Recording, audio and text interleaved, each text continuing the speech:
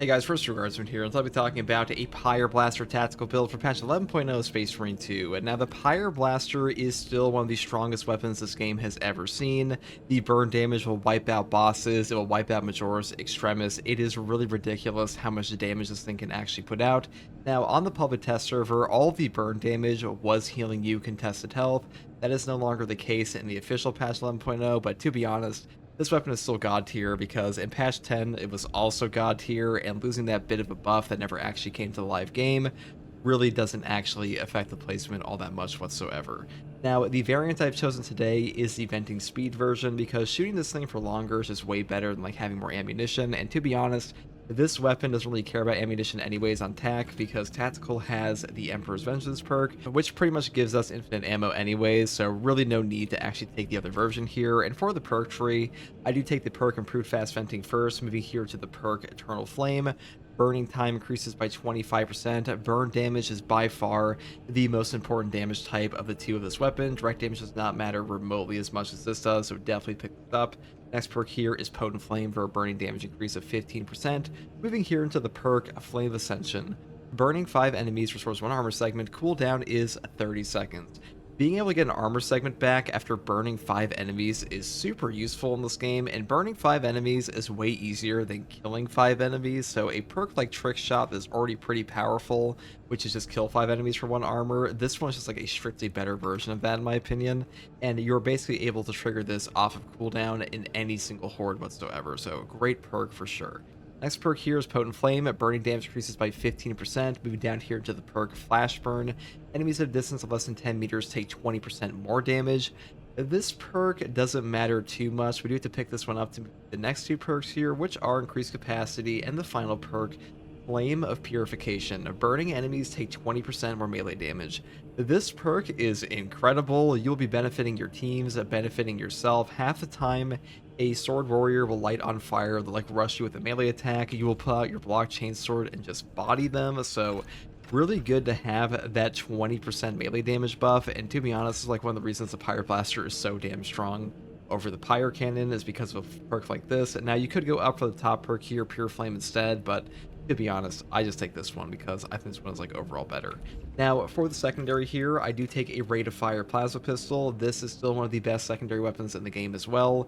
The Rate of Fire has amazing CHP recovery, amazing stagger, amazing damage, and the only thing holding this thing back is, of course, ammo economy, which is why we pick up all ammo perks here, and pick up the perk Divine Might for that 10% extra damage.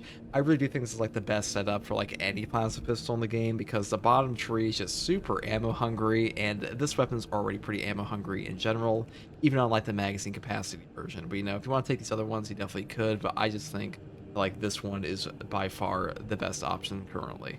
Now for the melee weapon selection, I did take a blockchain sword. Now this weapon and the heroic power gladius are the two best weapons for tactical in the melee slot in my opinion, and the blockchain sword is really good for defense because you get a 60% range damage reduction on a perfect block for all block weapons in this game. You will also get armor back off of 2 adrenaline surge charges being triggered and a huge increase in melee damage. So really good synergy here with our perks like the Flame of Purification here for 20% more melee damage, on top of the fact that having that armor on tactical will save your life because extra armor in Space Marine 2 is super valuable because any amount of armor remaining will reduce an incoming melee hit from a boss to 0, even if you have just like, you know, a Karn effect slapping you in the face. So a really good option for that. And for the perk tree, I do pick up Perpetual Strength first for melee damage increase of 5%. Moving here into the perk Swift Recovery, heavy attacks restore 100% more contested health. Applies to the following attacks: Quick Punch, Front Kick, Shoulder Bash, Stomp. You know, having your heavy attacks give you back double contested HP is really damn good in this game. This is like the main selling point of the chain sword in my opinion. Heavy attacks are like the best part of this weapon regardless, so getting double HP off of those, you know, 100% more contested health off of these is really good for us, so I do pick this up pretty much all the time. Next perk here, Perpetual Strength, up into Perpetual Strength for a 10% melee damage increase. Then I move over here into the perk Reverberating Impact. Stomp area effect radius increases by 50%. Now, unlike the heroic chain sword, you don't use your stomp that much on this weapon, but the perk down here, Saw Blade, that gets your light combo from 4 to 5 strikes is like not useful at all in my opinion on a speed 3 weapon, so I do pick this one up instead because occasionally you will stomp, and having that extra AoE is pretty nice. Next perk here is Combined Onslaught for more light combo damage. Then we move down here to Heavy Onslaught for more heavy attack damage. And then we pick up the perk Full Throttle, which is a charge attack. But the main reason we pick this up is for the combo skip. I'll put a link to that video in the info card up here if you don't know how to do the combo skip on this weapon. But being able to combo skip with the Chainsword is just really good for getting more DPS out, and also just helping you get back your CHP. So a great perk. Pretty much always grab this one as well. And the final two are Minora's Slayer and Extremis Slayer for that bit of extra damage into Extremis and Minora's. So this one being the most important in my opinion, because Extremis, these are the ones you usually want to kill. And that's pretty much all there is for the melee weapon selection. So perk tree here in the first column, I do take Plasma Boost first. When plasma weapons are 30% overheated, their damage increases by 40% and their charge shots use one less energy. This perk is the best one in this column in my opinion. Balance distribution doesn't do anything for us in this build. Direct damage on our Pyro Blaster does not matter hardly at all compared to the burn damage. Crack and penetrator rounds does literally nothing for us. We're taking like a bolt pistol or something, and this one boosts up the damage of our plasma pistol, and the rate of fire plasma pistol with this perk is actually a pretty hefty DPS machine, so definitely the best option as far as I'm concerned. And the next perk here is, of course, Heightened Vigor. After a perfect time parry, block, or dodge, you deal 10% more melee and gun strike damage, while lose control from heavy hits and can't be knocked back for 10 seconds. Now, no knockback perks in Space Marine 2. They are top tier for pretty much like every class they are on, and this one is like the best of the bunch because you get a 10% melee and gun strike damage buff on top of that. And the way that no knockback works in this game, it's kind of like a misnomer for the description here. It doesn't just like make you straight up immune to heavy hits, but what it will do is that you will not be knocked over by a hit that would normally knock you over entirely, like a Carnifex slap, and a hit that would normally stagger you will do nothing. So like takes them down a tier, so pretty good for that. And being stun locked in Space Marine 2 is like the #1 way to die, so definitely pick this one up. Next perk here is Emperor's Vengeance to give us infinite ammo. Definitely pick this one up as well, because without this, you will run out way more, and these other two don't really do anything for you on a Pyro Blaster anyways. Next perk here is Secure Stockpile. Equipment charge restored by 1 for all squad members. Cooldown is 60 seconds. This perk is one of the best team perks in the entire game, if not the single best team perk, because 60-second melt-a-bombs, crack grenades, shock grenades, and frags are insanely powerful. A melt-a-bomb will like solve a encounter for you entirely on its own, and really this perk not being nerfed by this point is kind of shocking to me, but hey, it is exactly the same as it's always been since it got changed, and it's still a top tier perk in the entire game. Definitely grab this if you want an easy time. Next perk here is Vital Data. Scanning Extremis or Terminus level enemy, it restores the Auspex scan charge by 50%. This just gives you more Auspexes versus the enemies you want them against, which are Extremis and Terminus level enemies. So I think this one is the most valuable in this column here, because equipment damage, this doesn't matter too much, and this one makes you give up Minora's enemies, make your mark here last a bit longer. But to be honest, we don't really need this on this build, so I do pick this one up instead. Next perk here is Battle Focus. A perfect time parry or block. It gives the parried enemy a mark from Auspex scan. You know, being able to have a free mark really helps out the blockchain sword reach some breakpoints pretty easily. Though I will say, if you are in a coordinated group, you could take Precise Calibration and Concentrate Fire together. This will up your Auspex damage by 195%. And that is tremendous. If you're in a coordinated squad, you will nuke a boss with this combo. So definitely keep that in mind. But for this build, I am taking this perk for now. Next perk here is Concentrate Fire. Auspex scan zone lasts 60% longer, and enemies marked by Auspex scan take an additional 120% damage, but they lose a mark when they leave the scanned area. This one just makes your Auspex way more valuable straight up. 60% longer on top of 120% bonus damage. It pretty much makes the Auspex, in my opinion. Without this perk, your Auspex feels really shitty, so I would definitely pick this one up. 60% longer zone, despite having them being able to leave the zone, really doesn't matter too much, because most of the enemies you want to Auspex anyways will like be 2 feet in your face or enormous, so this one's really not too hard to pull off regardless. Final perk here is Radiating Impact. A melee finisher additionally deals significant area effect damage in a 10-meter radius. The cooldown is 90 seconds. Now, this perk overperforms all the damn time. Having a 90-second nuke around you in a 10-meter radius is insane. It will wipe out Majora's, wipe out Extremis, do significant damage to bosses. By far the best signature perk in this row. Signal Jammer sucks ass. This perk marked for death has been power crept for ages, so definitely grab this one. Radiating Impact is just the best here by far, and really you can't go wrong. And even though a 90-second cooldown may sound horrible or like way too long, this one pretty much every time it's off cooldown would do something pretty valuable, so great perk.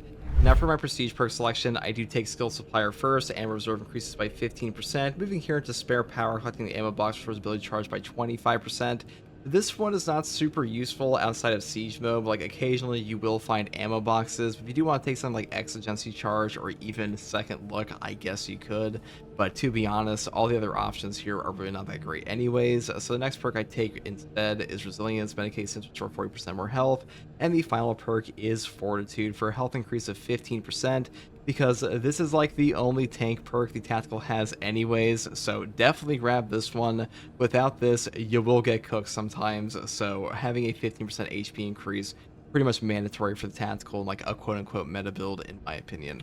And that's pretty much all there is for this build, guys. I do think this is probably the strongest tactical build overall in the game, at least for things like operations, maybe not siege mode because grenade launcher can go way higher with things like spare power and just ammo box spamming, but like hard stratagems, operations, Pyre Blaster overperforms versus both Chaos and Tyranids, and hopefully this build guide helped. Hey guys, first Regardsman here, and I'll be talking about a Plasma Incinerator build for the tactical class in patch 11.0 Space Marine 2. Now, Plasma Tactical is one of the most classic builds for this class. The Plasma Incinerator is a pretty powerful weapon. I do think the rate of fire variant is by far the best because getting out your charge shots is just like the most important part of this weapon. Not being able to shoot them quickly will lower your overall CHP recovery, your DPS, your ability to stagger, so having the rate of fire on both the primary here and your secondary on the plasma pistol is a pretty good option in my opinion. And for the perk tree, you obviously pick up Plasma Boost, which gives you a 40% damage increase on top of giving you better ammo economy on your charge shots, and that's why Plasma is kind of like a popular option of this class ever since they buffed up this perk. Now, as far as the perk tree on this weapon goes, you do have a couple options here. You could go down for like the blast radius like I did here first. Damage radius of a charge shot increases by 10%. The damage radius of the Plasma Incinerator shot, that's like the main reason to use this weapon over the rate of fire pistol exclusively, because this one does have a very high DPS because the charge rate of this thing is kind of stupid, but this one does have a better radius on those charge shots. Really nice for that. Now the next perk here is Rampage. After killing 7 enemies in rapid succession, you deal 25% more damage for 10 seconds. Cooldown is 15 seconds. And now because of that extra blast radius, triggering this perk is actually pretty easy, but definitely more so versus Tyranids and Chaos because Zangors just have like way more HP and shields often than the Tyranids do, obviously. And Cultist will die in one shot, but they don't always clump up enough for the blast radius here, so let's keep that in mind. Next perk here is Efficient Charge. Charge shots from this plasma weapon use 2 less energy. This just helps out your overall ammo economy. Moving up here into the perk Fast Venting. Then I pick up the perk Plasma Collection. Now you could skip over this perk if you want to and just take Charge Speed for projectile shot instead. This is usually what most people would build down. It's just going down here. I want to try something a little different today for ammo economy in general, but you know, usually I think the best option is going to charge speed, picking up blast radius again. Then you can move up here into common speed, pick up adamant restoration if you really want ammo economy. Then build here into retaliation for 25% more damage, 25% more damage on a perfect time dodge. Then pick up fast venting. Grab the perk here, Home Precision, because this one says equip weapons maximum spread, it decreases by 50% when firing without aiming. You know, the Plasma Incinerator has a pretty shit aim down sights ability. I find it is way better in the hip fire when you take this perk than it would be otherwise, so I do like to pick this one up. And overall, I think this perk is actually very underrated, so I would definitely try this one out if you haven't done it before. Next perk here is Perpetual Velocity for shots charging 15% faster, and the final perk you can grab is either the perk over here, Efficient Charge, for even better ammo economy, or you could grab like Great Might for 10% bonus damage against Terminus. You know, that is up to you though. I did grab this one today because I just want to have a better ammo efficiency, but to be honest, they're both pretty good. That's pretty much all there is for the primary here. Now for the secondary, the rate of fire plasma pistol has been top tier since like patch 9 when they buffed up the charge rate of this thing. The charge rate of the plasma pistol is kind of insane in this game at the moment, and I'm surprised it hasn't been nerfed, to be honest. But for the perk tree, I would pick up all the way down the top row for all of your ammo economy and damage perks, because this weapon's ammo economy sucks ass even on the tactical, where we have a 15% increased ammo reserve for this and our primary. But either way, it does do a tremendous amount of damage. The CHP recovery is top tier. The stagger is incredible. It's actually better for staggering than your primary is because of that charge rate, and also the CHP recovery is better because getting your charge shots off faster just means you'll be able to get all that HP back significantly more easily, so really good for that. And also, honestly, you know, just pick this one up because you are using Plasma Boost and affects both your primary and secondary. Now, for the melee weapon, I do take a blockchain sword. I know daring today, aren't we? But we pretty much build it the same as always. The blockchain sword is an incredibly powerful weapon in Space Marine 2. The range damage reduction and armor restore really help out a ton of the tactical class because tactical is very squishy, so having any type of damage reduction is very nice. And if you're unaware, on a perfect block with a block weapon, you will get like a 60% range damage reduction for 2 seconds. It's like a hidden effect that the game doesn't tell you anywhere, so really nice to have and definitely helps you out a ton. Now for the perk tree, I just go down here, Perpetual Strength, into the perk Swift Recovery. Heavy attacks restore 100% more contested health, applies to the following attacks: Quick Punch, Front Kick, Shoulder Bash, Stomp. This one's like the best perk in the whole Chainsword tree in my opinion. Getting back more CHP is like the selling point of this weapon, besides the overall AoE capabilities it has with stuff like Stomp and Bash, but Swift Recovery is a very good perk, has been since the game came out. Next perk here is Perpetual Strength, moving up here into the same perk once again for a 10% melee damage increase. Then I grab the perk here, Reverberating Impact, for a Stomp area effect radius increase of 50%. Move here into Combined Onslaught, Heavy Onslaught for more heavy attack damage, and then pick up Full Throttle for the combo skip. And the final 2 perks I grab are Minoru Slayer and Extremis Slayer. That's pretty much all there is for the melee tree. Now for the tactical perk tree, I do take Plasma Boost first. When plasma weapons are 30% overheated, their damage increases by 40%, and their charge shots use 1 less energy. This ups the value of your plasma weapons incredibly. Honestly, you could take this perk with just a secondary option and you would still be getting a ton of value out of it. The rate of fire plasma really is that strong with this perk, and this on top of your plasma incinerator is kind of a no-brainer for this build. Next perk here is Heightened Vigor. After a perfect time parry, block, or dodge, you deal 10% more melee and gun strike damage, don't lose control from heavy hits, and can't be knocked back for 10 seconds. This perk just saves your life at times. No knockback in Space Marine 2 is incredible, and this one gives you bonus damage on top of that. Now, no knockback perks in this game are kind of a lie in their description. All they will do is take your knockback down like a tier. So a hit that would knock you over entirely will only stagger you, and a hit that would stagger you will do nothing. So still very useful, just like not quite what the description would say. Now, if you want to take the perk here, Relentless Pursuit, after a gun strike, range damage increases by 25% for 10 seconds. This one did get buffed this patch. It is significantly better, and versatility is also pretty good with the secondary option we have. But to be honest, Heightened Vigor is just way better in my opinion, so I would pick this one up instead. The next perk here is Emperor's Vengeance. Killing a Majoris level or higher enemy restores your primary weapon's ammo by 1 magazine, cannot exceed maximum ammo capacity. Cooldown is 30 seconds. This one just gives you infinite ammo pretty much on your primary, so kind of a no-brainer. Next perk here, Secure Stockpile. Equipment charge restored by 1 for all of your squad members. Cooldown is 60 seconds. Now guys, a 60-second Melt-A-Bomb, Shock Grenade, Crack Grenade, Frag. These are top-tier options in the game already, and getting them back off a 60-second cooldown for your entire team is absolutely fucking insane, to be honest. Aligned Aim is a really good perk too. This one is just absurdly good, so this is by far the best option in my opinion. Next perk here is Vital Data to give us back more Auspexes versus Extremis and Turbinus, which is ones we wanted them against anyways. And the final 2 perks here in the Euro tree are Precise Calibration and Concentrated Fire, because these 2 perks combined up your Auspex damage by like 195% on top of making it last 60% longer in the zone. Though you do have to keep in mind, you have to actually keep the Auspex on the enemy while they're in the zone, because if they leave the zone, they'll lose the effect entirely. But still worth taking, because if you have a coordinated team, you will just blow up a boss in like 2 seconds with this perk combo here. Really, really incredible option. Final perk here is Radiating Impact. A melee finisher additionally deals significant area effect damage in a 10-meter radius, and the cooldown is 90 seconds. This perk overperforms all the time. It does significant damage to bosses, Extremis, almost one-shots Majoris half the time, will wipe out Minoru Swarms. A 90-second cooldown, this thing may seem like an eternity, but pretty much every time it is off cooldown, it does something amazing for you, and Signal Jammer still sucks, and Marked for Death got power crept, so definitely the best option here. Now, for the prestige perks, I do take Skill Supplier first, and reserve increases by 15%. Moving down here into Spare Power, because Acuity does nothing for us on this build. I know it says it like here in the actual prestige perk tree, but for this build, I would take this perk, Spare Power, for the extra charge off your ammo boxes, because this is definitely better in siege mode, but even in the missions, you will find ammo boxes, and sometimes this will help you, and to be honest, the other options aren't very good anyways.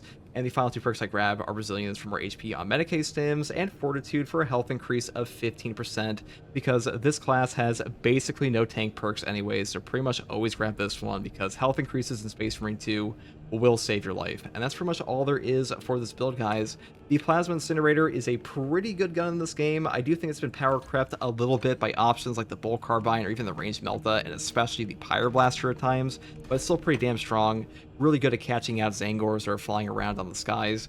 And overall, it's a pretty fun weapon to use. And hopefully this build guide helped you. And if you like content like this, subscribe for more. And as always, take it easy. Thanks for watching. Bye. Hey guys, FTG here, and today I'll be talking about a Malum Kato Bolt Carbine build, fully tactical class, in patch 11.2 Space Marine 2. Now, the Bolt Carbine has incredible close range damage on the automatic variant, on top of great CHP recovery.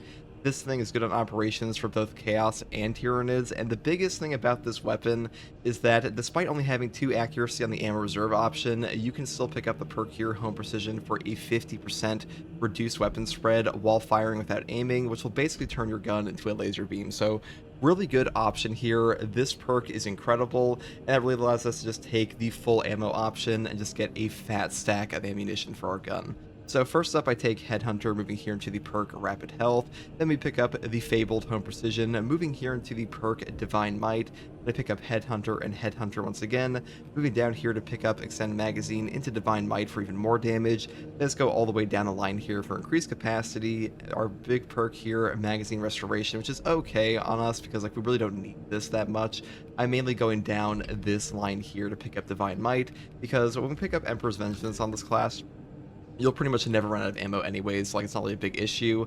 Though, if you want to pick up perks like Emperor's Judgment or even Steady Aim, you can do that on a Bolt Carbine because you are pretty ammo efficient, though I will say I wouldn't do that by yourself.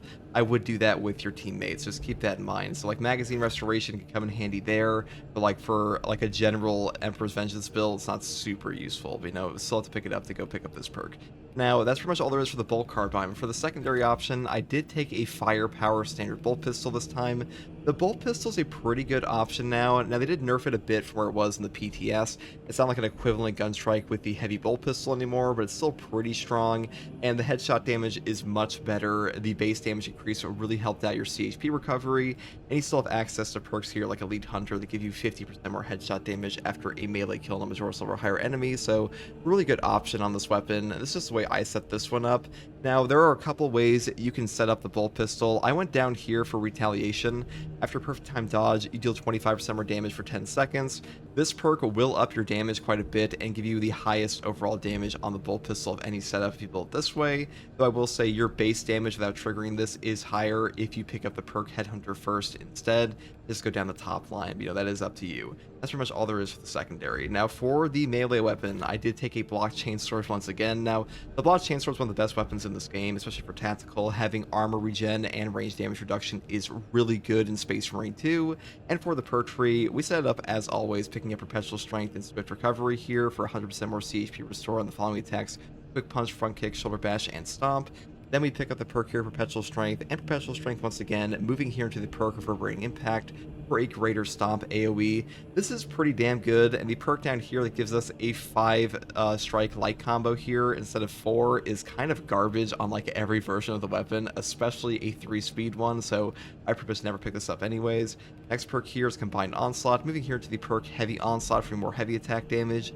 Then I pick up Full Throttle for the combo skip, and then we grab the perk Minoru Slayer and finish off with Extremis Slayer. That's pretty much all there is for the melee weapon here. Now, for the perk tree, I do start off with the perk of Balanced Distribution. Your primary weapon deals 10% more damage, but your secondary weapon deals 10% less damage. This is just to max out our Bolt Carbine damage. Picking up this perk on top of Aligned Aim is really fun in Space Marine 2. You will do a ton of damage on bolt weapons, and really any ranged weapon in the game. Obviously, Secure Stockpile is better, but Aligned Aim is a fun perk to use, so that's why I grabbed these two. Next perk here is Heightened Vigor. After perk time parry, block, or dodge, you will deal 10% more melee and gun strike damage. You won't lose control from heavy hits, and you can't be knocked back for 10 seconds. This perk just gives you no knockback, which is amazing in Space Marine 2 anyways, and 10% more melee and gun strike damage is a godly option on top of that, so I pretty much always grab this one. Next perk here is Emperor's Vengeance. This just gives you infinite ammo as long as you keep killing Majoras every 30 seconds, which of course you will be doing, so pretty much always grab this if you never want to run out of ammo. But like I said before, you can grab Steady Aim and Emperor's Judgment if you want to, because these are still pretty good. That is up to you. Next perk here is aligned aim, like I mentioned before, and then I pick up the perk here of Vital Data. Getting Extremis or Terminus level enemy restores your Auspex scan charged by 50%. This will combo with Battle Focus occasionally, so like you'll put down your Auspex on a boss or something, and you'll like parry another Extremis and get your like a full Auspex back. That is pretty good. It doesn't happen all the time. I'm not really sure like what 100% what the prerequisite for that is. It feels kind of like it's a bug at times, to be honest, but it is like a little bit of a benefit that will happen occasionally. Now, next perk here is Battle Focus, a perfect time parry, block, or dodge. It gives you parried enemy a mark from Auspex scan. This is just a nice DPS increase here because having this Auspex constantly go off is pretty useful, though I will say precise calibration down here for a 75% damage buff on top of the 120% damage buff from concentrated fire is better for like overall boss damage for a team setup if like you're actually coordinated, so keep that in mind. Next perk here is, of course, Concentrated Fire. Your Auspex scan zone lasts 6% longer. Enemies marked by the Auspex scan take an additional 120% damage, but they lose a mark when they leave the scanned area. This just makes your Auspex way better. I honestly hate the Auspex scan without this perk, even though you do have to like make sure you set it up properly. This isn't that hard to do at all, and making sure you get that 120% buff is really nice, so I pretty much always grab this one as well. And the final perk I grab here in the signature tree is Radiating Impact. A melee finisher additionally deals significant area effect damage in a 10-meter radius, and the cooldown is a 90 seconds. This perk overperforms all the time. You will wipe out Majoras, you will wipe out even Extremis, you will do free boss damage. It is an incredible option, far better than perks like Signal Jammer and Marked for Death, and you pretty much always grab this one on the tactical because it saves your life. This is like one of the best horde clear options on him, period, so really good perk. And for the prestige perks, I take Acuity first. Each consecutive headshot increases headshot damage by 3% up to 15%. The bonus lasts 5 seconds without a headshot. Well, you are shooting a fully automatic weapon, so keeping this up is very easy. And to be honest, keeping this up on any bolt weapon in the game is very easy, and you pretty much always want to grab it on anything that requires headshots, because free headshot damage is really nice to have. Next perk here is Skill Supplier, and reserve increases by 15%. We really don't need ammunition on this build that much, but this perk will affect your secondary, and that is really nice for things like the plasma pistols. If you want to take that, you definitely can. And next perk here is Resilience. Moving here to the perk Fortitude for health increase of 15%. Pretty much always grab this perk because without Fortitude, you will just explode at times, because a 15% health increase will save your life in Space Marine 2, and that's pretty much all there is for the tactical build here, guys. You know, after they added in this new helmet with the accolade selection, you know, role-playing as Malum Kato is a lot easier than it's ever been, and hopefully this build guide helped you, and if you like content like this, subscribe for more, and as always, take it easy. Here's some gameplay. Bye. Hey guys, First Regardsman here, and I'll be talking about a Stalker Bolt Rifle build for the tactical class in patch 11.2 of Space Marine 2. Now, the Stalker Bolt Rifle is a very popular weapon in this game, mainly because this weapon does tremendous headshot damage and will positively delete Neurothropes and Zoanthropes, and Neurothropes are some of the most annoying boss fights in this game, so really nice to have for that, and really fun to use on top of that fact. Now, for the variant I've chosen today, I have picked up the Firepower version. This one has the highest per headshot damage in the entire game of all the options here, and the headshot multiplier is times 2.3. Now, rate of fire can be a bit more DPS if you hit like every single headshot on like a single target, but to be honest, I just prefer per headshot damage at times just because this saves you some ammo, and it's also just better for like pot shots and stuff like that.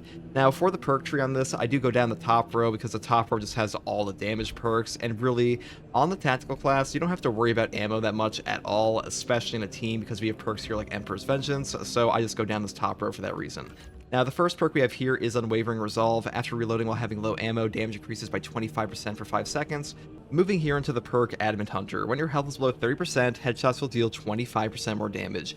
When you have this perk active, your headshot damage on this weapon is tremendous. It is ridiculous how much you can actually do with like a precise calibration Auspex active on a boss. I'll show a little clip of that right now just to give you an idea, but Adamant Hunter is a ridiculously potent perk, but I will say being below 30% HP on a tactical is pretty dangerous because tactical is quite squishy. Next perk here is Headhunter. Moving here into the perk Cleaving Fire. Shots will penetrate enemy block stances, dealing 25% of the usual damage. This perk kind of sucks. Like 25% of your damage is not very good, but like very rarely you will be able to like pick up a kill on a Biovore or Sword Warrior with this. Next perk here is Headhunter once again. Moving here into the perk Agile Hunter. After a perfect time dodge, headshots will deal 35% more damage for 10 seconds. And the final 3 perks we grab are the perk here Fast Reload, down to the perk Great Might for 10% bonus damage against Terminus, and the final perk is Recoupment. Killing a Major's level or higher enemy with a headshot, this weapon restores one armor segment. Cooldown is 15 seconds. Now, this weapon is a long-range weapon for the most part, or like medium range, so having an armor restore off of that when you're fighting things like Devourers is pretty nice, because usually in Space Marine 2, the way you lose HP on a ranged build like this is that an enemy will chip damage you while you're shooting back at them, and getting this armor back in the middle of that fight is very good for that reason. That's pretty much all there is for the setup on this weapon. Now for the secondary weapon here, I did take a Retribution's Bequest Heroic Heavy Bolt Pistol. It has the highest gun strike damage of any weapon in the game currently, and the heroic perk effect here is called No Help is Coming. Shooting an enemy with the Elite Scream status stops it from calling for reinforcements, and headshots will kill in one shot. Now, unfortunately, this perk is currently bugged. Body shots do nothing to stop reinforcement calls, but headshots will still kill in one shot, which is still very powerful. It's just kind of funny they broke this perk once again, but you know, what are you going to do? Now, as far as the perk tree goes for this, I will go down the bottom perk tree first for Divine Might, down here into Perpetual Penetration, into Increased Capacity, Extended Magazine. Then we grab the perk here, Death Strike. After killing a majority silver or higher enemy in melee combat, you will deal 25% more damage for 10 seconds. You can trigger this perk off a finisher, not just like an actual melee kill, so keep that in mind. Actually a lot better than it might seem initially. And the next perk here is Great Might. Then I move up here into Discipline. When you have low ammo, you deal 25% more damage. Then I pick up the perk Strong Finish and move all the way down the row into the perk Tactical Precision. Headshots will deal 20% more damage, and non-headshot damage decreases by 10%. This perk is pretty much mandatory on every bolt weapon in my opinion. Headshots just matter way too much in Space Marine 2, and non-headshot damage hardly matters at all. The only place I'm hesitant to take this perk is on something like the Grenade Launcher or the Combi Melta, because it will reduce the Grenade Launcher damage and the Melta Rifle portion respectively, but on a weapon like this, pretty much always pick it up. Now, I do skip over the bottom row here because the perk Able Damage is very powerful. It just doesn't work too well on Tactical, because Tactical does not use its class ability as much as, say, like Assault, Vanguard, or the Heavy. So that's why we build it up this way. That's pretty much all I have to say about the secondary here. Now, the melee weapon I chose for this build is the Power Gladius Heroic Combat Knife. This is a balanced parry window defense, which does kind of suck, but the strength is 14, the speed is 7+, and the cleaving potential is 2, and the heroic perk effect here is called Agile Strike. After a perfect dodge, the next melee attack deals 120% more damage and can be stacked up to 3 times. Now, as of patch 11.0 plus, they actually buffed this up to have a hidden perk effect, where now the damage bonus will last 1 second after the initial attack, so way better than it sounds. This weapon can actually one-shot bosses with the proper setup. Really powerful option, and honestly my preferred combat knife in the entire game currently. And for the perk tree, I do set up this way, going down Perpetual Strength first, moving here to the perk Kinetic Energy. Each consecutive heavy attack increases heavy attack melee damage by 3% up to 30% for 3 seconds. So then I move here to the perk Perpetual Strength, and Perpetual Strength once again for a flat melee damage increase of 10%. Then I pick up the perk here, Heavy Onslaught. Heavy attacks with this weapon deal 15% more melee damage. This perk will affect Shadow Stab as well, not just like your Kinetic Energy, right, Skull Crushers and stuff like that, so keep that in mind. And then I move here into the perk Reeling Blow, up here into the perk Tide of Battle, and then I grab, of course, Shadow Stab. Replace Heavy Swing with Shadow Stab, hold the attack button to charge it, damage increases by 200% per 1 second of charging. This perk is incredible. You pretty much always grab this on a knife. The biggest selling point of the knife in general is the single target damage, and this one just does that in droves, so definitely grab it. This is your boss nuker, your Neurothorpe nuker when they're on the ground, stuff like that if you didn't have a Stalker Bolt Rifle, and overall, this is why you grab a combat knife. And the final perk I grab is the Terminus Slayer. Melee damage against Terminus level enemies increases by 20%. Now you could pick up Extremis Slayer if you want. These are both good perks. I'm just going for boss nuking at times, like versus a Carnifex, this perk is very strong. Versus a Neurothrope, we really don't need this too much at all because we do have a Stalker Bolt Rifle, but you know, in general, I just like to build it this way, so that's what I did today. And that's pretty much all there is for the melee weapon here. Now for the perk tree here, we do go all in on the range damage. So first up, I take Balance Distribution. Your primary weapon deals 10% more damage, but your secondary weapon deals 10% less damage. Now, losing 10% damage on your secondary does kind of suck, but having aligned aim will make up for this later anyways, so not too bad for us.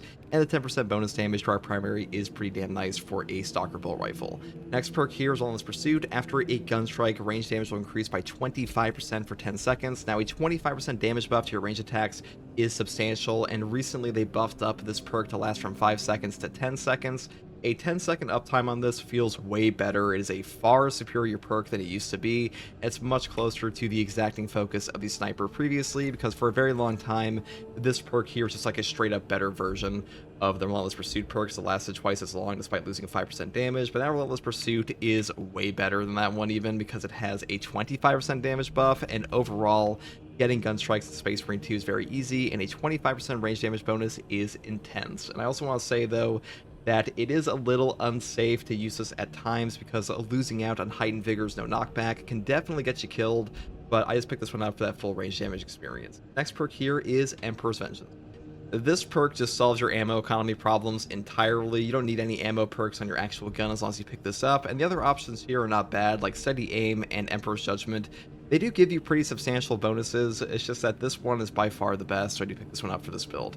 Next perk here is Aligned Aim. Range damage increases by 15% for all of your team members. This one is a great perk. Unfortunately, the only reason people don't take this is because the perk up here, Secure Stockpile, is ridiculously powerful, but I just prefer this one for this build because having flat out range damage, it just feels pretty nice. It just makes the weapons themselves feel better, and this one may be better, but this one is more fun to use, at least for me. Next perk here is Vital Data. Scanning extremist or terminus level enemy restores your Auspex scan charged by 50%. This perk is incredible. It gives you more Auspexes versus the enemies you want them against, which are extremists and terminus, so I pretty much always pick this up. Then I move into the fabled combo of Precise Calibration plus Concentrated Fire. Now, these two perks are the premier boss killing combo in Space Marine 2. This one says enemies marked by Auspex scan take an additional 75% damage, but the Auspex scan's radius is reduced by 25%. And Concentrated Fire says Auspex scan zone lasts 60% longer, and enemies marked by Auspex scan take an additional 120% damage, but they lose the mark when they leave the scanned area. Now, put together, this is a 195% damage bonus for 60% longer. That is intense. This will blow up a boss if you are coordinated, and to be honest, by yourself with a Stalker Bolt Rifle, if you put this on like a Neurothrope, you'll just remove them from the game. So really good perk combo. I prefer this over Battle Focus at this point because previously Battle Focus used to apply perks like this to the actual scan from the parry. It no longer does that, so having Precise Calibration, I just like this one more. You know, it is up to you. Next perk here is Radiating Impact. A melee finisher additionally deals significant area effect damage in a 10-meter radius. Cooldown is 90 seconds. Now, having this massive AoE is incredible. You will just nuke anyone in your vicinity. It overperforms all the time. It will one-shot Majoras, do significant damage to extremists and even bosses. Pretty much always pick this up because Signal Jammer is garbage, and Marked for Death is kind of in power crept, so definitely pick this one up. Now, for the Prestige perk selection, I do take the Acuity perk first. Each consecutive headshot increases headshot damage by 3% up to 15%, and the bonus lasts 5 seconds without a headshot. You pretty much pick this up for any bolt weapon in the game. Headshot damage is way too good to give up, and to be honest, the Prestige perk selection on Tactical is not that good anyways. This is by far one of the best options. Next perk here is Skill Supplier, and Reserve increases by 15%. This perk is pretty nice because it will affect not only your primary but also your secondary weapon, which is really a rarity in this game because even the additional supplies perk on heavy will only affect your primary, so pretty good for that, which is why I do like picking this one up. And also the next perk here will of course be Resilience. Medicae stims restore 40% more HP because having more valuable stims is just very powerful in Space Marine 2. And the final perk here is Fortitude. Health increases by 15% because this perk will simply save your life, and the Tactical is a very squishy class. This is like the only tank perk he has, so definitely grab this one. But that's pretty much all there is for this build, guys. With the proper Auspex on an enemy, you will one-shot a Zoanthrope, you will kill a Neurothrope in like 10 seconds flat. This weapon is not horrific versus Chaos either, but it's definitely better versus Tyrannus just because of how big their heads are, and for the most part, that's where I prefer to use this weapon in general. And hopefully this build guide helped you. I'll be talking about a heavy bolt rifle build for the Tactical class in patch 11.1 of Space Marine 2. Now, this recent hotfix actually fixed up the heavy bolt rifle scope variant. Before, in the original patch 11.0 update, this did not have the increased base damage of all the other versions. It was actually the lowest headshot damage in the entire game of all variants. They finally fixed that. Now it is only second to the firepower variant, which is kind of unfortunate. Like, I do feel like this should have a higher headshot damage than this version, but you know, what you're gonna do, it's still pretty good. And the main benefit of this weapon is the long range to medium range shooting, which is pretty damn strong at currently. Now, for the perk tree, I would pick up Headhunter first when you hear into the perk Adamant Hunter. When your health is below 30%, headshots deal 25% more damage. This perk is very powerful, though I will say being below 30% HP on a tactical class is super dangerous. You're like within one-shot territory while you have this perk active, which does kind of suck, but Adamant Hunter is still really powerful for the 25% buff. Next perk here is Fast Reload, moving here to the perk Able Reload. After using a class ability, the equipped weapon instantaneously reloads. This is definitely better on an Iron Halo for heavy because the tactical class, the Auspex, is just not super good for triggering this. You aren't using the Auspex that often, but like sometimes it does help you out. Next perk here is Headhunter, moving up here into the perk Tactical Precision. Headshots deal 20% more damage, non-headshot damage decreases by 10%. Just take this perk. Headshot damage is by far the most important thing in this game, especially for a headshot multiplier version of your weapon. That's why you pretty much pick this up on every bolt weapon in Space Marine 2. Perk down here is Great Might for 10% bonus damage against Terminus level enemies, and then I pick up the perk over here, Recoupment. Killing a Majora's level or higher enemy with a headshot with this weapon restores 1 armor segment. The cooldown is 15 seconds. Now, getting armor restore at range in this game, it may not sound that good, but a lot of the way you take damage in Space Marine 2 while shooting at enemies is by taking chip from like a medium to far range. This will basically eliminate that, which is really, really useful for us because when you're fighting Bramble Warriors and stuff like that, and you simply have to pick up a headshot on them, getting that extra armor to like sit in your Bramble for 2 seconds and not actually lose HP is really, really useful. Like, that's one of the reasons I really like this weapon. Next weapon perk here is Rapid Health. When your health is below 30%, killing 7 enemies in rapid succession restores your health by 10%. This is one of the only healing perks on the tactical class period, and it's actually very easy to trigger on the heavy bolt rifle, because the heavy bolt rifle just like absolutely pumps out bullets compared to other guns. Like, this is on the bolt rifle, but like the bolt rifle is just not as good at taking advantage of this outside like the grenade launcher and combi melta, because the fire rate of this one is just way better. Next perk here is Perpetual Penetration, moving here into the perk Divine Might, and the final perk I grab is Extended Magazine, because firing for longer is usually better. And that's pretty much all there is for the weapon perk tree here. The heavy bolt rifle is a pretty decent gun right now. I wouldn't say it's like top tier by any means, like probably B or A at the absolute highest, but it's still pretty damn strong, and all the variants are pretty good right now. If you do want like an increased damage overall for your headshots, I would take the Firepower variant, but this one's definitely worse at long range, so just keep that in mind. Now, for the secondary here, I do take the brand new Heroic Heavy Bolt Pistol. Now, unfortunately, in this hotfix, they did actually fix up the hipfire accuracy. Is now not like horribly inaccurate on the hipfire, but unfortunately, they broke the perk here. No help is coming. Shooting enemy with the elite scream status stops from calling for reinforcements. Headshots kill in 1 shot. They made it so this one will no longer properly trigger on a body shot. The headshot kills will still kill in 1 shot, which is pretty good for us. Like, that's definitely a boon for your gameplay, but not being able to stop them on body shot, it does kind of suck. I don't know if it's just me that's been experiencing this, but the fact that this feels a little bit broken at the moment is just, you know, it's unfortunate. That's just the way it is. Now, for the rest of the weapon perks here, we do take Divine Might, moving here into the perk Death Strike. After killing Majora's level or higher enemy in melee combat, you will deal 25% more damage for 10 seconds. This perk will also trigger off a finisher, not just a melee kill, so keep that in mind. And a 25% damage buff for 10 seconds, that is pretty damn good in this game, especially on this weapon, because this gun does hit pretty damn hard with a 12 firepower. Then I move up here into the perk Great Might, picking up Discipline. When you have low ammo, you deal 25% more damage. This perk is already pretty good on like the normal heavy bolt pistols, but on this one it's even better because our ammo reserves kind of suck ass. You only have like a 48 ammo reserve on this with a magazine capacity of 6, so you will run out all the time, but having this does boost up your damage at those low levels, so pretty good for that. Next perk here is Strong Finish. Last round of magazine deals 50% more damage. Moving here into the perk Headhunter, picking up the perk Gunstrike Reload, and the final perk here is, once again, Tactical Precision. Headshots deal 20% more damage, and non-headshot damage it decreases by 10%. This perk is, once again, incredible, so pretty much always pick this up regardless of whether or not you're going down for able damage or going up here for perks like Headhunter. That is up to you, but definitely take this perk. Now, for the melee weapon, I do take the Heroic Power Gladius.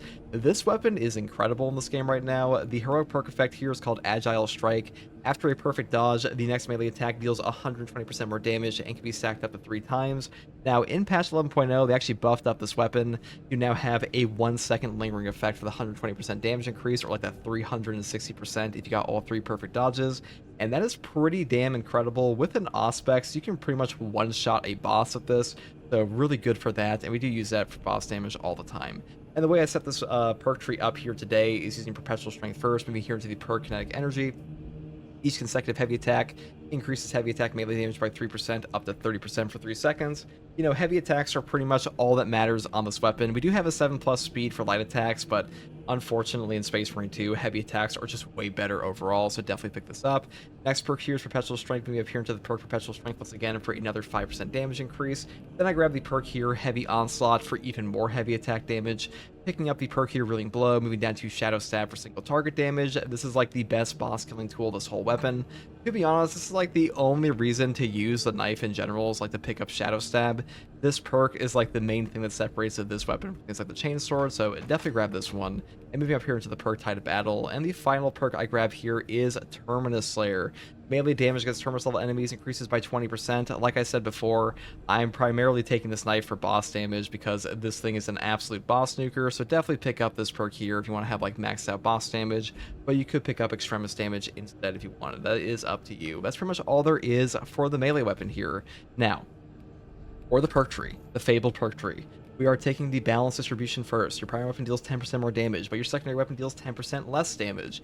Now you may think, wow, this sounds like shit. We are losing 10% damage on our secondary. Well, we also pick up aligned aim on this build, so we get 15% range damage increase on top of that. So the 10% decrease in our secondary here, that doesn't actually suck as much ass as you might think, and the 10% bonus is pretty nice, especially for the heavy bolt rifle.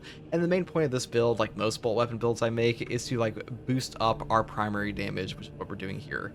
Next perk here is Heightened Vigor. After your perfect time parry, block, or dodge, you will deal 10% more melee and gunstrike damage, and you won't lose control from heavy hits, and you can't be knocked back for 10 seconds.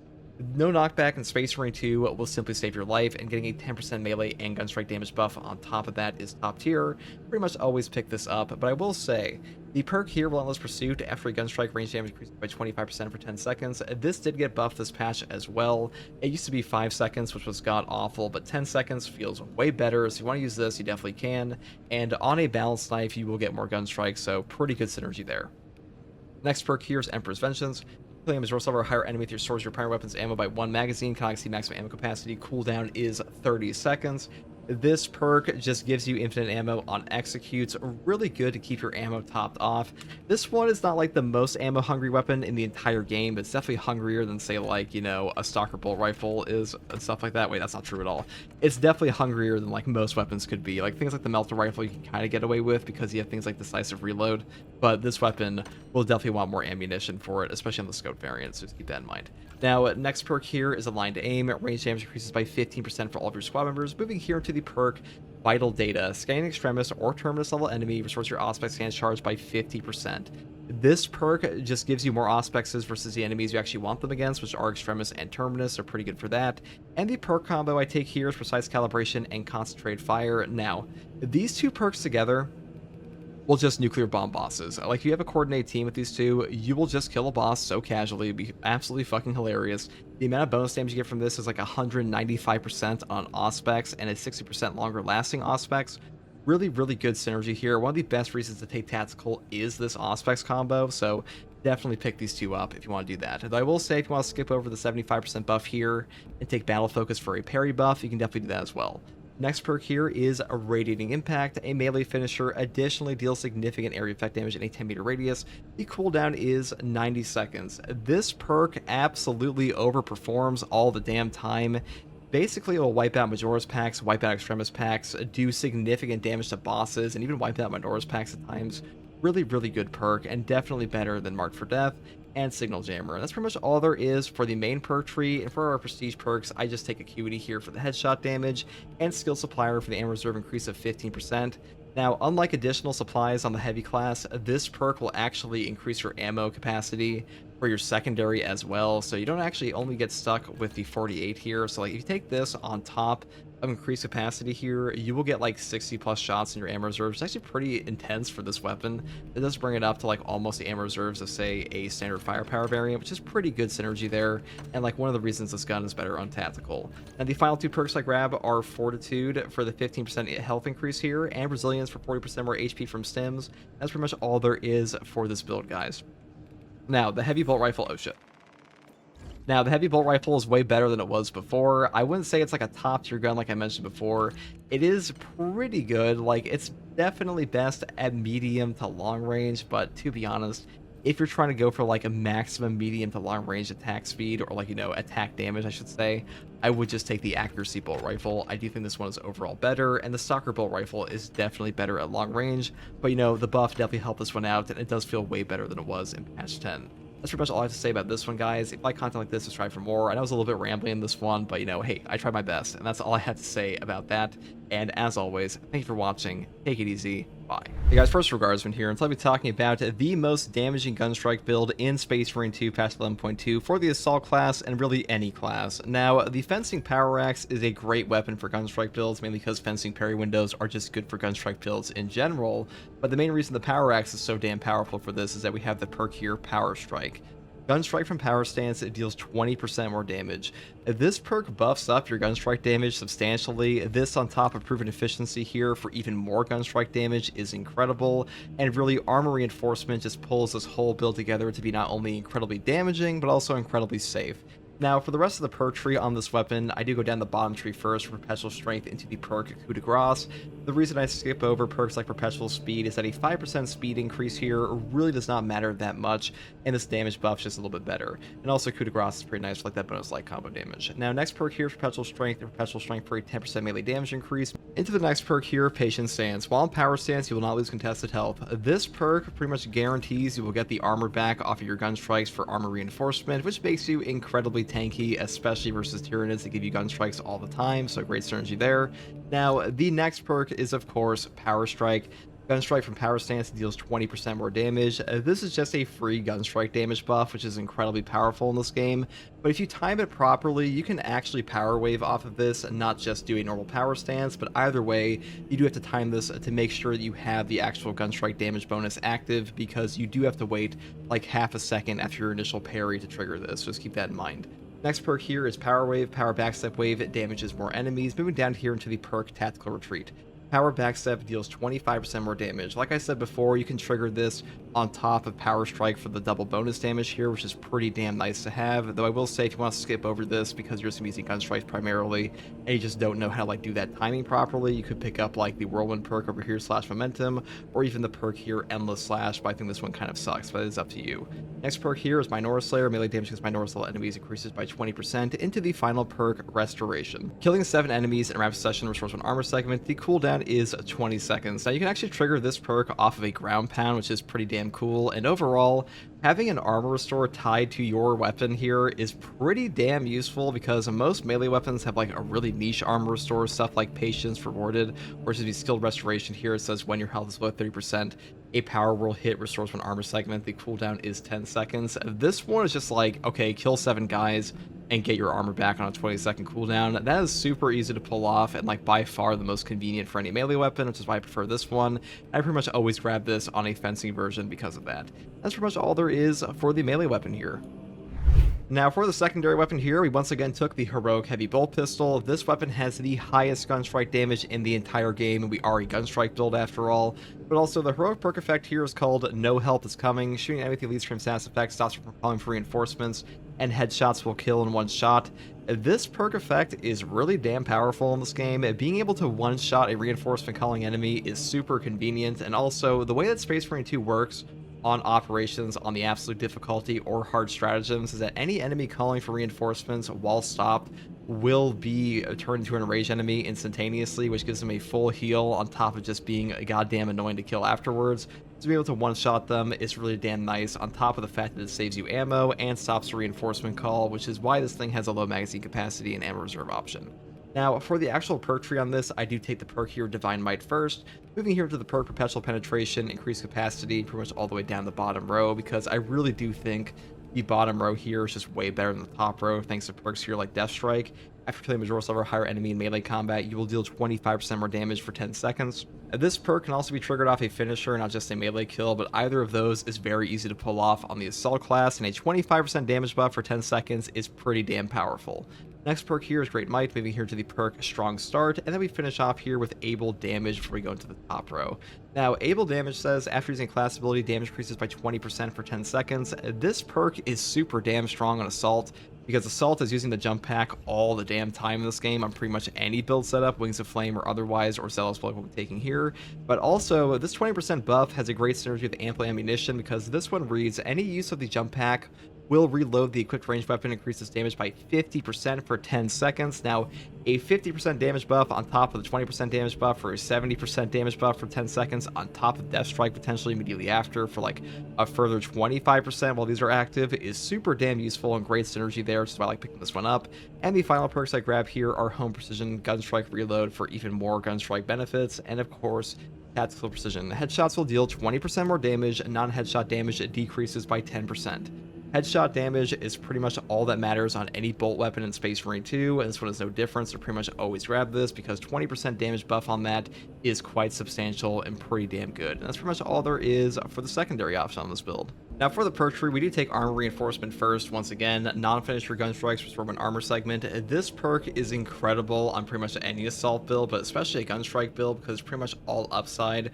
Overcharge damage buff of 25% on held and charged melee attacks does not matter too much on a fencing weapon because our base damage is not that high, and this perk just makes you incredibly tanky, so a great option, especially versus Tyranids, which we'll be fighting here.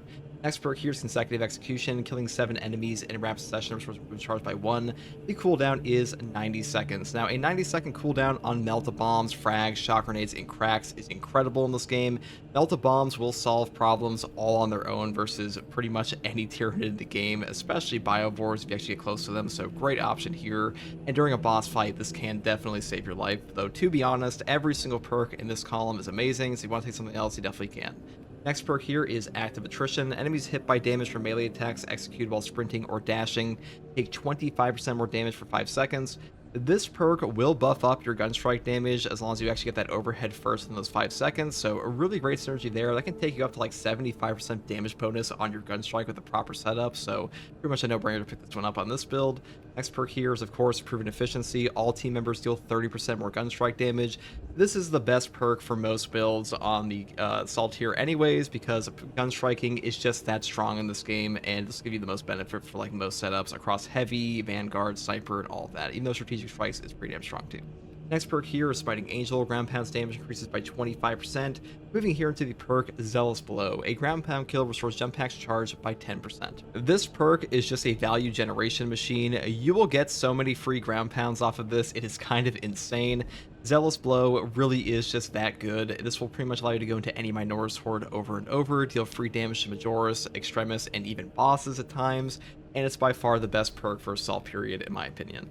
Next perk here is Pride and Duty. After a finisher, ground pound deals 25% more damage for 10 seconds. This perk combined with this perk here, Smiting Angel, will just make it way easier to trigger Zealous Blow triggers, so you'll get that jump pack charge back really easily because of that 50% damage bonus here. And the final perk is of course Ample Ammunition. Any use of the jump pack will reload the equipped ranged weapon, increases damage by 50% for 10 seconds. Now, a 50% range damage buff is incredible in this game. A 10-second uptime is a super long uptime, and weapon perks like the, secondary weapons like the Inferno Pistol have a 5 business day reload speed all on their own. If you ever take a weapon like this, having that instantaneous reload is super nice to have, though I'll say on a plasma pistol it's totally useless. But either way, 50% damage bonus here, really good, and you could take commitment here if you want jump pack dashes, but usually I would just take this with like the Wings of Flame build because it's way better there. But that's pretty much all there is for the main perk tree. As for the prestige perks, I do take Unyielding Oath first. When charging a ground pound, you become invulnerable for 3 seconds.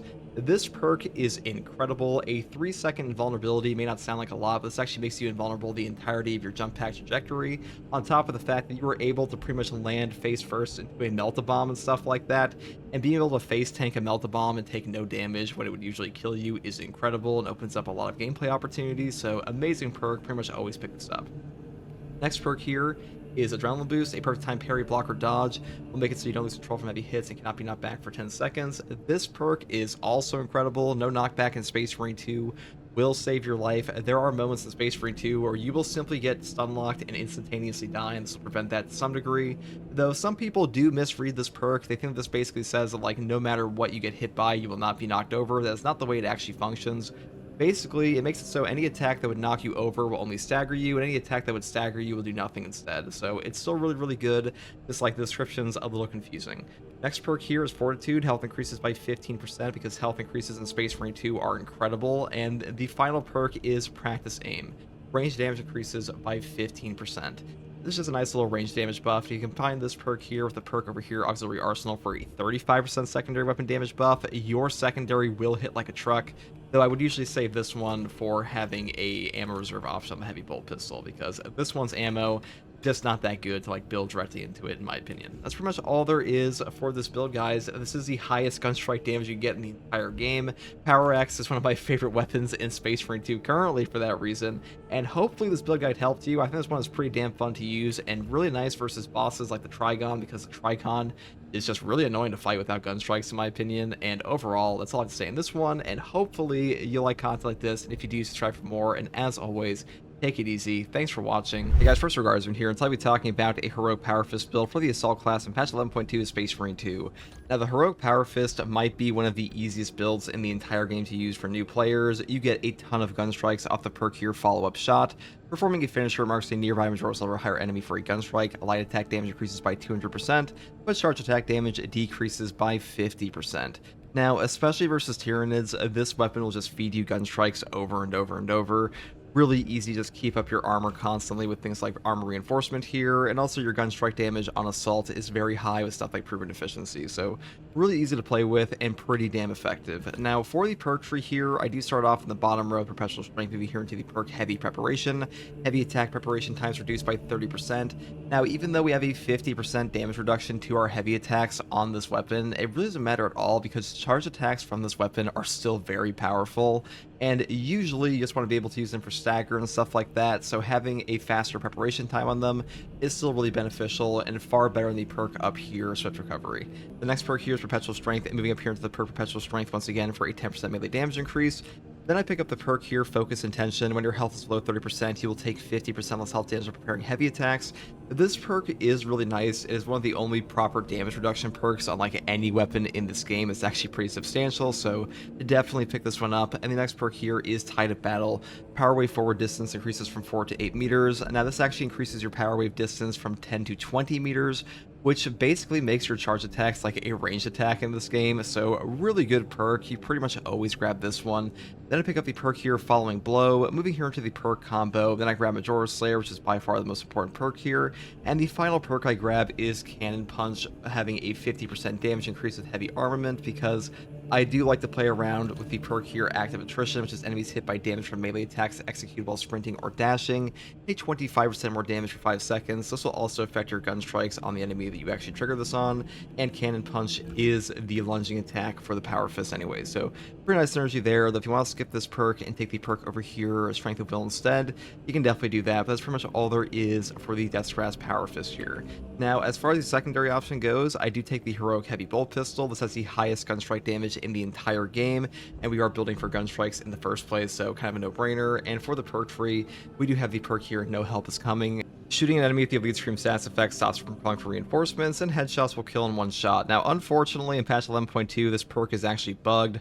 Body shots will do nothing to stop reinforcement calls, but headshot kills will still kill in one shot, so still pretty good for that. And for the perk tree here, I just go all the way down the bottom row, because these are where all the good damage perks are for the most part. Things like Death Strike, and the perks here like Great Might for extra terminus damage. And then if you were playing something like the Bulwark, I would go up the top row for stuff like Discipline, because Able damage, after using a class ability, damage increases by 20% for 10 seconds. This perk is definitely better on classes like Vanguard, Assault, and Heavy, just because they use their class ability way more like a Bulwark or a Tactical does, but you know, that is up to you still. That's pretty much the way I prefer to build mine. And the final perk I grab here is Tactical Precision. Headshots deal 20% more damage, and non-headshot damage decreases by 10%, because headshot damage is just way more important than body shot damage, so definitely pick this one up. That's pretty much all there is for the perk tree on the secondary. Now, for the actual perk tree, I do start off here with the perk Armor Reinforcement. Non-finisher gun strikes will restore 1 armor segment. This perk is incredible. The amount of HP that this will actually save you is ridiculous. This is one of the safest perks in the entire game, especially versus Tyranids, because any amount of armor remaining in Space Marine 2 will take down all incoming melee damage to 0, regardless of where it comes from, even from bosses and stuff like that. So really powerful perk. It makes it really safe to fight any Tyranid horde, and that's pretty much why we always pick it up like a Gunstrike build. Next perk here is Consecutive Execution. Killing 7 enemies in rapid succession will restore equipment charge by 1. Cooldown is 90 seconds. And now having 90-second crack grenades, shock grenades, frags, and melt-a-bombs will save your life in this game. A melt-a-bomb can pretty much solve an encounter all on its own, so really good option here, though I will say every single perk in this column, like Defense Mechanism and Auxiliary Arsenal, they are all top tier. It really is up to you. Next perk here is Active Attrition. Enemies hit by damage from melee attacks executed while sprinting or dashing take 25% more damage for 5 seconds. This perk applies a debuff to the enemy that actually ups your gunstrike damage as well, so really good synergy there. And next perk here is Proven Efficiency. All of your team members deal 30% more gunstrike damage, pretty self-explanatory. We are building for gunstrike, so pretty much always pick this up. And the final perks I grab here in the gear tree are Smiting Angel, Zealous Blow, and Pride and Duty to get that 50% damage bonus on our ground pound here, and just get our CDR increase off of every single Minotaur's kill we land on to constantly cycle into our jump pack over and over and over. One of the best combos in the game. And the final perk for the signature tree here is Ample Ammunition. Any use of jump pack reloads the equipped ranged weapon, increases damage by 50% for 10 seconds. Having a 50% damage buff on your secondary here while you are landing from a ground pound can actually just pick you up a free Majora's Kill all the time. Really nice to have on both like a plasma pistol and heavy bolt pistol, so I do like picking this one up quite a bit. But I will say, if you want to use your jump pack dash more, definitely pick this one up instead. Now for the prestige perks here, I do take Unyielding Oath first. When charging a ground pound, you become invulnerable for 3 seconds. This will actually allow you to become invulnerable the entire trajectory of your ground pound if you charge it immediately, so really good for that. Next perk here is Adrenaline Boost, just gives you no knockback on a parry, block, or dodge for 10 seconds. This will save your life. No knockback in Space Marine 2 is incredible, so pretty much always grab these two. And the final perks I grab are Fortitude, health increase by 15%, and Practice Aim for a range damage increase of 15% as well. And that's pretty much all there is for the prestige perk list here, and hopefully this build guide helped you guys. The Heroic Power Fist is a pretty powerful weapon in this game. By far the best fencing Power Fist option in my opinion, way better than the Relic one here, because you just get a ton of extra bonus effects off of this one. Hey guys, first regardsman here, and so I'll be talking about a Power Sword Wings of Flame build for the Assault class in patch 11.2 of Space Marine 2. Now somebody asked me to make this build for them, and Wings of Flame is pretty damn fun, so I can definitely understand why. And overall, we're building for gunstrikes on this one. I will be taking a block Power Sword, though you could definitely take the fencing. I would set up the same way regardless.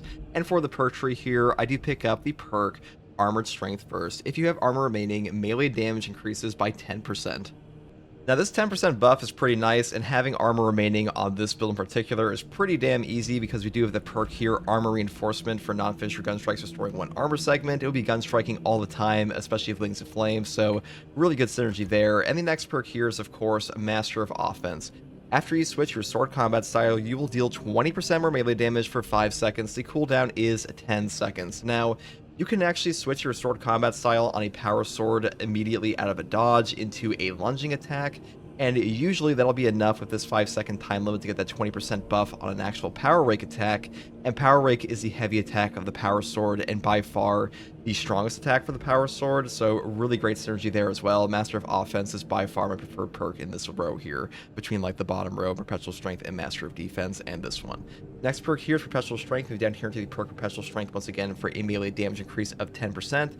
And then I pick up the perk here, Tranquility. While on Power Roll stance, you will not lose control from heavy hits, and you cannot be knocked back. Now this perk is actually pretty useful, but kind of redundant on an Assault class, mainly because pretty much all Assault builds in this game will take Adrenaline Boost as a prestige perk, because having no knockback on parry, block, and dodge for 10 seconds is just way better than conditional effects like Tranquility, but still pretty damn powerful, and occasionally this will help you out, in your matches. Next perk here is Melee Onslaught for a 10% melee damage buff. Moving here into the perk Hard Target. While performing a light combo, you will take 15% less range damage. This perk is actually pretty good, definitely better on the fencing version because you have a 9+ speed here, which does help with getting off your light combos, but block can still take advantage of it occasionally. And the next perk here, I would pretty much take all the time because this one is Cutting Edge. Power Rake deals 50% more melee damage. Power Rake is by far the strongest attack on the Power Sword overall, and so you'll be spamming pretty much every single game on any version like balance, fencing, block, or otherwise. And just take this perk, because the perk up here, Reeling Blow, doesn't really do a lot at all, and also has a cooldown. This one's just like a straight up DPS increase on all builds, and such a substantial one that you pretty much always want to have it. Next perk here is Extremis Slayer, moving up here into Majora Slayer and Terminus Slayer for that damage buff versus all the major enemies. And the final perk is up to you between Power Restoration or the perk here Speed Restoration for doubling your CHP recovery on the respective stance. And that is really all there is for the Power Sword here. Now for the secondary weapon here, I did take the Heroic Heavy Bolt Pistol Retribution's Bequest. This one has the highest gun strike damage in the entire game, and the per shot damage is pretty damn high too, with a firepower of 12 with a low magazine capacity and low ammo reserve option. But the low ammo capacity of this is not as bad as it sounds initially. Thanks to the heroic perk effect here, no help is coming. Shooting an enemy with the Elite Stream status effect stops it from calling for reinforcements, and headshots will kill in one shot.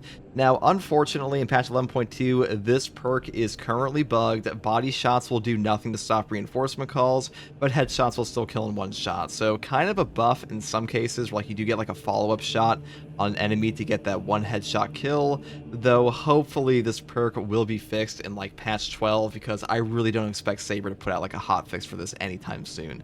Now, for the actual perk tree on this, I do take Divine Might first, moving here into the perk Perpetual Penetration. Usually, the bottom row is the overall best to start with, because the perk here, Death Strike, after killing a Majora Silver higher enemy in melee combat, you will deal 25% more damage for 10 seconds. This is one of the best perks on this weapon, period, just for a straight-up damage increase. It will also trigger off a finisher, not just a melee kill, so keep that in mind. Next perk here is Great Might for a 10% damage buff against Terminus level enemies, moving here into the perk Strong Start, and of course, Able Damage. After using a class ability, damage increases by 20% for 10 seconds. We are a Wings of Flame build, so having this on top of Aerial Grace and our Wings of Flame perk, you will be using your jump pack all the time, and by the time you use your jump pack, you'll have a 50% damage buff on your bolt pistol just from using that perfect dodge. So really great option there, and overall, the most synergy you're going to find on the Assault class of this weapon. Next perk here is Home Precision, moving up here into the perk Gunstrike Reload, and the final perk Tactical Precision. Headshots will deal 20% more damage, and non-headshot damage decreases by 10%. This perk is just a top tier option on like pretty much every bolt weapon in the game. Headshot damage matters way more than non-headshot damage, and a 20% buff is pretty substantial, so definitely grab this. That's pretty much all there is for the Heroic Heavy Bolt Pistol.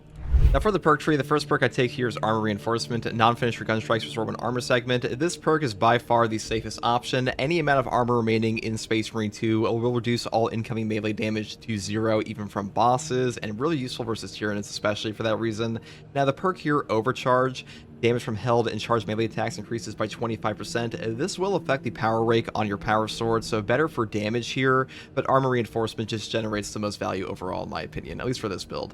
Next perk here is Consecutive Execution. Killing 7 enemies in rapid succession restores equipment charged by 1. The cooldown is 90 seconds.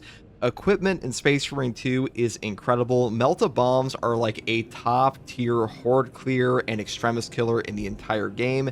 They will one-shot any enemy outside of Terminus, outside of things like hard siege mode's highest waves, so really good to have this on a 90-second cooldown to get them back. Spamming Melta Bombs in a match will just make your whole match go easier, and equipment just saves games. Now, Defense Mechanism is also an incredible perk, and so is Auxiliary Arsenal, so if you want to take these instead, you definitely could. I just took this one today for the reasons I stated before. Next perk here is Knowledge of the Enemy. Melee damage increases by 15% against Majora's or Extremis level enemies. I am using a block sword here, so this perk is pretty nice, so I will say if you take the fencing option, I would probably just take Active Attrition instead. This one is enemies hit by damage from melee attacks executed while sprinting or dashing take 25% more damage for 5 seconds. This will affect your gun strikes, not just your melee hits, so a really good perk here, and I think the fencing one just benefits more from this overall. Next perk here is Proven Efficiency. All team members deal 30% more gun strike damage. We are a gun strike build after all, and this perk is incredible for your entire team because everybody's going to be gun striking in Space Marine 2. The next perk here is Precision Strike. Ground Pound deals 100% more damage, but its radius is reduced by 50%. Now, this perk is really nice to have with a block power sword because you will one-shot any Majoris in the game, or even Extremis at times, and also we don't really need the extra radius from things like Smiting Angel because we don't have to trigger Zealous Blow in this build since we're taking Wings of Flame. Now, Wings of Flame says a jump pack dash damages enemies along its trajectory and always works as a perfect dodge when dodging an attack. So basically, whenever you actually use your jump pack dash here, you will get a perfect dodge window along that entire line of you just dashing. So really easy to pick up a perfect dodge, though you still have to actually be within the window of the perfect dodge. And what I mean by that is an enemy's attack still has to actually phase through you to trigger the perfect dodge. Next perk here is Aerial Grace. After a perfect time dodge using a jump pack dash, you deal 30% more damage for 10 seconds. If you're taking Wings of Flame, you are usually taking this perk, though you could also pick up Pride and Duty for just ground pound damage, but that's up to you. Final perk here is Commitment. A perfect time dodge using a jump pack dash restores jump pack stability charge. This perk is pretty much mandatory on a jump pack dash build, because without it you will run out of jump pack dashes so damn quickly. It's like not even worth taking Wings of Flame, so definitely pick this one up.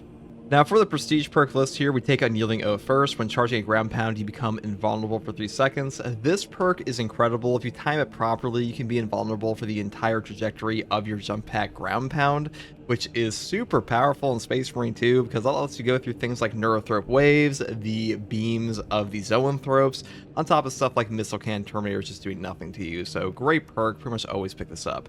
Next perk here is Adrenaline Boost. After a perfect time parry, block, or dodge, you will not lose control from heavy hits and can't be knocked back for 10 seconds. This perk is also mandatory in my opinion. Adrenaline Boost will give you no knockback on this class, and no knockback will save your life in Space Marine 2. And the final 2 perks I take here are Fortitude for a health increase of 15% and Practice Aim for a range damage increase of 15% as well.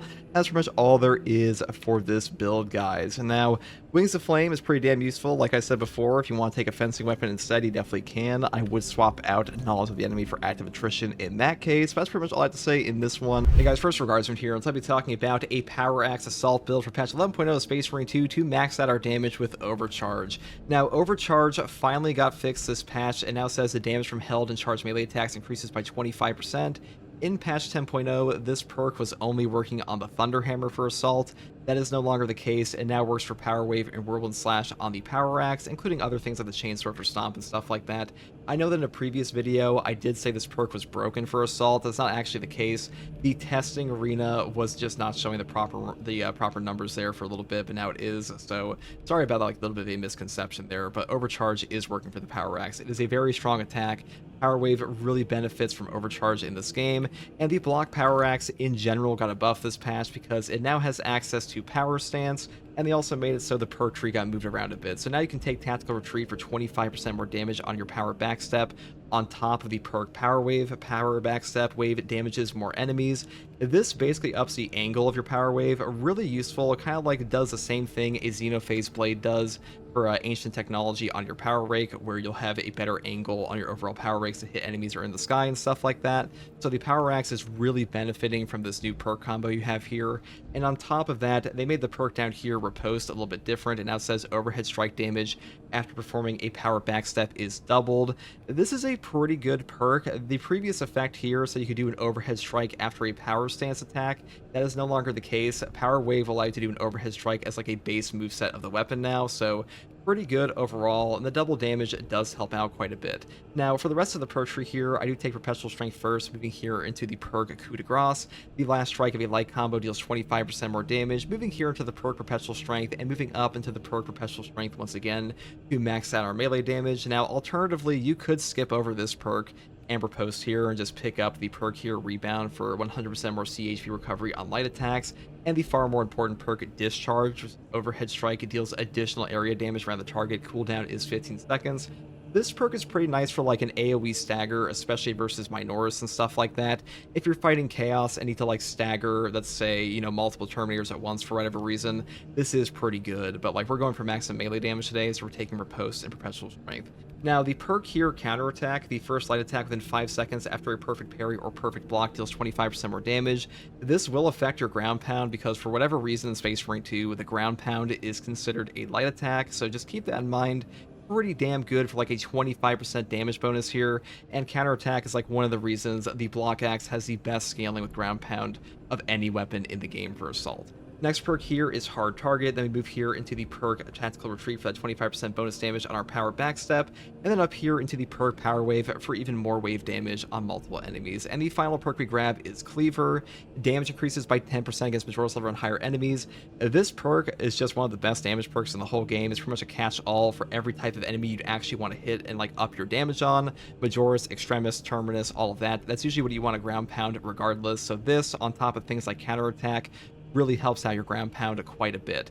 Now, for the secondary here, you have a ton of options. In the gameplay I'll show, I did take the Inferno Pistol because Inferno Pistol is actually pretty damn decent versus Chaos. If you take this weapon and take the perk here, Defense Mechanism, Contested Health fading 50% more slowly, you actually have a pretty easy time getting your CHP back on top of having a fat amount of ammunition left. And for the perk tree, I would set up this way because going all the way down the bottom tree for things like Trick Shot and more ammunition is just the way to go in my opinion. And the perk up here, Motivated Melee damage increases by 20%. This weapon has no ammo in its magazine. This perk is trash. A lot of people think it's like a super powerful perk. This is like an additive bonus, and it's actually worse than it might sound. I have like a whole video on this, but just don't use this perk. It's just not very good, and definitely go down the bottom row because range is way more important. Now, the best secondary weapon I should say for this build would be the Rate of Fire Plasma Pistol. This weapon is still top tier in this patch. The CHP recovery, the stagger, the damage, they are all incredible, and the only problem with this gun is that you can't shoot it as much because it runs out of ammo pretty quickly, which is why we take all the ammo perks and also build into things like Divine Might. Now, when the only problem with your gun is that you want to shoot it more, I mean, gun's in a pretty good spot. Now, alternatively, you could take the new Heroic Heavy Bolt Pistol, Retribution's Bequest, or really any heavy bolt pistol you want. This weapon is quite good. A lot of people think this thing sucks because it has low ammo reserves and a low magazine capacity, but to be honest, the perk effect here, No Help is Coming, shooting enemy with the Elite Scream status effect stops it from calling for reinforcements, headshot kill in one shot. This saves you a ton of ammunition on this weapon. It is actually deceptively good at times, and honestly, I prefer this thing quite a bit. It also has the highest gun strike damage in the entire game currently. It's not like super substantial, it's like a 6% buff over the other firepower option here, but that's still pretty good, especially when you compare it to like the global scale of gun strikes in the game. And Retribution's Bequest, I think this weapon is severely underrated right now, and the way I'd set the perk trees go down the bottom row and picking tactical, whichever secondary you want to take, that is up to you. Now, for the perk tree here, I do take the perk Overcharge first because, duh, we're going for a maximum damage here. This perk will buff up your damage quite a bit on the power wave. It takes it from like 143 damage to 183, and to put that in perspective, a Tyranid Warrior in this game has 308 HP, so a pretty substantial increase there. Now, obviously, the perk down here, Armor Reinforcement, non-finisher gun strikes restore one armor segment. This is way safer to use for like 99% of people. This will save your life. Having armor back on gun strikes is incredible in this game, but Overcharge just does way more damage. Next perk here is Defense Mechanism, Contested Health fades 50% more slowly. This just helps you get back your CHP. Pretty self-explanatory on this one, but like whether or not you want to take this, Auxiliary Arsenal, or the perk down here, Consecutive Execution, that is up to you because they are all very strong in this column. And the next perk I take regardless is Knowledge of the Enemy. Melee damage increases by 15% against Majoris or Extremis level enemies. This one is pretty nice because you don't have to do anything to trigger this. You'll just get like this free melee damage bonus on your ground pound 24/7, so pretty good for that. And the perk down here, Active Attrition, it did get changed this patch. It now says enemies hit by damage from melee attacks executed while sprinting or dashing take 25% more damage for 5 seconds. So you can trigger this off of any overhead in the game, including the one from Riposte. So a pretty good synergy there, but like, to be honest, I just think Knowledge of the Enemy is a bit better for this build. Next perk here, Strategic Strikes. All of your squad members deal 20% more melee damage against Extremis and Terminus level enemies. This perk just ups your melee damage that much more, and Strategic Strikes has been a pretty fan favorite perk in this game for a while now because upping melee damage feels pretty damn good, and this one definitely helps out a lot versus like those harder enemies. Next perk here is Smiting Angel. Ground pounds damage increases by 25%. This is a really nice perk to like get a bit of a damage increase without lowering the radius of your overall ground pound. The perk down here, Precision Strike, ground pound deals 100% more damage, but its radius is reduced by 50%. This is a very good perk, especially now in patch 11.0, where they basically made it so the overall damage cap of the game has been changed, so you can actually get some pretty insane ground pound numbers off of this thing. But the reason we take the perk Smiting Angel instead is so we can trigger Zealous Blow, because Zealous Blow gives you 10% of your CDR back for every single ground pound kill you get, which is very fucking useful in this game. Like, this perk is so damn powerful. Being able to jump back over and over into a Hormigon swarm, a Tyranid swarm of any kind really, even the Cultist swarms or Zangors and stuff like that, you will deal so much free damage because of this perk, because your ground pounds effectively become free half the time, and that will also be doing damage to Majoris around those Minoras, so a really god tier perk, definitely the best in this column in my opinion, and Smiting Angel just enables this. Next perk here is Pride and Duty. After you finish your ground pound, it deals 25% more damage for 10 seconds. This one will trigger off of any finisher in the game, including Minora's, so a really good option here. 10 seconds is a very long uptime. Any 25% buff here is just really nice to have. Final perk here is Ample Ammunition. Any use of Jump Pack reloads the equipped ranged weapon and increases damage by 50% for 10 seconds. This perk is just a really nice little range damage increase, on top of the fact that if you're taking the Inferno pistol like I did, this thing has like a 15 business day reload speed, so being able to just instantaneously reload this weapon with amp ammunition, that is very useful and super underrated. And that is pretty much all there is for the main perk tree here. Now, for the prestige perks, I do take Unyielding Oath first. When charging a ground pound, you become invulnerable to damage for 3 seconds. This perk is godly. Being able to just survive a Terminator missile shooting at your face in the air, a Neurothrope beam, Neurothrope wave, Zoanthrope beam, you name it, this thing will cover your ass pretty much. And also, I do want to mention that you only have to hold your ground pound for like a split second to actually trigger this perk, which means that the entire trajectory of your ground pound, if you do it properly, can have this invulnerability, which means if a sniper is like charging up a shot at you after you're in the air, you can just go like directly into it, tank the shot, and land on them, take like 0 damage. So really, really good option. Next perk here is Adrenaline Boost. After perfect time parry, block, or dodge, you don't lose control from heavy hits and can't be knocked back for 10 seconds. This is just a no knockback perk in Space Marine 2, and no knockback perks in this game will also save your life. The way that no knockback in this game works is that any hit that would normally knock you over will be taken down a tier to like only stagger you, and any hit that would stagger you will be taken down to do nothing. So it just enables you to have more options, enables you It enables you to have more options, guys. That's the point. It keeps you from dying, and not dying from Stunlock in Space Marine 2, that's really fucking good, and that's why we take Adrenaline Boost pretty much all the time. Next perk here is Fortitude. Health increases by 15%. I mean, this one's self-explanatory. HP increases in Space Marine 2 are amazing because the lower your HP gets in this game, the higher ramping damage reduction you get in like 4 increments, which is why having a higher base HP makes your effective HP at a low HP value much better. So definitely pick these up pretty much wherever you can find them. Final perk here is Practice Aim for a range damage increase of 15%, and that is pretty much all there is for this build. You know, the Power Axe is a top tier weapon in this game currently. The Block Power Fist is, in my opinion, still better, but like this one that still fucks shit up. It is kind of insane how good it is currently, and also on top of it fucking shit up, it is really damn fun to use, and definitely my preferred weapon. And hopefully this build guide helped you. And if you like, hey guys, first regardsman here, and so I'll be talking about a Thunderhammer Death Company build for patch 11.2 of Space Marine 2 on the Assault. Now, the Thunderhammer got a fat 50% AoE radius buff to the Aftershock in Ground Slam back in like patch 10. A really powerful option now, really good in Siege mode too, surprisingly. And overall, the Block Thunderhammer is the best option because damage is king for this weapon, and Adrenaline Surge charges just hit like a truck on this option. Now, for the perk tree, I start off here, Perpetual Strength first, melee damage increases by 5%. Moving here into the perk, Fast Preparation. Aftershock preparation time is reduced by 30%. Aftershock is the most damaging attack on the Thunderhammer to begin with, so pretty much always pick this up. Having a longer Aftershock prep simply sucks ass, so a really good option. The next two perks here are Perpetual Strength and Perpetual Strength for a 10% melee damage increase. Then I pick up the perk here, Shattering Impact, for a 50% extra AoE on the Ground Slam, on top of the perk here, Seismic Chain. After performing a Ground Slam, hold the attack button to perform an additional Ground Slam. Now, Seismic Chain and Shattering Impact are an amazing combo, even with 3 speed. You will pick up a lot of extra executes off of this extra AoE, on top of the fact that double Ground Slams are really good for catching out enemies. Now, Extremis Slayer up here and the perk Reclamation are pretty nice too, but the perk you have to move into with Offense Initiated I just think is overall worse than the perk down here after Aftershock. Now, the perk I take after this combo here is, of course, Perpetual Strength again for another 5% melee damage increase, and then we grab the perk after Aftershock. After hitting enemy with Aftershock, you deal 10% more melee damage for 10 seconds. Now, Aftershock is the charge attack of this weapon that we mentioned earlier, and really all you have to do to trigger this is hit them with any portion of the Aftershock attack, including the initial pulse slam, because the way Aftershock works is that initially you'll charge it up, you will do a pulse slam up that like pulls your weapon over your head to do the double ground slam with the Aftershock improved, and this one is just a really strong option with that, because all you have to do is hit them with that pole slam the very first hit or any hit after to trigger this. So 10% damage buff, really easy to pull off, and 10 seconds is a pretty damn long uptime. Next perk here is Kill Streak, which is pretty redundant because no knockback is already here in a prestige perk tree on the actual perk tree list.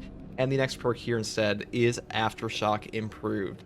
Aftershock gains additional smash. This perk is incredible, by far the best option in my opinion. Having double ground slams, or excuse me, double aftershocks is incredibly potent in Space Marine 2 with double adrenaline surge charges for the knockback and AoE damage. Really great perk. Pretty much just always pick this up. Next perk here is Minoru Slayer. Moving up here to the perk Majora Slayer for another further 10% damage buff versus Majora's enemies. That's pretty much all there is for the Thunder Hammer. Now, if you want to have like an alternative build for this, I would say the best option besides this one would just be going this way, where you go up here, pick up all of these perks. You can even skip over Majora Slayer for Aftershock if you wanted to, and build it this way. And if you want to swap out this perk, you could pick up Majora Slayer once again. That is up to you. That's pretty much all there is for this weapon. Now, for the secondary option, you do have a few choices here. You could pick up the Heroic Heavy Bolt Pistol like I did. This is the highest overall gun strike damage in the entire game, and the heroic perk effect is called No Help is Coming. Shooting enemy with lead stream status effect stops it from calling for reinforcements, and headshots will kill in one shot. Now, in 11.2 of Space Marine 2, this perk is bugged. Body shots will do nothing to stop reinforcement calls. They probably won't fix that until like patch 12 of Techmarine, but unfortunately that's the way it is. But headshots will still be able to kill one shot, so still a really good perk effect. Just keep that in mind. Now, for the perk tree on this, I go all the way down the bottom row to pick up things like Death Strike. After killing a Majora's level or higher enemy in melee combat, you will deal 25% more damage for 10 seconds. This perk will also trigger off a finisher, not just a melee kill, so even better than it sounds initially, and a 25% damage buff for 10 seconds. It's just a pretty substantial damage increase for a pretty long uptime. Now, the next perk here, Able Damage, after using a class ability, damage increases by 20% for 10 seconds. This perk is really good on Assault because Assault uses Jump Pack all the time, regardless of like a Wings of Flame build or a Zealous Blow build. You will cycle ground pounds over and over, so getting that 20% damage increase is pretty nice. Final perks I grab are Home Precision, Gunstrike Reload, and Tactical Precision, because Tactical Precision gives you a 20% headshot damage increase, and non-headshot damage decreases by 10%. Now, headshots are pretty much all that matter for bolt weapons in this game anyways, and this damage increase is quite substantial. So definitely pick this up on pretty much every single bolt weapon ever. Now, for the other options you can have, I would take the Plasma Pistol Rate of Fire option versus Chaos. This weapon is incredible. The Rate of Fire stat does increase the charge rate of your weapon, so really good for pulling off that stagger. The main issue you'll run into versus Chaos is that if you don't have any type of staggering weapon, you'll just get nuked by miniguns and stuff like that occasionally, so stagger is really useful versus them and even the Chaos spawn. So great option. I would build it this way for ammo economy, and always pick up this perk for faster charge rate. Now, alternative option to this is of course the Inferno Pistol. I would probably take the ammo variant and go down the bottom row, because the perk up here, Motivated Melee, this damage increase is really not as good as it sounds at all. The way it's calculated in the game is just garbage. It barely gives you any damage increase, and having extra range is just way better in my opinion. And overall, this weapon is great for stagger for the same reasons the Plasma Pistol is, but this one actually has way more ammunition, and on top of that, it has an ammunition reload perk with Adamant Restoration, which is like the only secondary in the entire game that gives you any type of ammo restore outside of like a perk in the actual perk tree. So now for the perk tree, first perk we take here is Overcharge. Damage from held and charged melee attacks increases by 25%. This perk will function for both your Ground Slam and Aftershock, so really a catch-all for the most damaging abilities the Thunderhammer has. Now, I will say the perk down here, Armor Reinforcement, and non-finisher gun strikes restore one armor segment. This perk is definitely the safer option for like any Thunderhammer build, but this one's the most damaging, so we're taking it here today. Next perk here is Consecutive Execution. Killing 7 enemies in a rapid session restores equipment charged by 1. The cooldown is 90 seconds. Now, 90-second Melt-A-Bombs will save your life in this game, and to be honest, Shock Nades, Crack Grenades, and even Frags are still really good on the cooldown, but Melt-A-Bombs just overperform, and getting them on a 90-second cooldown, especially in Siege mode, will save your life and really up your clear rate. Next perk here is Knowledge of the Enemy. Melee damage increases by 15% against Majoris or Extremis level enemies. A 15% flat damage increase versus 2 of the most dangerous enemies in the game is really damn useful. And overall, this one helps out your ground pound the most in my opinion, though active attrition is still pretty decent. Next perk here is Strategic Strikes. All team members deal 20% more melee damage against Extremis and Terminus level enemies. We're just going for full damage here, so kind of no-brainer to pick this one up, but proven efficiency is still pretty strong, but for straight up Thunderhammer damage, I would pick this up instead. Next perk here is Mighty Angel. Ground pound damage increases by 25%. Moving down into the god tier perk, Zealous Blow. This perk generates so much damn value, it is kind of insane. If you're able to kill enough Minoros enemies, you will get multiple charges of your jump pack back at once, and you will generate so much free damage on Majoris, Extremis, and even bosses if you keep landing to Minoros hordes around them. Really good option, by far the best in this column in my opinion. Wings of Flame is definitely more situational, and maneuverability is not like the worst thing ever, but this is just way more CDR. Next perk here is Pride and Duty. After a finisher, ground pound deals 25% more damage for 10 seconds. This perk will trigger off of any finisher in the game, including Minoros executes with the gun strike, so keep that in mind. And having both of these perks here for like a 50% ground pound damage increase, like a little bit of a limitation, is really good to trigger that Zealous Blow perk and get you those ground pounds back, which is really all you need on this build. Next perk here is Amp Ammunition. Any use of the jump pack reloads the equipped ranged weapon, increases damage by 50% for 10 seconds. Now, a 50% damage buff for 10 seconds when you are jump pack cycling all the time is really nice to have, especially like things like the heroic heavy bolt pistol here that does so much damn damage, like a base firepower of 12, which is higher than like all the other options on the heavy bolt pistol anyways besides the firepower variant. That is a really good thing to have and helps out a ton on picking up some Majora's kills. So I do like this perk a lot, though I will say the perk down here, Commitment, after a perfect time dodge using a jump pack dash restores jump pack's ability charge. This perk will just enable your jump pack dash to actually be worth using. So you want to pick this up and like you feel more comfortable with this, you definitely could. But Amp Ammunition, I think, it generates a ton of value, especially for the Inferno pistol, because Inferno pistol has like a 5 business day reload speed, and being able to instantaneously reload that on like a single jump pack is really nice to have on top of the other 50% damage effects. So just keep that in mind. And Takeoff, yeah, this perk isn't like horrible, but the damage I don't think it's like super substantial. It's like 130 or something. And to keep that in mind, the base HP of a warrior is like 308. So it's not horrible, but is pretty, you know, underpowered compared to these, in my opinion. Now for the prestige perk list, we of course take Annealing O first. When charging a ground pound, you become invulnerable for 3 seconds. This perk gives you so much damn utility. You will phase through things like Zoanthrope beams and Neurothrope waves on top of stuff like Missile Terminator miniguns or their missile cannons on their backs. It is a really good option. If you actually charge up your ground pound for like a split second, you will get the full invulnerability from this and have an invulnerability the entirety of your jump pack trajectory, which is really damn useful and definitely one of the best perks in this entire tree. Next perk here is Adrenaline Boost. This one gives you no knockback on a perfect parry, block, or dodge for 10 seconds. Really good for keeping you alive, and no knockback, especially on a Thunder Hammer, is super damn useful. Next perk here is Fortitude. Health increases by 15%. Moving here to the perk Practice Aim. That's pretty much all there is for this build, guys. The Thunder Hammer's in a pretty good spot right now. The damage is tremendous. It may have a bit of a learning curve, but definitely worth picking up. And Death Company, of course, are one of my favorite chapters or chapter aspects in Space Marine 2 and 40k in general, because Blood Angels are my favorite and Sanguinius is my favorite Primarch. And as always, guys, thank you for watching. Here's some gameplay. Take it easy. Bye. Hey guys, first Regardsman here, and I'll be talking about a Melter Rifle Vanguard build for patch 11.2 of Space Marine 2 for newer players to have a comparatively easier time with absolute operations and hard stratagems. Now, the Melter Rifle is still an amazing pick for newer players, mainly because this weapon has incredible stagger and incredible contested health recovery, and really doesn't require too much from the player. Now, the variant I chose today is the range variant. This one is really good for catching things like Terminators and stuff like that, and the ammo economy on this weapon is actually pretty decent thanks to the perk down here, Decisive Reload. Performing a finisher on a Majoris level or higher enemy with this weapon restores ammo by 1. This is one of the best ammo economy perks in the entire game, and really good synergy with the Vanguard class, because the Vanguard really has a pretty bad ammo economy, so this one helps them out a ton. Now, next perk here is Rapid Health. When your health is below 30%, killing 7 enemies in rapid succession restores your health by 10%. This perk is really nice to have and very easy to trigger on a Melter Rifle, because things like Cultists and Spore Mines do count for this, and you pretty much always one-shot them, so great stuff here.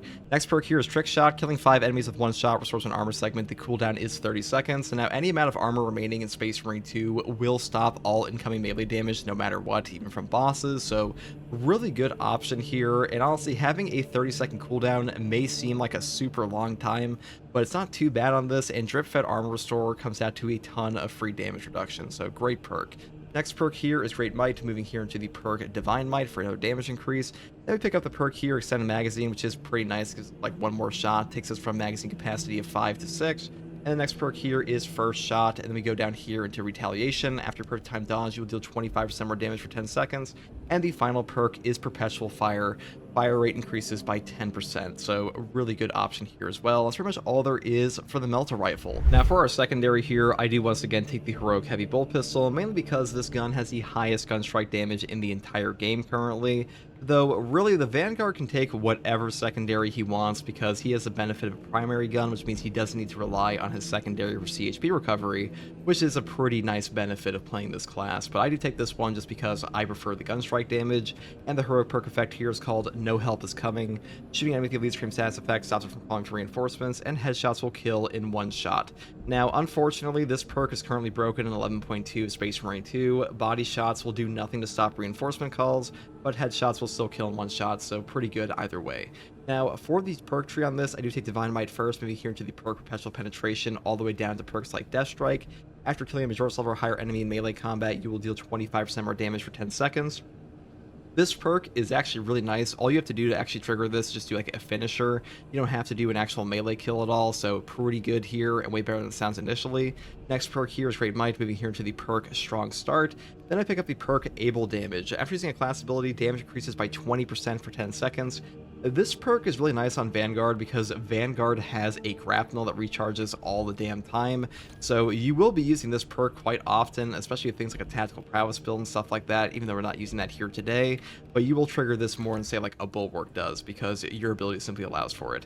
Next perk here is Home Precision, up here into the perk Gunstrike Reload, and the final perk I grab is of course Tactical Precision. Headshots will deal 20% more damage, non-headshot damage decreases by 10%.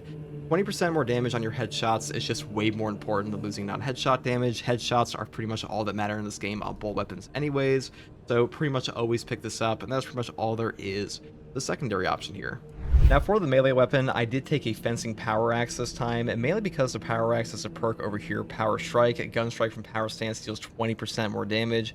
I am using the Heroic Heavy Bolt Pistol after all, so extra Gun Strike damage is pretty nice to have. But for the rest of the perk tree here, I do pick up the perk Perpetual Strength first for a melee damage increase of 5%. Moving here to the perk Coup de Grace.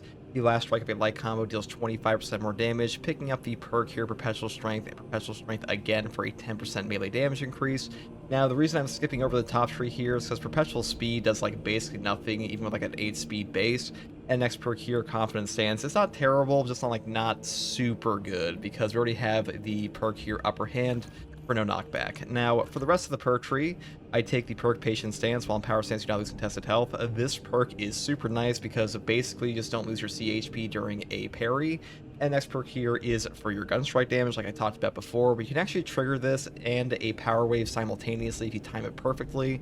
But the big thing about this perk is that you have to wait a second to actually shoot your gun strike, or you will not get the damage buff, so just keep that in mind.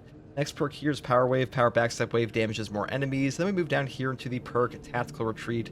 Power Backstep, it deals 25% more damage. This is just pretty nice to have, even though our Power Wave damage isn't like super good in the fencing version. It's not like completely pointless, so pretty nice regardless. And the perk up here, Power Wave, this one changes the angle of your Power Wave to actually hit more enemies, including flying enemies like Zoanthrope, so pretty nice there. And the final perks are Minority Slayer and Restoration, because getting extra armor back on your melee weapon in this game is pretty nice to have, and this is like one of the only armor regen sources in the entire game. It's like this convenient, built into a melee weapon, so pretty good for that. Now for the Vanguard perk tree here, I do take Upper Hand first. After a perfect time parry, block, or dodge, you will not lose control from heavy hits and cannot be knocked back for 10 seconds. This perk will just save your life. You know, no knockback effects in Space Marine 2 will just make it so you do not get stun locked in areas you would otherwise be knocked out and instantaneously die, so pretty good for that reason alone, so pretty much always pick this up for like an easy build. Next perk here is Conviction. When your armor is fully depleted, you'll take 25% less health damage for 10 seconds. This perk's damage reduction is substantial. This will make you significantly more tanky, so great option here, especially when you pair it over here with the perk Thrill of the Fight. It gives you a further 20% health damage reduction for 5 seconds on a parry, block, or dodge. And really, we're just going for like the easiest to run build possible here, so this one will help a ton with that. Next perk here is Consecutive Execution. Killing 7 enemies in rapid succession restores equipment charged by 1. The cooldown is 90 seconds. Now, a 90-second Melt-A-Bomb, Crack Grenade, Shock Grenade, or even Frag will just save your life sometimes. Equipment will save games. Knocking out an Extremis instantaneously in a boss fight will simply make the entire fight easier for everyone, including you. So Really nice to have this on a 90-second cooldown, and 7 enemies in rapid succession is really easy to pull off in this game, especially with our melter rifle, so great synergy there. Next perk here is Unmatched Zeal. Melee finishers of extremis or terminus level enemies additionally restore health by 30% for any team member. This perk is a global heal that requires 0 interaction from you or your teammates besides just finishing the enemy, which happens all the time anyways, so really good for like any build in this game, but especially for an easy to run build. Next perk here is Shockwave. Diving Kick additionally deals damage in a 5-meter radius, moving here into the perk Tenacity. After a range kill of a Majora's level or higher enemy, Diving Kick's damage increases by 130%. The cooldown is 15 seconds. The reason I'm not taking the perk combo up here with Zone of Impact and Tactical Prowess is because this one is just way easier to pull off for like most players. You don't have to worry about like executes or anything like that. So we're going for like an easy to run build here, and this is really good for that option. Next perk here is Soul of the Fight once again, because 20% less health damage for 5 seconds on a perfect time parry, block, or dodge is just incredible in this game. Really easy to pull off, especially with things like home reactions if you decide to take this perk, and overall 20% health damage reduction is just really good in Space Marine 2. Now, the final perk I take is Adrenaline Rush. Melee kills a Majora's level or higher enemy, restores health by 5%. This perk is really damn good. It used to be 10%, it is now 5%, but we can stack this perk with the perk over here for a 35% health restore on a melee finisher of an extremis or terminus level enemy, and that's just really nice for you. And honestly, versus Chaos, this perk is still very good because fighting Chaos is usually like a fight against chip damage and stuff like that, and overall, this is just an easy to run perk, though I do think Tactical Prowess and Zone of Impact is a better combo overall. We're going for like ease of use, and this one's by far the easiest. Now, for the prestige perks here, I do take Battlefield Awareness first. If it targets within 8 meters, you'll deal 10% more range damage. Moving here to the perk Fortitude, health increases by 15%. HP increases in Space Marine 2 just make your whole life easier because they prevent you from getting one-shot, so a really good option here as well. And the final 2 perks are Launch Restoration and Restoration, because getting armor back on a grapnel launcher is incredible because grapnels happen all the time, and Restoration is just another source of drip-fed armor restore, which is good for all the reasons I stated before. That's pretty much all there is for this build, guys. This really is one of the easiest builds on the Vanguard in the entire game, and to be honest, one of the easiest builds in Space Marine 2, period. And hopefully this helped you if you are new. I know a lot of new players are here after Christmas, and hopefully a build like this will help you out a bit if you don't have things like the Heroic Bolt Pistol. Hey guys, first regardsman here, and I'll be talking about a Heroic Instigator Bolt Carbine build using the Tip of the Spear perk in patch 11.0 of Space Marine 2. Now, the Heroic Instigator Bolt Carbine is by far the best Instigator Bolt Carbine in the entire game. It has not only the best per shot damage, but also the best DPS overall, thanks to things like the higher rate burst. This one fires in 5-round bursts rather than the 3-round bursts of the other versions, and to be honest, these ones just need a buff because they are not remotely close to this one at the moment, in my opinion, and hopefully Saber will give them that one day, but for now, just use a Heroic if you've got it. Now, for the perk tree, I do take the Extended Magazine perk first, moving here to the perk Reload Restoration. After reloading, your ammo reserve is restored by 50% of the number of enemies hit, cannot exceed maximum ammo capacity. Now, the Vanguard has a pretty shit ammo economy, so having this perk does help a lot, though if you want higher damage, you can go up here for Headhunter and the perk here Efficient Hunter if you want. Next perk here is Divine Might for a flat 10% damage increase, moving up here into the perk Fast Reload.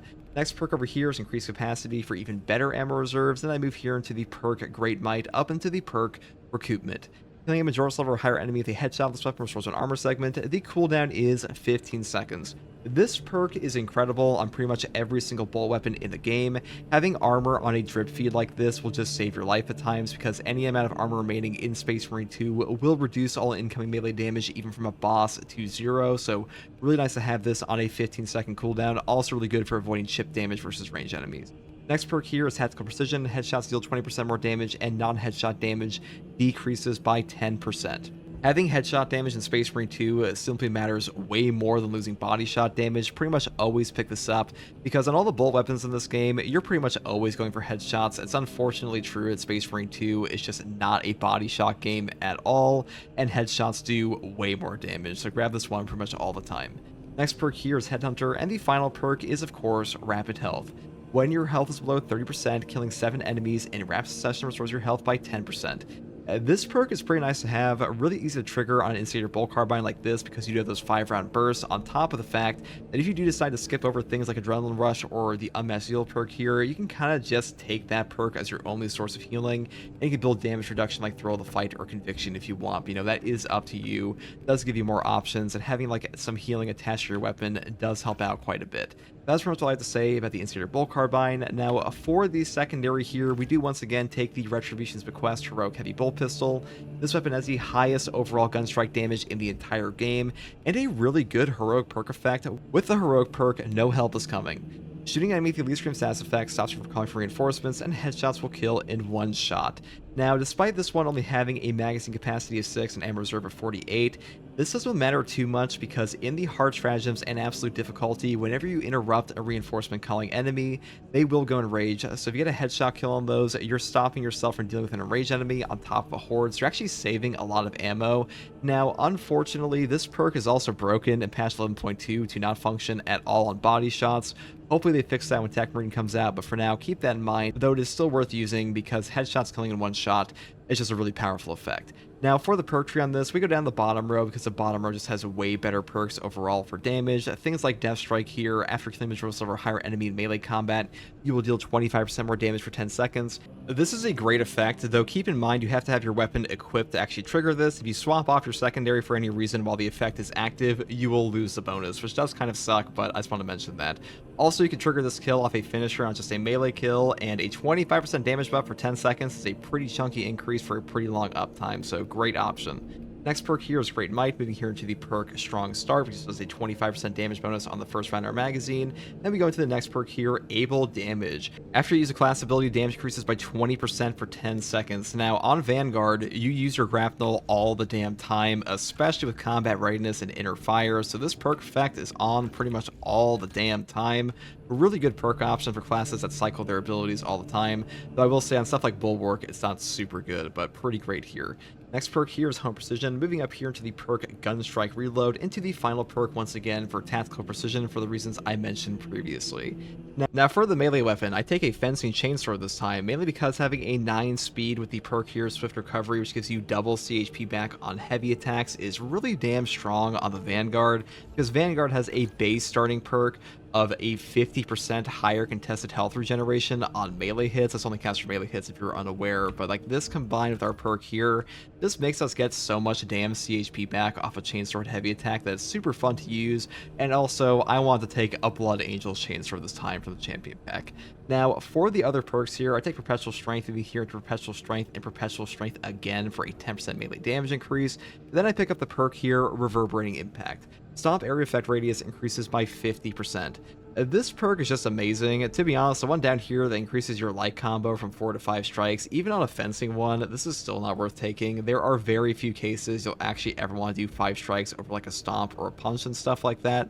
So just take this perk, in my opinion. And the next perk here is Combined Onslaught for more light combo damage. Moving down to the perk Heavy Onslaught for more heavy attack damage. Then we pick up Full Throttle for the combo skip, the perk Minoris Slayer, and of course Extremis Slayer. Though I will say, if you want to skip over these two, you can go up here for Majora's Slayer, but that is up to you. And that's pretty much all there is for the perk tree here. Now for the class perk tree, we once again take Upper Hand first. After a perfect time parry, block, or dodge, you do not lose control of the hits, and you cannot be knocked back for 10 seconds. This perk will just save your life. This is by far the best perk in this column, in my opinion, because no knockback is just the best way to avoid stun locks in this game.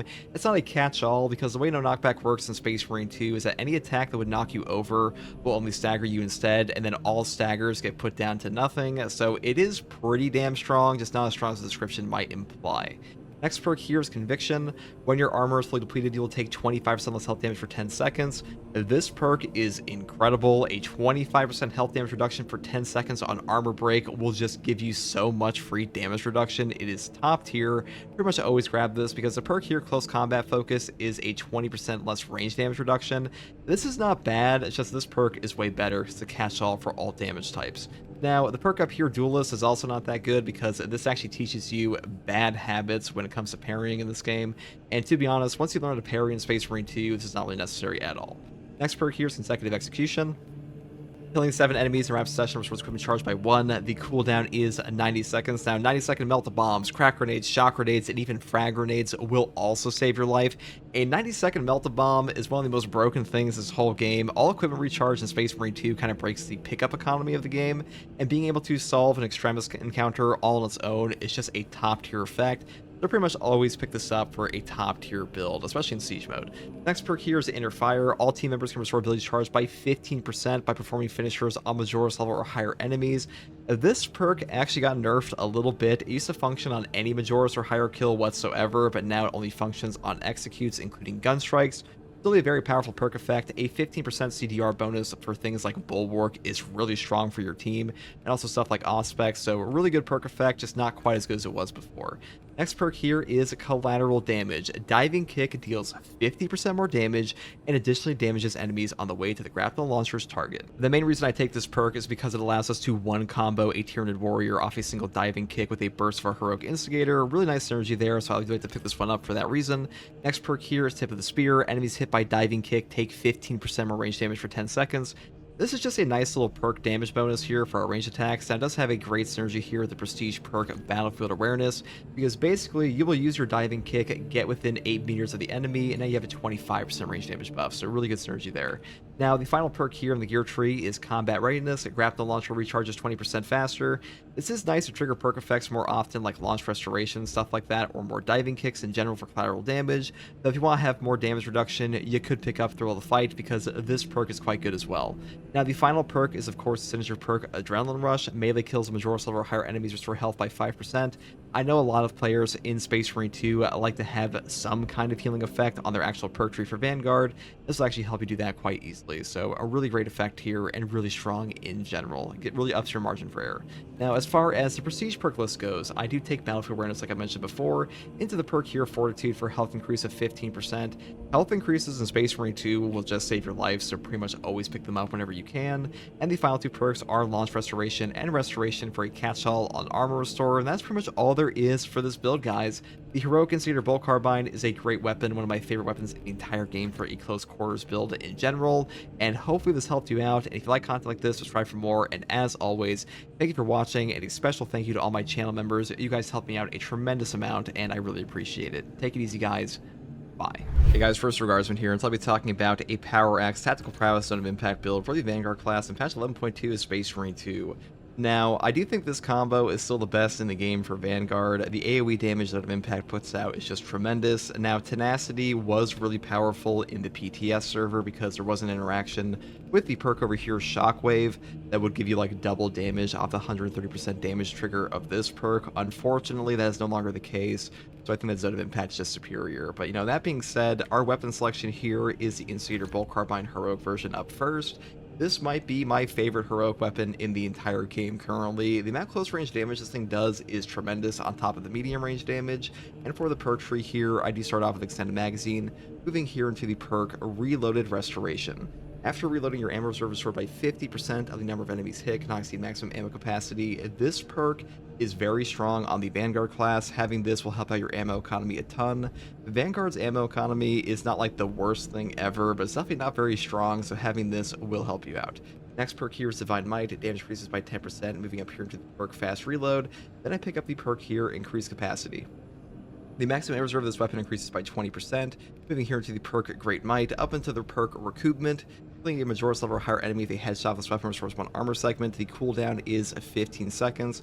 Now, in operations and hard stratagems, getting this armor back on like a single headshot kill is really nice for avoiding chip damage and stuff like that. So, a really good perk, and this is also found on like pretty much every bolt weapon in the entire game. Next perk here is Tactical Precision. Headshots deal 20% more damage. Non-headshot damage decreases by 10%. Headshots are all that matters over body shots in the game, so pretty much always pick this perk up. The next perk here is Headhunter. Headshots deal 10% more damage. And the final perk is Rapid Health. When your health is below 30%, killing 7 enemies in rapid succession restores your health by 10%. Now, this perk is really nice to have, especially on classes like Sniper. We don't really have healing outside of this. Now, Vanguard does have access to things like Adrenaline Rush and the perk here on Mazil, so getting healing on him isn't too hard, but you know, overall, this perk is still pretty powerful. Now, some people may wonder why we don't build all the way down to perks like Inspired Aim or the perk here Death Strike. These perks are good. They're just not worth building into on this weapon perk tree because of the way the weapon perk tree is set up. You have to give up so many nodes to actually reach these, and their damage effects are conditional, and they barely give you a damage buff over just building like in the top tree here with Headhunter and Efficient Hunter anyways, so I pretty much always skip these. Now, for the secondary weapon, I do take the Retribution's Bequest Heavy Bolt Pistol Heroic version. This has the highest gun strike damage in the entire game. It's a ton of fun to use, and the heroic perk effect here is called No Help Is Coming. Shooting an enemy with the Elite Scream status effect stops from reinforcements, and headshots kill in one shot. Now, currently this perk is bugged. Body shots will not stop reinforcement calls at all. Only headshots will kill in one shot, which is pretty nice. Just kind of funny they broke this weapon again. But for the perk tree here, let's go all the way down the bottom row because able damage is really nice on the Vanguard class in particular because you use your grapnel all the time, so having this helps out quite a bit. Let's move up here into the perk Tactical Precision for more headshot damage, and the bottom row, this gives you the most damage of things like Death Strike and stuff like that, so that's pretty much all there is for the build here. And for our melee weapon selection, we do take the Block Power Axe. This weapon does a tremendous amount of damage. Power Wave is a super powerful ability. We pretty much build for all melee perks here. Things like Perpetual Strength into the perk here Coup de Grace, into the perk here Perpetual Strength, and Perpetual Strength once again for another flat melee damage increase of 10%. Then I grab the perk here Counterattack. The first light attack in 5 seconds after a perfect parry or perfect block deals 25% more damage. Moving down to the perk Riposte, overhead strike damage after performing a power backstep is doubled. Now, this damage is quite powerful. Overhead Strike does a ton of damage in this game on the Power Axe currently, and Riposte is really nice on Assault, Vanguard, and the Bulwark class, so really good perk option here.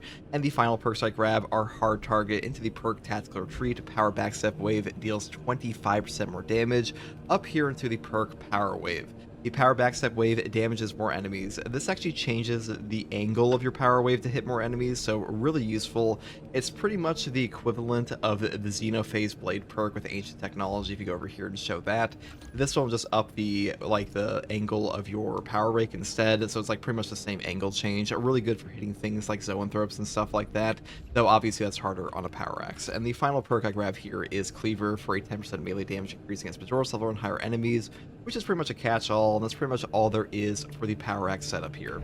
Now for the perk tree, I do start off with the perk here. Now for our perk tree, I start off with Upper Hand. After perk time parry, block, or dodge, you don't lose your hits and can't be knocked back for 10 seconds. This perk just gives you no knockback, and no knockback will save your life, so always grab it. Next perk here is Conviction for damage reduction on armor break. Moving here into the perk Consecutive Execution. Killing 7 enemies in rapid succession restores equipment charged by 1. The cooldown is 90 seconds. 90-second Melt-A-Bombs, Crack Grenades, Shock Grenades, even frags are just amazing in Space Marine 2. Now, a Melt-A-Bomb can solve an encounter all on its own, so I pretty much always grab this one as well for like a quote-unquote meta setup. The next perk I grab here is Inner Fire. All of your team members can restore ability charge by 15% by performing finishers on Majora's level or higher enemies. Now, in patch 11.2, they did kind of like nerf this one a bit, where it no longer triggers on standard melee kills. You have to do a finisher like Gunstrike or otherwise, which is kind of unfortunate. So if you want to pick up the healing perk here instead, you definitely can. That is up to you. Next perk here is Restless Fortitude. After a diving kick, you take 40% less range damage for 10 seconds. Now, in patch 11, they did fix this perk to properly trigger off a Tactical Prowess Execute. Previously, if you got an Execute off of this perk, and you had this perk on like your gear perk tree, you would not get the effect. Now you will, so that's pretty nice.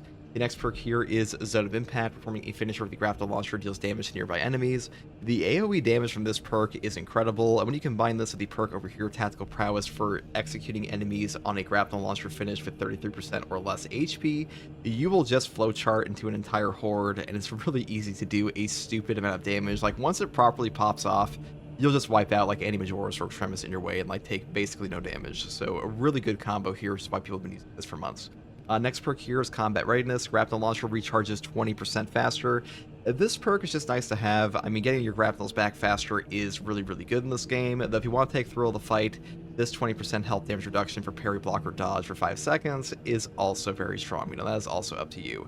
And the final perk here is, of course, Tactical Prowess for executing enemies at 33% or below HP with a grapnel launcher finisher This is mandatory. Always pick this up with Zone of Impact because otherwise you're getting like way less benefit out of this perk. And that's pretty much all there is for the main perk tree.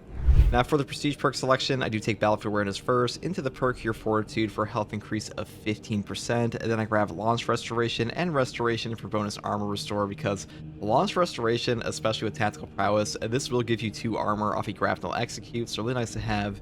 And Restoration is just, a very good perk in general. And that's pretty much all there is for this build, guys. Hopefully, this build guide helped you. The Zone of Impact and Tactical Prowess are a pretty classic combo on this class ever since they buffed up these perks. That's pretty much all I have to say in this one. Hey guys, first Regardsman here, and so I'll be talking about an automatic Bolt Carbine build for the Vanguard class in patch 11.2 of Space Marine 2. Now, the Bolt Carbine is one of the best close-range weapons in this game currently, and the variant I've chosen today is the Ammo Reserve Magazine Capacity version, because despite having a 2 accuracy on this version, we do have the perk over here, Home Precision. The equipped weapon's maximum spread decreases by 50% when firing without aiming. This perk turns your gun into a laser beam on the hip fire. You pretty much never have to aim down the sights as long as you have this active. Really good option, and pretty much always pick this up on like any Bolt Carbine version, but on this one especially, it just honestly fixes your accuracy entirely. Now the other perks I take here are Headhunter into the perk Rapid Health, because we have to pick these up to go into this one anyways, and this one says when your health is below 30%, killing 7 enemies and Rapid Succession restores your health by 10%. Now this is a pretty easy perk to trigger, especially versus Cultists and Spore Mines, though it may be a little bit redundant if you take the other healing options here like Adrenaline Rush or of course Unmatched Zeal, but that's up to you. Now, the perk I take after all of these is, of course, Divine Might for a 10% damage increase. Then I pick up Headhunter and Headhunter again for a 20% headshot damage increase. Then I move down here into Extended Magazine, Divine Might, Increased Capacity, Magazine Restoration, Adamantine Grip, and Divine Might again. Now, you do have a couple options here. You could go down these 4 perk rows like I did, or you could go up here and pick up Cleaving Fire into Adamant Hunter, Perpetual Precision, and Recoupment. This is overall safer with like higher conditional damage if you do trigger Adamant Hunter, but this one will give you a better ammo economy and better base damage. That is up to you. Now for the secondary option, I do take Retribution's Bequest, the Heroic Heavy Bolt Pistol. This weapon is amazing currently. The heroic perk effect here is called No Help Is Coming. Shooting an enemy with the Elite Scream stats effect stops from calling for reinforcements, and headshots will kill in 1 shot. Now, despite having a magazine capacity of 6 and an ammo reserve of 48, this really does not matter too much for your build on a Vanguard because you have a primary weapon, and on top of that, on absolute difficulty and hard stratagems, whenever you stop a reinforcement call, the enemy will go in rage, so being able to one-shot them on this perk is actually really good for saving you ammo on top of the horde. So, a really good perk effect, even though part of it is bugged that body shots don't do anything, but the headshot kills are still worth it. Now, for the perk tree on this, I just go down the bottom row as usual because the bottom row gives you way more damage overall than the top row does, and to be honest, like Rapid Health on a Heroic Heavy Bolt Pistol is pretty trash, and we already have that on our primary anyways. And the perk here, Death Strike, after killing a majority silver higher enemy in melee combat, you will deal 25% more damage for 10 seconds. This one is incredible. You can also trigger it off a finisher, not just a melee kill, so keep that in mind. Any 25% damage buff for 10 seconds is a pretty good damage buff for a pretty long uptime. Now, the next perk here I want to talk about is Able Damage. After you use a class ability, damage increases by 20% for 10 seconds. This perk is really good on Vanguard, the Tactical even, or excuse me, it's good on Vanguard, Assault, and the Sniper class because basically you just spam your grapnel on this class all the damn time. So really easy to trigger this 20% buff over and over and over. Next perk here is Home Precision, up here into the perk Gunstrike Reload, and then I pick up the perk here, Tactical Precision. Headshots will deal 20% more damage, non-headshot damage decreases by 10%. This perk is pretty much a must-have on like every bolt weapon ever that's on because headshot damage just matters way more than body shot damage does in this game, unfortunately, or or fortunately, depending on who you ask. But the big thing about this is that a 20% damage increase is just super worth it, so pretty much always pick this up. That's pretty much all there is for the secondary. Now for the melee weapon, I do take the Power Gladius Heroic Combat Knife. This is the most damaging knife in the game currently, and really damn fun to use. There's a great synergy here with the heroic perk effect Agile Strike on our build.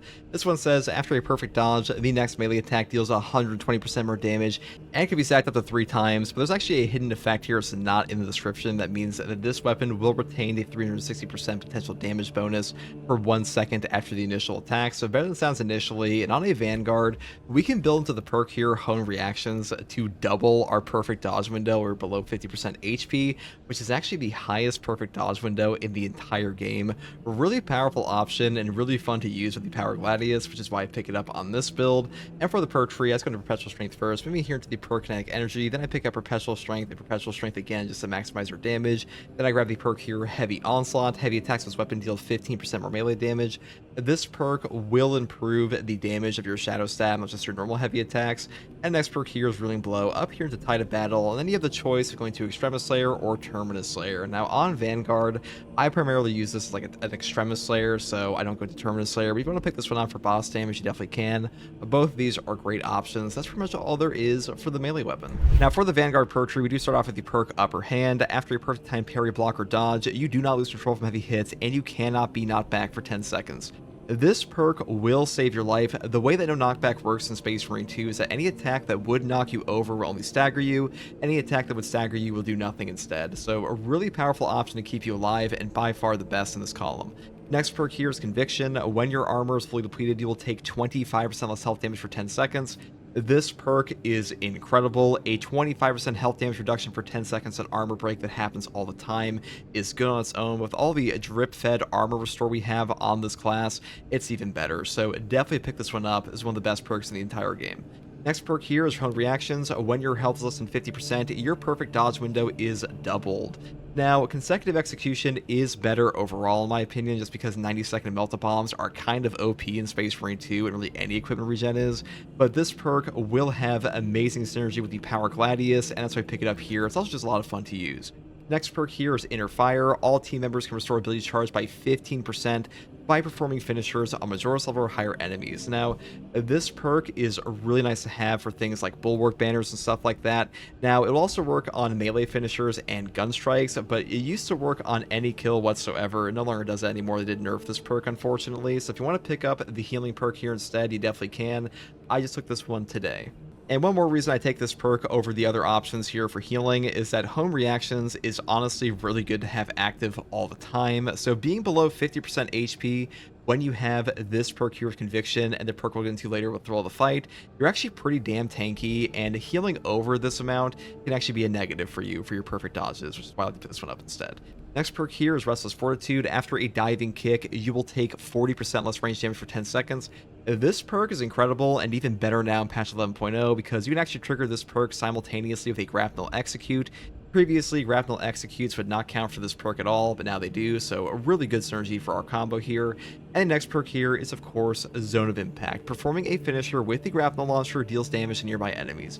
This perk is incredible, by far one of the best perks this class has, period. It will deal a tremendous amount of damage, and really carries this class's overall AoE capabilities, so really good option, really good for damage nuking, and really, really efficient. Next perk here is Thrill of the Fight. After a perfect time parry, block, or dodge, you will take 20% less health damage for 5 seconds.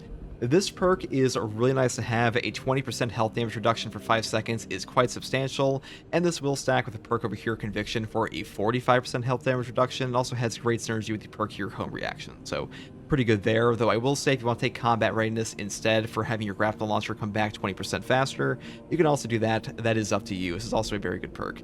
Final perk here is Tactical Prowess. A Grapnel Launcher can activate a finisher not only on incapacitated enemies, but also on those who have less than 33% health, except for Terminus level, and performing a finisher with the Grapnel Launcher restores its charge.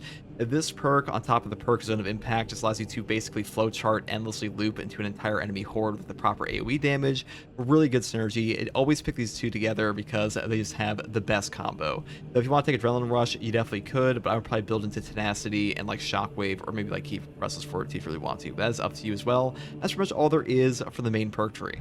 Now for our Prestige perk list, we just take Battlefield Awareness first. If a target is within 8 meters, you'll deal 10% more range damage. This is just a free range damage buff 90% of the time because this class goes in within 8 meters pretty much 24/7. So a really good option. Next perk here is Fortitude for a health increase of 15%. Then I pick up the perk Launch Restoration. Using the grapple launcher restores one armor segment. This perk is incredible. Getting armor back off of every single grapnel is such a value machine. You get so many damn grapnels off of things like inner fire and even combat readiness that being able to cycle this over and over is incredible on its own. Just with the base grapnel, with all those perks in mind, on top of things like tactical prowess also triggering this effect, it is just a top tier option. Definitely grab this. Next perk here is Restoration, killing 7 enemies in a rapid succession restores an armor segment. The cooldown is 15 seconds. This perk is also incredible. It's just another source of armor regen, and armor regen in Space Marine 2 is a top tier effect because any amount of armor remaining in this game will reduce all incoming melee damage to 0 no matter what, even from bosses. So having armor drip fed to you is not only good for surviving, but also triggering perk effects like Conviction over and over and over. And that's pretty much all there is for this build, guys. The automatic bolt carbine is a top tier close range weapon on the Vanguard in my opinion. The only one I like more than this is probably the melter rifle, just because of all the ammo economy stuff it has on top of the instantaneous CHP regen. But this one is hard to go wrong with, and hopefully this build guide helped you. And if you like content like this, subscribe for more, and as always, take it easy. Thanks for watching. Bye. Hey guys, first regards from here, let's be talking about a heroic instigator bolt carbine build for the Vanguard class in patch 11.0 Space Marine 2. Now, the heroic instigator is by far the strongest instigator bolt carbine in the game currently. This thing really fits the playstyle of Vanguard very well. It has an amazing performance at close to medium range, and that's really all you need for Vanguard in this game. And things like bolt carbine on the automatic variant have always been very strong for this reason. Melter rifle, it really has a great synergy with his grapnel ability, and on top of that, they also made his diving kick scale with difficulty in its damage in patch 11.0, and they also changed the perk here, Tenacity, to now be after a ranged kill majority level or higher enemy, diving kick's damage increases by 130%. Cooldown is 15 seconds. When you have this perk active, you can one-shot a zoanthrope out of the air with your diving kick, so pretty great option there. That's what we'll be building around today. Now, for the instigator tree, I do build it this way, starting off with Headhunter here into the perk Efficient Hunter. After reloading while having low ammo, headshots deal 35% more damage for 5 seconds. This perk is nice to have because you do get low on this weapon pretty often. The Vanguard doesn't have the best ammo economy in Space Marine 2. It's actually pretty mediocre, so this triggers more than you would actually like it to. That's just the way it is. Next perk here is Fast Reload, going down to the perk Divine Might for a 10% damage increase. Then we pick up Increased Capacity to help out with those aforementioned ammo reserve issues we have. Then we pick up the perk Great Might, move down here into the perk Home Precision, which is equipped weapons maximum spread, decreases by 50% when firing without aiming. This makes your hip fire pretty good. Now, you could skip over this and pick up the perk Rapid Health instead, but on this build, I am taking Adrenaline Rush, so a 5% restore on majority level higher for our HP here is what we'll be getting anyway, so kind of redundant to have this on top of that. So I grab this one instead. Instead, I move up here into Recoupment, killing a majority level higher enemy with a headshot with weapon restores an armor segment. Cooldown is 15 seconds. Now, getting armor back off a headshot kill in Space Marine 2 is very valuable. Having any type of damage reduction in this game is actually underrated, to be honest, and really all armor restore is in Space Marine 2 is free damage reduction, and also any amount of armor in the game will reduce any incoming melee hit to 0 damage even from bosses. So if a Carnifex is about to swing at you and you have like half an armor bar left, you'll take 0 damage, so great for that. And having like a drip feed of this is really good for perks like Conviction as well, because we can go back into our damage reduction on armor break over and over and over, so great for that. Now, the final perks I grab here are Tactical Precision for a headshot dealing 20% more damage and non-headshot damage decreasing by 10%, and Headhunter for 10% more damage on top of this. Now, I did test going down like the top row here for things like Inspired Aim or the perk here Death Strike. None of these actually boost up your damage in like a super meaningful way versus just picking up the perks here. This is like by far the best damage output you're going to get for like any of the perk tree options, in my opinion. Like sometimes I think you can get like ever so slightly higher headshot damage with these perks active, but the perks you have to give up to actually reach these in the bottom of the row because of the way the perk tree is set up here does require you to give up so much base damage. It is just not worth it to me, so I just take it this way instead. And that's pretty much all there is for the Instigator. Now, for my secondary here, I do take the Heroic Heavy Bolt Pistols as Retribution's Bequest. This weapon is super underrated right now, in my opinion. The perk here, No Help Is Coming, shooting an enemy with the Elite Stream status stops it from calling reinforcements, headshots kill in one shot.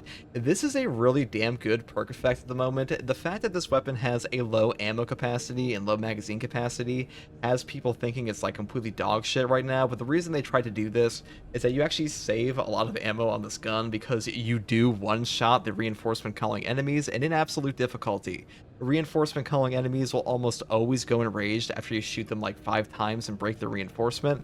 So this perk is better than you actually think, really useful, and you also stop the entire horde, which saves you even more ammo. Obviously, that is like a little dependent on like what kind of horde it would call in if it was like a melee or ranged enemy, but either way, that is why the ammo reserve is so low on this thing. And on top of that, they also buffed up the gun strike damage in patch 11.0 on this thing to be the highest in the entire game. So pretty good for that. Now for the perk tree, I would set it up this way, going down the bottom tree all the way for things like increased capacity down to death strike, and then move down here into the perk able damage. After using class ability, damage increases by 20% for 10 seconds. You are a Vanguard, so having this active pretty much happens all the time. And the final perks I grab are things for home precision and tactical precision for more headshot damage. That's pretty much all there is for the setup on this weapon. Now for the melee weapon selection, I do take the newly buffed Power Axe. The block Power Axe finally has access to power stance, and this thing hits like a truck. It is absurd how much damage you can actually do with this weapon now. It is by far an S tier weapon in my opinion. Maybe like slightly behind the block fist, but that's not really saying much. Still an incredible choice, and still overperforms all the time. Now, the perk tree setup I have here is going all the way down the bottom row for perks like Cleaver for 10% bonus damage against Majoris and higher. Things like Discharge for overhead strike, dealing additional area damage around the target with a 15-second cooldown. This actually counts as electric damage and basically doubles the damage of your overhead strikes. Pretty nice for that. And the perk up here is called Power Wave. Now, you can finally go from Tactical Retreat in this patch to Power Wave. They basically opened up the perk tree for like this little area here, and what Power Wave does is it makes your power backstep wave damage more enemies by actually increasing the angle of your power wave, which means you will be able to reach more enemies. You'll be able to do things like whack a zoanthrope out of the sky, which is pretty nice. Like, this feels really good, by far the best option in my opinion. Now you could skip this and like take the perk down here, Riposte, instead for doubling your overhead strike damage off a power backstep. This is also pretty decent, but I just prefer this one because Power Wave is like by far the selling feature of this weapon, and this just makes it far better on top of the 25% bonus damage down here.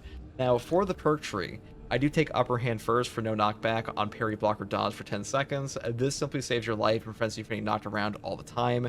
Really powerful perk, pretty much a top tier option on any class this perk effect is on, and unfortunately in Space Marine 2, the descriptions are always wrong. This doesn't actually make you immune to heavy hits. Basically what it will do is that you'll get hit by a super heavy attack.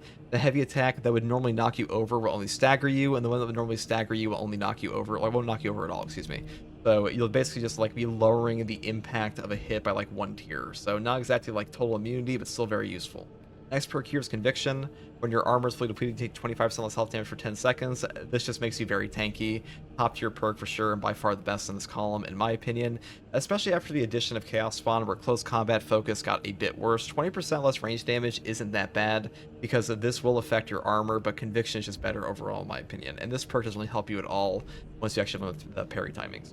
Next perk here is Consecutive Execution for 90-second melt-a-bombs, crack grenades, shock grenades, and frags.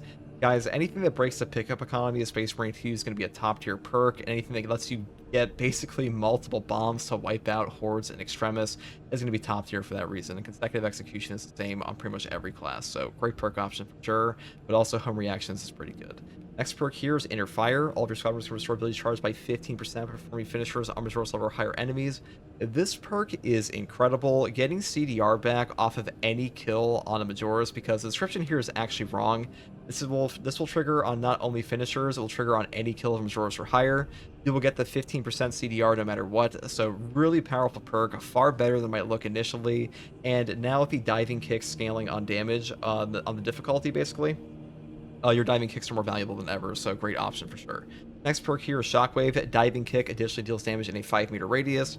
This one's just nice to have to wipe out Bramble and deal additional damage to enemies. This one was way better in the PTS because it doubled the damage of Tenacity here. So like you get the 130% bonus from this into the PTS server, and then the Shockwave additional 5-meter radius would do like double the damage of the Tenacity perk. It was totally overpowered, and now it only gets like the standard bonus, I believe. So a lot more balanced, but maybe a lot less fun. Next perk here is Tenacity. After a ranged kill of a resource level or higher enemy, Diving Kick's damage increases by 130%. Cooldown is 15 seconds. This perk is really good.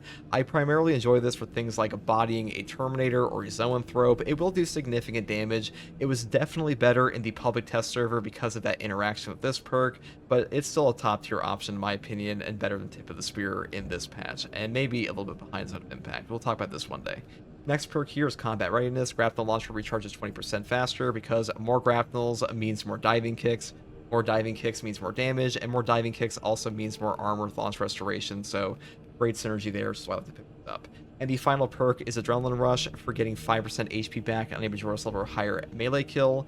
This perk is nice. You can actually pick this up on this build. It's like one of the best parts of this build, in my opinion. You don't have to take this team perk.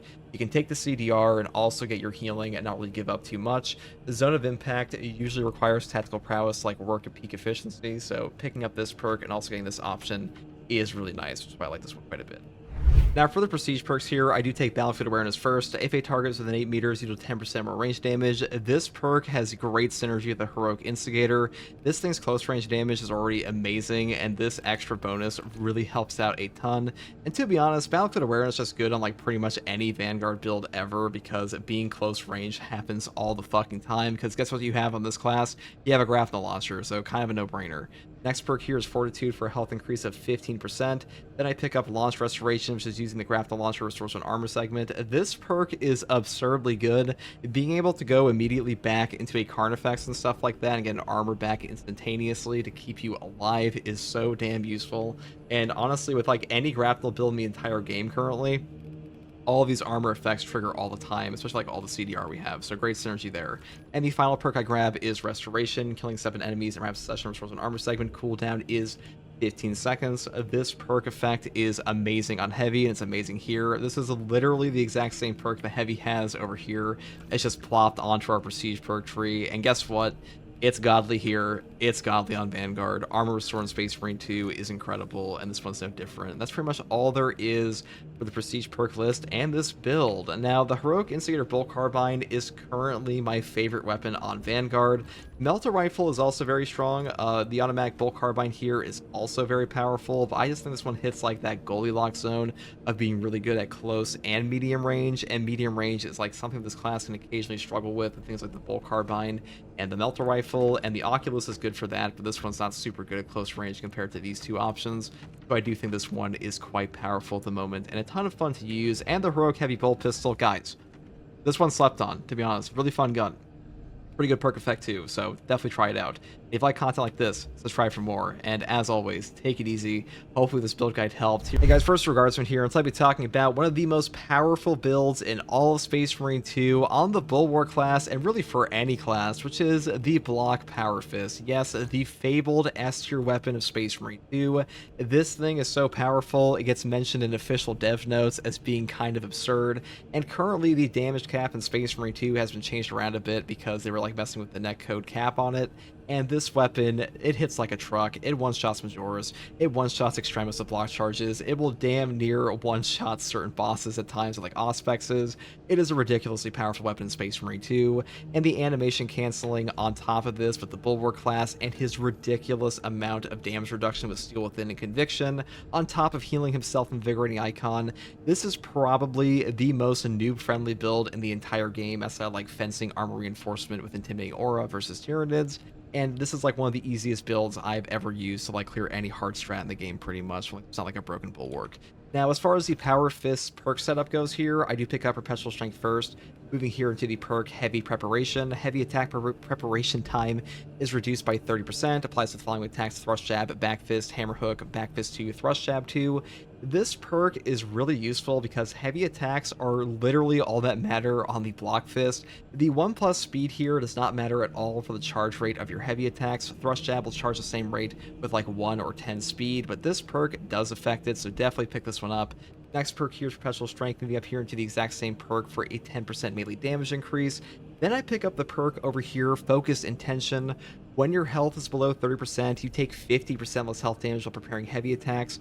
When you combine this perk for a 50% health damage reduction on top of Conviction for a 25% health damage reduction on Armor Break, on top of Steel Within for a 30% health damage reduction at less than 50% HP, you will just not die when you are charging your fist. It doesn't even matter if they're all enraged and shooting at you. The likelihood of death is near zero. It is ridiculous how tanky you actually are at a low HP value with the Power Fist charging up with Focus Intention on a Bulwark like this, and that's one of the reasons this weapon is so damn powerful. Next perk here is Tide of Battle. Power Wave forward distance increases from 4 to 8. This perk is actually incorrect. What this perk does is take your power wave distance from 10 to 20 meters. That is why the charge attack of this weapon goes so damn far. And if you take this perk on top of the perk Following Blow, Back Fist and Back Fist 2 can be performed instantly after a thrust jab or hammer hook, you can pick up a lot of breakpoints for executes. Like a lot of the time you'll do like one charge on your block fist for the thrust jab and immediately have to do another following attack for that execute, and this allows you to do that. So a really good combo here. I also grabbed the perk down here, Strength of Will. While performing a heavy attack, you take 20% less range damage, just like a nice little bit of extra damage reduction on top of Focus Intention. And then we grab the perk here, Combo, which is really not that good at all for us, but we need this to pick up the next perk, Majora's Slayer. Melee damage against Majora's level enemies increases by 10%. It's just kind of a no-brainer. Just pick this one up because Majoras are so plentiful in Space Marine 2. Now, for the secondary here, we do take the Rate of Fire Plasma Pistol. This one is just really nice for staggering enemies you otherwise could not, and having this is really nice for CHP recovery, damage, and also just being able to stagger any enemy that's like flying around you or terminators, stuff like that, like I mentioned before. And the rate of fire on the plasma is so damn fast. It's like the fastest firing weapon of like any plasma incinerator in the game, and really, really good to get those charge shots off very quickly. Now, the only thing that kind of sucks on this weapon is the ammo economy, which is why we build all the ammo perks up here, and also pick up things like Divine Might for 10% bonus damage. I really do think this is like just the best way to build a plasma pistol in Space Marine 2. The bottom tree is pretty nice at times, but like the unfortunate thing about this is that this weapon is so damn ammo hungry that not taking the top tree is like really, really going to make you suffer at times, even with ammo regen. But that is up to you. Now for the perk tree here, we do just go all tank on this build. We start off with Conviction here. When your armor is fully depleted, you take 25% less health damage for 10 seconds. This perk, stacked to the perk here, Steel Within, for another 30% health damage reduction, makes you ridiculously tanky, because a Bulwark, this class, already has a starting perk health of 30% increase. That is already really good on its own. When you stack damage reduction on top of that, you will just get knocked around by like triple bosses in siege mode and not die. This perk is very noob friendly, and this class in general is very noob friendly. That just lets you survive things you would otherwise be unable to. Now, Intimidating Aura is also a very powerful effect here. A perfect time parry does area effect damage within a 5-meter radius. Cooldown is 5 seconds. If you are a bit more of a confident player in this game, and you do want to have like a little bit of free damage on certain enemies, like pick up some free executes, this one is very powerful with any block weapon, but like for this build, full damage reduction is very nice, especially in like hard siege. Next perk here is Scramble Targeting for even more damage reduction from range attacks that are surrounded by 5 or more enemies. Then we pick up the perk here, Steel Within, for even more damage reduction, and then we grab the perk here, Focus Intention. Every 30 seconds, all of your squad members automatically restore 1 armor segment. This perk is just a more free damage reduction. The way that armor works in Space Marine 2 is that any amount of armor remaining will reduce any incoming melee hit to 0 damage. It also has some damage caps versus range attacks, but like versus melee especially, this will just save your life. Focus Restoration is really nice for granting armor restore to classes that don't have them, because one of the things that like actually kills you in Space Marine 2 is you get knocked over by one enemy and then another melee enemy comes in and whacks you, and this will help you survive that initial hit. Now, Advanced Conditioning is also very strong for having more contested health, or I should say it makes it easier to recover your contested health, and Effective Formation is pretty decent, but I do think Focus Restoration here is just better for our build. Next perk here is Purity of Purpose. The banner deals damage over time to enemies in this area of effect. This perk basically just puts down a shock nade effect at your location. It will wipe out Minoras, wipe out Majoris at times. It almost hundreds to zeros a Tyranid Warrior just from like the start to finish of Glory's Shield. This thing is a very strong perk. I also think it wipes out Bramble these days in patch 11.0 on top of all of that, and is by far the best perk in this column in my opinion, or like really, really good banner value. Next perk here is, of course, the fabled Invigorating Icon. When the banner is activated, all of your squad members regain maximum contested health, but it recharges 50% slower. This perk is incredible. The amount of HP you print with this perk is honestly godforsaken OP. Like, this perk is mathematically OP. The amount of value this perk actually generates is fucking ridiculous in Space Marine 2. But you know, it is what it is. This perk is top tier. We are building for one of the strongest builds we possibly can on the Power Fist, and Invigorating Icon is just a god tier perk. So definitely pick this up, and it's also very easy to use. Next perk here is Merciless Resolve. After a Shield Bash, Shield Rush, or Thunderhammer Pummel Smash, melee damage increases by 15%, and you don't lose control from heavy hits and can't be knocked back for 10 seconds. Now, this perk is very nice to have. A 15% damage increase is really cool for our Block Fist here, but the main thing we want this for is no knockback, because you don't actually have to hit anything through Shield Bash or Shield Rush to trigger this. All you have to do is just Shield Bash the air, so make sure to trigger this like every single 10 seconds, but do keep in mind that you cannot reapply this perk until the 10 seconds are up. So like, if the 10 seconds are ongoing, you can't do anything, you just have to wait, so just keep that in mind. If you don't want to take this perk, if you want Rejuvenating Effect to like revive your squad mates instead, I would pick up Armored Advance instead to make sure you have some kind of no knockback, because no knockback in Space Marine 2 really is that important. And the way that no knockback in Space Marine 2 works is that any attack that would knock you off your feet will no longer knock you off your feet, it will only stagger you, and any attack that would stagger you will only do nothing. Yeah, you heard me. So like, basically it just reduces them like a tier, so pretty good for that. Next perk here is Defensive Mastery that I took for this build. A perfect time parry or block instantly incapacitates a Majoris or extremis level enemy. Cooldown is 90 seconds. This one may not seem that good initially, but being able to wipe out an Extremis in like one perfect parry is really damn powerful in this game. The thing that actually kills you in most boss spawns is going to be an Extremis like trying to fuck your face at the same time as the boss trying to knock you over. So if you're able to instantaneously kill a Ravener or a Lictor off a single parry and just remove them from the equation entirely in a hard strat, that will save your life at times. A 90-second cooldown is a pretty long time, but like the fact that just makes the entire encounter go like a breeze, really, really good perk here, so I would pick this up. But again, if you want to skip over this and take the perk here, Armored Advance or even Emergency Countermeasure, you definitely could. Now, for the Prestige perks here, you have a few options. Auxiliary Reload will give you ammunition back on every single Extremis kill. I don't think this perk matters too much in a team scenario. If you're playing by yourself, I would definitely pick this up. You know, the Plasma Pistol is pretty ammo hungry, so like having this even in a team isn't a bad idea at all. If you are playing Siege mode, definitely grab this perk because Extremis are goddamn everywhere. But instead of this perk, I did take Resilience on this build here. Medicate Stims for 40% more health. This just makes your stims more valuable, and like this on top of Invigorating Icon, on top of all your damage reduction, means that like any stim you find is just going to give you so much effective HP that like you'll just never die. So a really, really good option. Next perk here is Overcharge. Held and charge attack damage increases by 20%. This perk is incredible. Being able to do tremendous damage to enemies off of a single charge attack is top tier in Space Marine 2. This is a multiplicative damage increase to your thrust jab, which is really insane.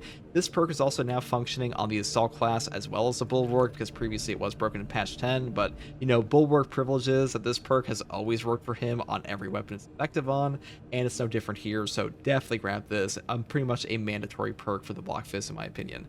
Next perk here is Powerful Shot. Range damage increases by 20%. This is just nice to have to like pick up some extra range kills, especially versus like stronger enemies like Terminators and stuff like that, or even like the Rubric Marine, so I do like to grab this one. If you don't like this one as much, you just want to take Auxiliary Reload or pick up Standard Bearer, because this perk is pretty decent at times. You can definitely do that, but I just prefer this one. Next perk here is God Tier. Masterful Defense. Ability charge restored by 1% for every blocked range attack. I mean, CDR in any game like this is a top tier perk effect. This one is one of the best CDR reduction perks in the entire game. It is ridiculous how much you can get back off of a single banner block, or not banner block, like a shield block on a missile terminator when they're shooting their Soul Reaper cannon. They'll pretty much get your entire banner back multiple times over versus Chaos with this perk. Definitely pick it up. It's even good versus Tyrannid Devourers and stuff like that, but like overall, it is more effective versus Chaos than the Tyrannids because they just shoot more range at you. But like, any type of CDR, even if it's like 20% off your banner, that is really good, especially with Invigorating Icon giving you a 50% slower cooldown. That's pretty much all there is for this build, guys. Hopefully this build helped you. This really is one of the strongest builds in Space Marine 2, in my opinion. Probably the best Bulwark build overall, at least in like terms of ease of use for playing in the hard strats and the operations and the siege mode. Now, the block power axe with the shield bash and concussive force build is probably better for like the best players in the game, but I would say that like this build is just way easier to use and will just body anything and is very, very noob friendly. And hopefully this build guide helped you. And if you like content like this, subscribe for more. And as always, take it easy. Thanks for... Hey guys, first regardsman here. I'm slightly talking about a Power Axe Bulwark build for patch 11.0 Space Marine 2 using the Shield Bash as a primary melee weapon. Now, the Block Axe that did get buffed this patch, it already had the best scaling of any weapon in Space Marine 2 for the Shield Bash. So Concussive Force giving you 200% more damage on top of 100% bonus Shield Rush damage is even better for this build. And we do take the other Shield Bash perks like Merciless Resolve and Forward Momentum for a 45% additive bonus on top of the Overcharge perk down here for bonus damage on our Power Wave. Because the Power Axe actually has access to Power Wave on the block version now. They've also moved around the perk tree a bit so you can take access to things like Power Wave and Tactical Retreat simultaneously. Now, I know in a previous video I said that Overcharge is not working for the Power Wave. That's just a bug with the testing arena. It is actually working, and like this perk will affect the Power Wave and the Whirlwind Slash, so you can actually do even more damage with this build. And to be honest, the Block Power Axe is like one of the strongest weapons in Space Marine 2 currently. It might be power crept a little bit by the Block Power Fist, but this one is 10 times more fun in my opinion than the Block Power Fist is. So we're building around this today. Now for the perk tree, I just go all the way down the bottom row here because we're taking all damage perks. The main thing in this build is using our shield bash, so like we're really just building for damage. The actual axe portion doesn't matter too much for like the proper hits. Like discharge is nice to have for overhead strikes and stuff like that, but overall the main reason we take this weapon is because our shield bash will do stupid amounts of damage. It is kind of cheesy, it is kind of insanely damaging, it is a little overpowered in some ways, but it does have like a little bit of a higher skill cap than say like Invigorating Icon, so there is that. Now for the secondary here, I'm also picking a heretical weapon with the heroic heavy bolt pistol. This thing's ammo economy is not great, but to be honest, the perk here, No Help is Coming, shooting an enemy with a lead scream status stops for calling reinforcements, headshots kill in one shot. This saves you quite a bit of ammo because when you shoot a reinforcement calling enemy on absolute difficulty and you interrupt their call, they will usually go in rage immediately, which means you're wasting more ammo. But if you one-shot them, well, that's a lot of saved ammunition in this game. Basically, one-shotting any warrior like Majoris and stuff like that is just really useful, and to be honest, this weapon kind of hits like a truck, and on top of that, it has the highest gun strike damage in the game currently of all heavy bolt pistol options. It's like a 6% damage increase, so it's not like super substantial, but it's like a nice little addition to that. And for the perk tree, I just build it this way, all the way down the perk row with things like Death Strike, moving up here into the perk Discipline for 25% more damage on low ammo, moving down to the perk Headhunter, and finally picking up Tactical Precision for 20% more headshot damage. Now, if you're playing on Assault or the Vanguard class, I will go down the bottom row for Able Damage instead, because using a class ability happens all the time on them.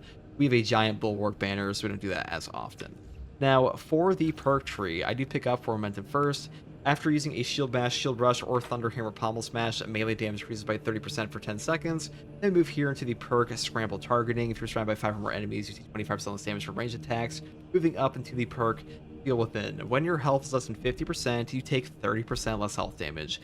Now, having either this perk or Conviction on the Bulwark class makes you way tankier than you would be otherwise.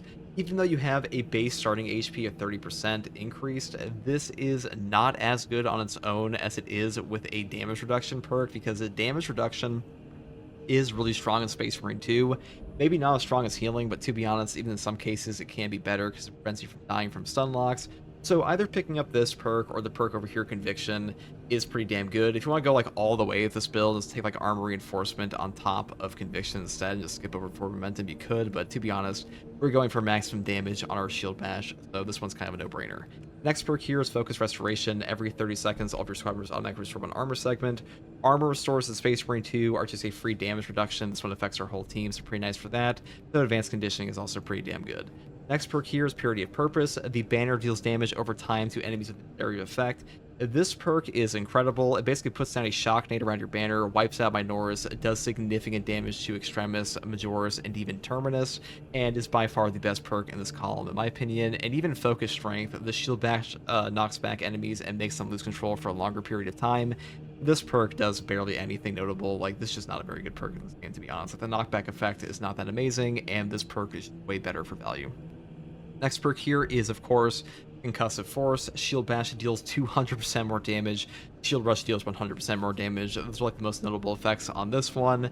This is a Shield Bash build, so kind of a no-brainer to pick this one up. I would say this is mandatory for this build because, you know, we're trying to punch people in the face with our shield. And the best way to use this perk with your Shield Bash is to animation cancel over and over into your bash.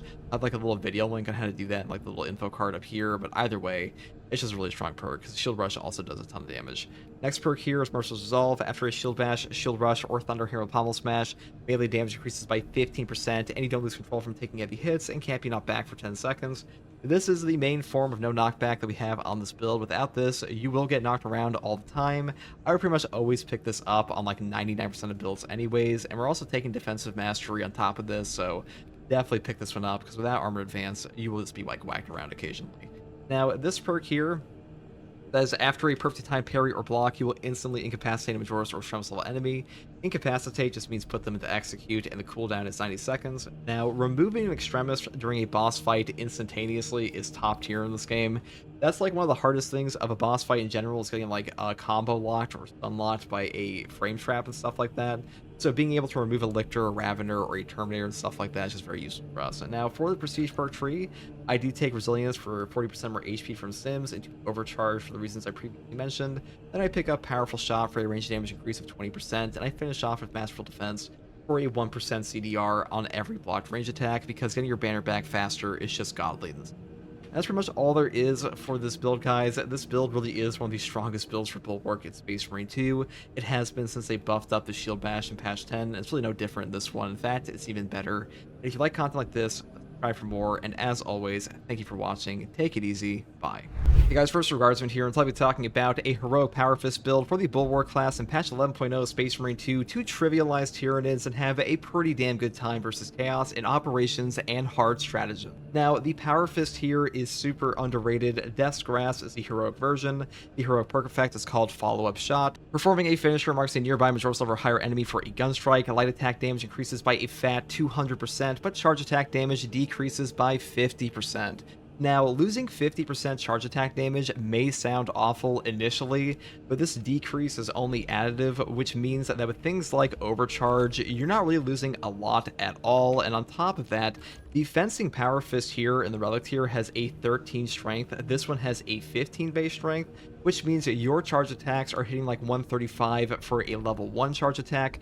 This one hits 160, and to put that in perspective, a Tyranid Warrior's HP is like 308, so you're really not losing a ton whatsoever. I think this is by far the best in slot option for a Fencing Power Fist in the game currently, and even though this one has a 9+ speed, this doesn't really do anything for us because it does not affect your charge rate whatsoever, and this one also just has way better light attack, so definitely the best Power Fist for fencing versions in my opinion. Now for the perk tree here, I do pick up Perpetual Strength first, moving here into the perk Heavy Preparation.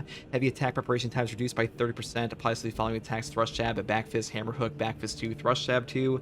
This is still the best option in my opinion because the heavy attacks on this really aren't that bad at all, and the perk up here, Swift Recovery, for double CHP recovery on your heavy attacks is pretty good, but on a Bulwark class, you do have Invigorating Icon, so honestly, who cares? Next perk here is Perpetual Strength for a 10% melee damage increase. Moving here into the perk Focus Intention. When your health is below 30%, you take 50% less health damage while preparing heavy attacks. This one is still very powerful, even on the Death's Grasp Power Fist without lost damage on your heavy attacks. And the next one here is Tide of Battle. Power wave forward distance increases from 4 to 8 meters, applies to the following attacks: Thrust Jab, Back Fist, Hammer Hook, Back Fist 2, Thrust Jab 2.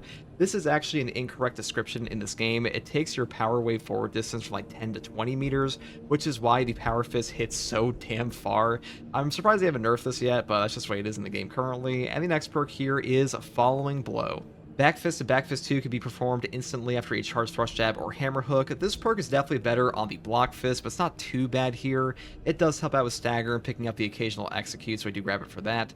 Next perk is Combo. After a successful heavy attack, the next light attack deals 10% more melee damage. This is just a free buff, but like, to be honest, this perk is not that good. We mainly pick it up here to go into the next perk over here with Majora's Slayer. Melee damage against Majora's level enemies increases by 10%, and then the final perk I grab here is Heavy Armament. Cannon Punch deals 50% more damage. The main reason I picked this one up is because usually you'll go from a Cannon Punch immediately into light attacks, and our light attacks do have a 200% damage buff, which do hit very hard in this game. Like, a 200% increase to your Power Fist hits with a base strength of 15 is pretty heavy hitting, so this is a pretty nice combo here. But if you want to skip over this perk and take like Strength of Will instead, you can definitely do that. But that's pretty much all there is for the Power Fist tree here. Now for the secondary here, I do take the Retribution's Bequest Heroic Heavy Bolt Pistol. This weapon currently has the highest per shot gunstrike damage in the entire game. The Plasma Pistol does have like an AoE gunstrike effect, but this one is overall higher on like a single enemy, which is why I prefer it here. And this weapon got a pretty fat buff from the public test server. The gunstrike damage is actually the worst in the entire game, at least for the Heavy Bolt Pistol options. In the PTS, that is no longer the case, and also the Heroic perk effect here did get buffed up. This one is called No Help Is Coming. Shooting an enemy with the Elite Scream status effect stops it from calling for reinforcements, and headshots kill in one shot. One of the biggest issues people have with this gun is that the magazine capacity and ammo reserves are kind of trash, but this perk does save you ammo because basically in Space Marine 2, if you were playing on absolute difficulty or hard stratagems, and you stop an elite from calling for reinforcements, they will almost always go enraged, and that will cost you more ammo, on top of the fact that if you don't stop the reinforcement call, you may be fighting an entire horde. So being able to stop a horde and one-shot an enraged enemy effectively is going to save you a ton of ammo. I think that's kind of like their whole design philosophy about making this thing have a lower magazine capacity and ammo reserve option to begin with. It might be like a little excessive to have this thing be like a 48 ammo reserve versus like the 80 firepower version. Maybe they could buff that up, but it's still pretty good here. And if you're like really hurting for ammo, I would just go for like, you know, the ammo reserve option if you want that instead, because this one still has a pretty decent gunstrike damage. Now for the perk tree, either way, I would set up this way. I go down here into Divine Might for a 10% damage increase, moving into the perk Perpetual Penetration, which isn't like super good. Usually you're not like lining up shots on this anyways. We do have to pick this one up to go into the perk that is pretty great with this gun. Increased capacity for a 20% increase in our ammo reserves because our ammo reserves do suck. And the next perk here is Extended Magazine, which also helps quite a bit. We move here into the most important perk, Death Strike. After killing a Majora's level or higher enemy in melee combat, you will deal 25% more damage for 10 seconds. Now, this perk's description doesn't tell you can also do an execute to trigger this perk, and really useful option here. You will always trigger this on a Bulwark anyways, and we get extra benefit from our executes with the follow-up shot mechanic regardless, so pretty nice synergy there. Next perk here is Great Might for 10% damage bonus against Terminus, moving up here into the perk Discipline. When you have low ammo, you deal 25% more damage. Well, this thing's ammo reserve sucks, so you trigger this all the time. Next perk here is Strong Finish. Last round of magazine deals 50% more damage. Moving here into the perk Headhunter and Gunstrike Reload, which is pretty nice because we Gunstrike all the time because we are a fencing build. And the final perk here is Tactical Precision. Headshots deal 20% more damage, and non-headshot damage it decreases by 10%. This perk is pretty much top tier on whatever bolt pistol it's on, or really any bolt weapon in the game. Headshots simply matter more than body shots in pretty much all cases in this game, so definitely grab this. By far the most valuable option here. That's pretty much all there is for the secondary option.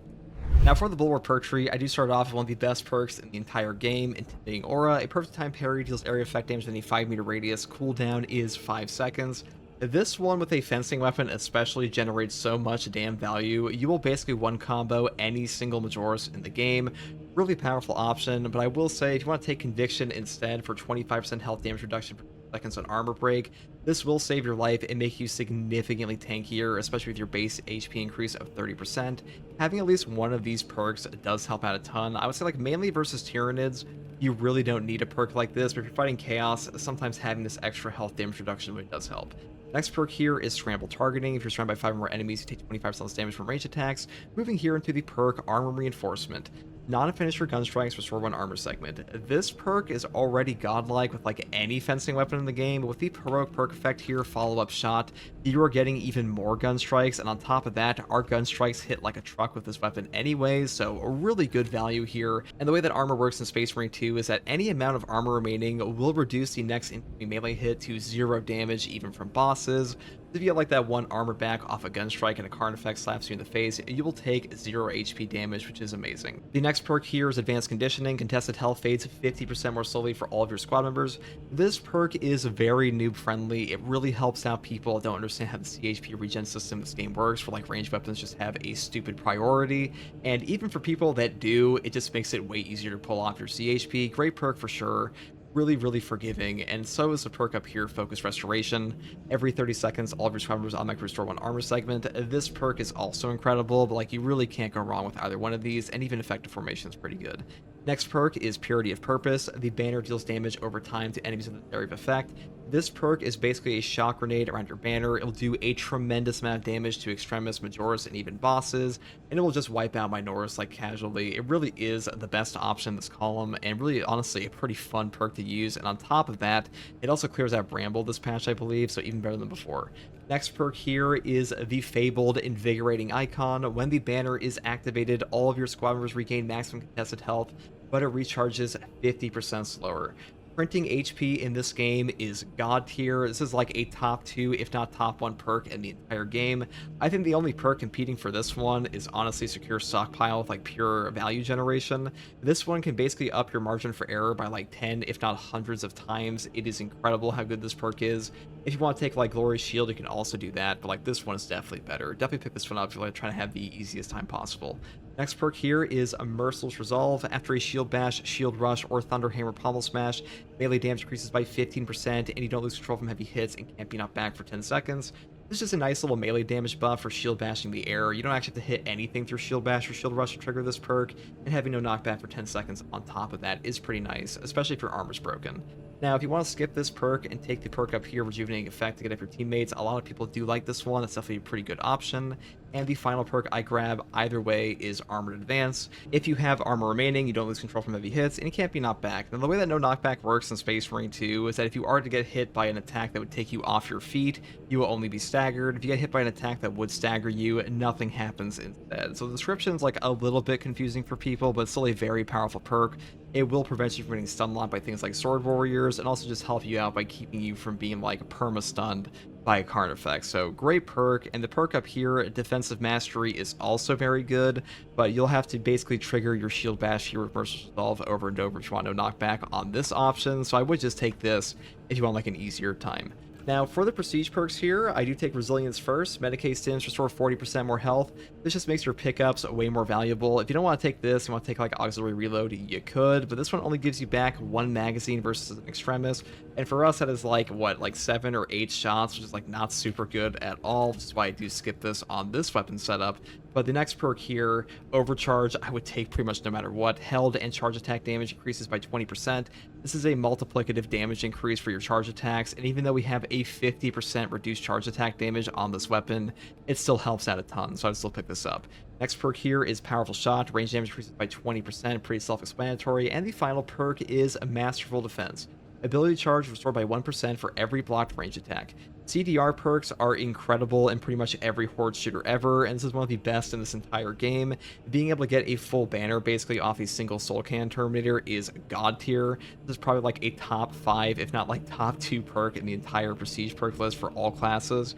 And really, just always pick this up if you have a shield build of any kind. You're not like using a Thunder Hammer, which does nothing. But that is pretty much everything I have to say about the Heroic Power Fist build here. This really is a very forgiving and very useful weapon. I think this one is super underrated, and if you're like a new player, this might be the best of the new heroic weapons for you. And really, any fencing weapon with Intimidating Aura and Armor Reinforcement is going to be a very noob-friendly build. That's a good thing for this game, and hopefully this build guide helped you.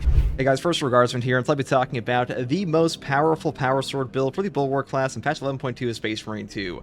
Now, the Power Sword may have been power crept a little bit by the Power Axe in patch 11.0 just because of how much damage this thing does and the damage scaling it has, the Shield Bash and stuff like that, but the Power Sword is still very powerful, and the block variant is the one we've chosen today because the block version of the Power Sword is still the best Power Sword in the game currently, at least in my opinion. Now, for the perk tree here, I do start off with Armor Strength first. If you have armor remaining, melee damage increases by 10%, moving here into the perk Master of Offense. After you switch sword combat style, you will deal 20% more melee damage for 5 seconds. The cooldown is 10 seconds. Now, the neat thing about this perk is that you can switch your sword combat style immediately into a lunging attack. So usually you can get a lunging attack off and immediately go into a power rake after that. Power rake being your heavy attack charge attack, basically the one you do after like a light into a held charge attack. That is your power rake, and that is the most damaging attack on your weapon here anyways, so a really good synergy there. The next perk here is Perpetual Strength, moving here into the perk Perpetual Strength once again for a 10% melee damage increase.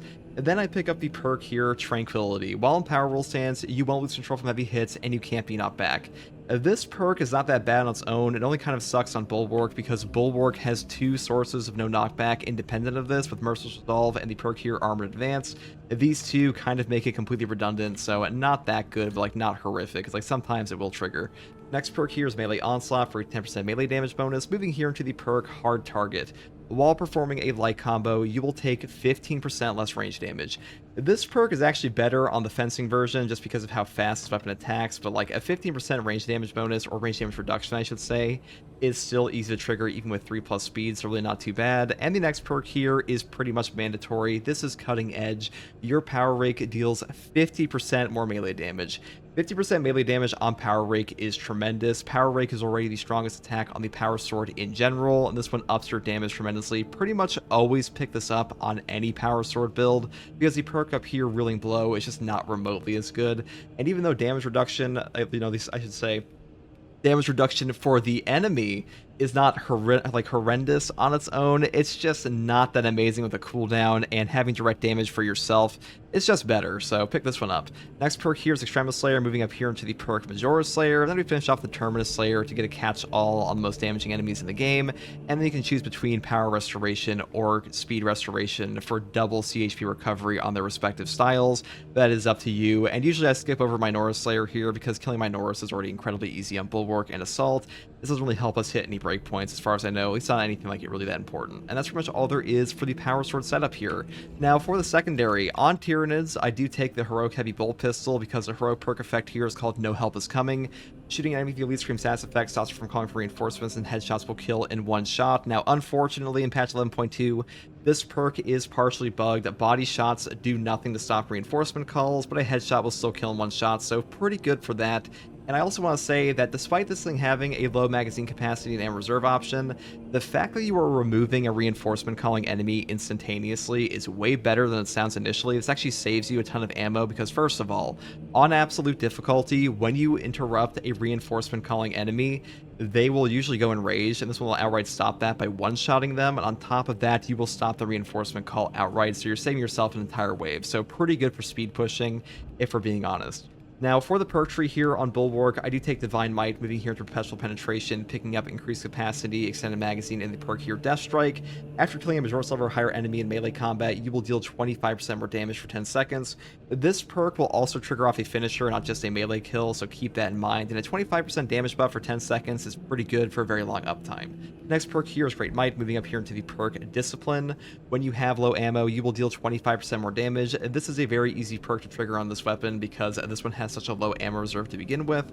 And next perk after this is Strong Finish. The last round a magazine deals 50% more damage, and this is pretty nice to have. And the main reason I take the perks up here over the bottom row here for things like Able Damage is that Able Damage is a good perk. It's just not that good on the Bulwark because Bulwark, unlike Vanguard, Assault, and even the Heavy here, he just doesn't use the class ability he has as often as they do, so he doesn't get as much benefit out of this, so we go up here instead. And the final perk I grab in this row after Headhunter and Gunstrike Reload is Tactical Precision. Headshots will deal 20% more damage, and non-headshot damage decreases by 10%. Headshot damage is all that matters in this game versus body shots, so pretty much always pick this up.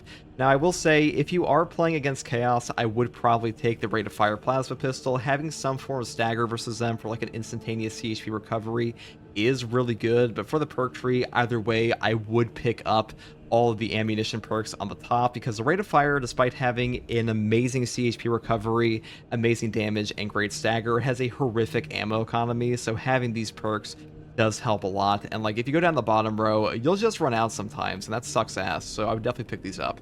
And now that's pretty much all there is for the weapon selection here, but for the perk tree, we start off with the fabled Intimidating Aura. A perfectly timed parry deals area effect damage within a 5-meter radius. The cooldown is 5 seconds. This perk will trigger on a perfect block, not just a perfect parry, as of like patch 8.0 forward, so it's actually way better than a lot of people think it is. And honestly, this perk carries the Bulwark sometimes. It will be able to solo the Vortex Beast, solo the Hive Tyrant. It pretty much does whatever it needs to versus any melee enemy in the game. Even Carnifexes will just crumble before this perk. It is ridiculously effective, even on absolute difficulty, so definitely grab this one, even though Conviction is also a very powerful perk if you want to grab this. Next perk here is Scramble Targeting. If you are surrounded by 5 or more enemies, you will take 25% less damage from range attacks.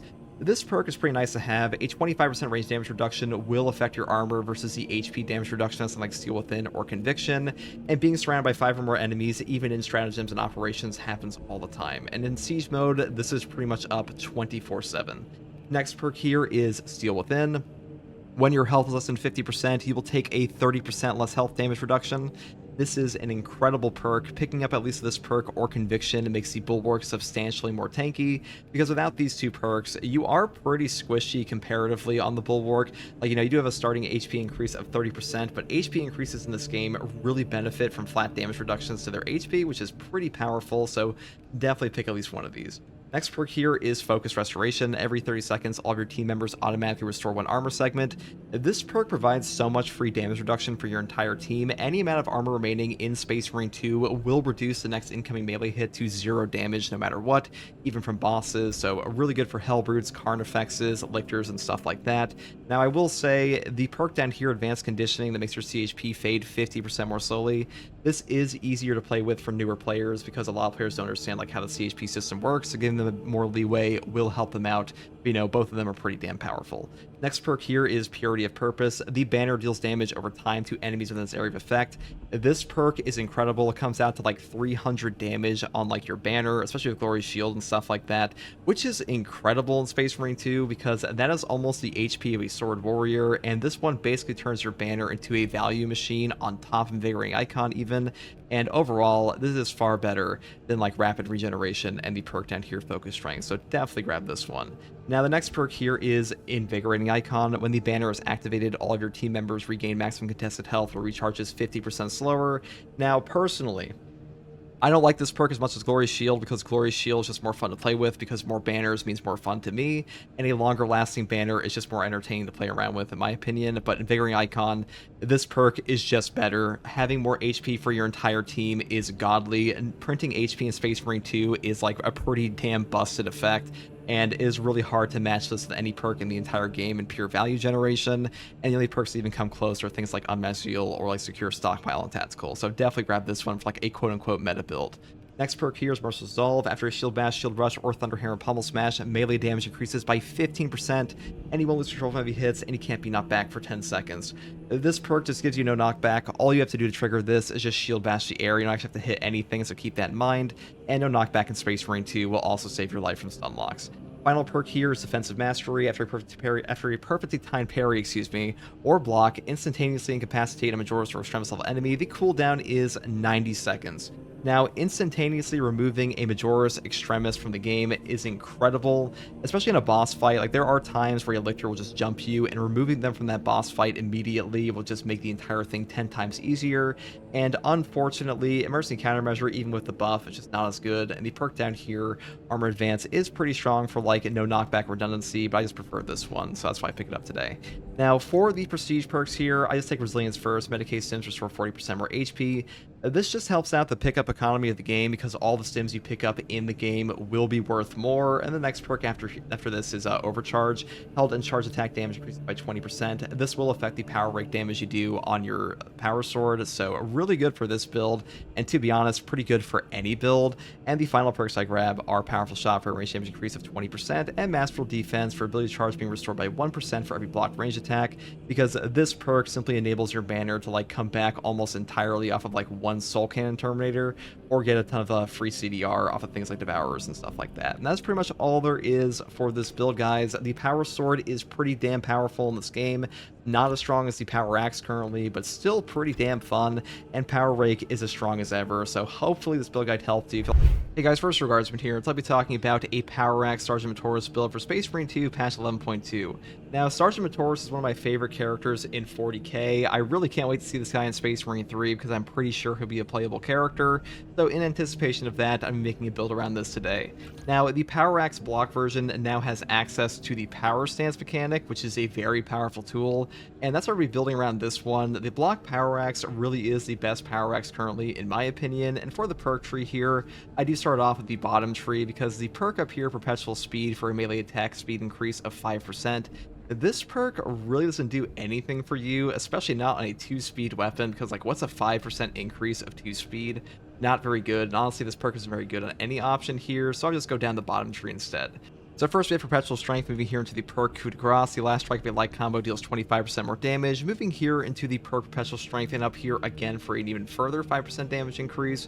Then I pick up the perk here, Counterattack. The first light attack within 5 seconds after a perfect parry or perfect block deals 25% more damage. Then I move down here into the perk Riposte. Overhead strike damage after performing a power backstep is doubled. This perk is actually incredible. You will get a ton of extra damage off of your power stance from this, so really nice to have. I do like picking this one up, though I will say, if you do want to skip over this perk and the perk here and go down here into the tree for discharge instead, this is pretty nice for horde control, but no, that is up to you. Next perk here is Hard Target. While performing a light combo, you will take 15% less range damage.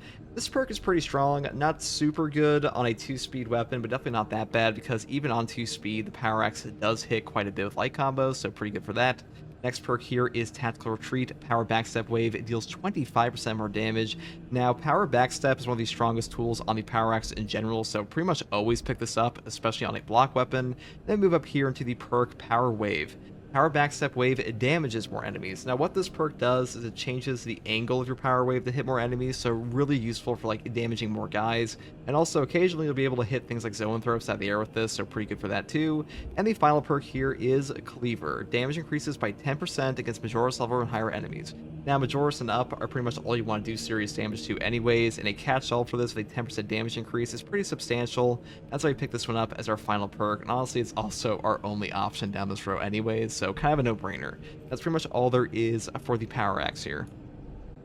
Now for the secondary weapon here, I do take the Rate of Fire Plasma Pistol. This weapon has amazing CHP recovery, amazing damage, and stagger for stuff like Chaos. Unfortunately, this weapon does have horrific ammo economy, which is why I build it all the way down the top tree, because right now the Plasma Pistol's perk tree is just set up in a way where going down the bottom tree, you will just run out of ammo all the time. I really don't think it's worth taking at all in my opinion, so going up the top is just way better. So I pick up all of these perks like Plasma Collection, stuff here like Blast Radius for better damage radius and our charge shots. Then I pick up stuff like Perpetual Velocity for shots charging even faster because this perk is incredible. And the final two perks in the bottom row are things like Plasma Collection once again and Divine Might for a 10% damage increase. That's pretty much all there is for the secondary weapon. Now for the Bulwark perk tree here, I do take Intimidating Aura first. A perfect time parry deals area effect damage within a 5-meter radius. The cooldown is 5 seconds.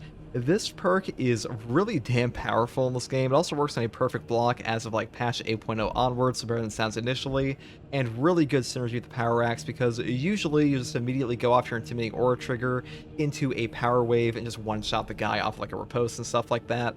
So really great perk option. Next perk here is Scramble Targeting. If you are surrounded by 5 or more enemies, you will take 25% less damage from range attacks. A 25% range damage reduction in this game is quite substantial. This will also affect your armor, not just your HP, and being surrounded by 5 or more enemies happens all the time in Space Marine 2. The next perk here is Seal Within. When your health is less than 50%, you take 30% less health damage. Having a damage reduction perk in this game on the Bulwark will make you substantially tankier. Really useful option here. I would definitely pick up Seal Within or Conviction because without one of these two perks, you are quite a bit squishier compared to like with them, so I would definitely grab at least one. Next perk here is Focus Restoration. Every 30 seconds, all of your team members automatically restore 1 armor segment. This perk is underrated. Having a drip-fed armor restore in Space Marine 2 is incredible. Any amount of armor remaining will take down an incoming melee attack to 0 damage, even from bosses, so really good option. Though I will say Advanced Conditioning is better for newer players because a CHP fade timing is like something you really have to learn, so having a little bit of like a greater leeway on that is pretty good for newer players, but I do prefer this one.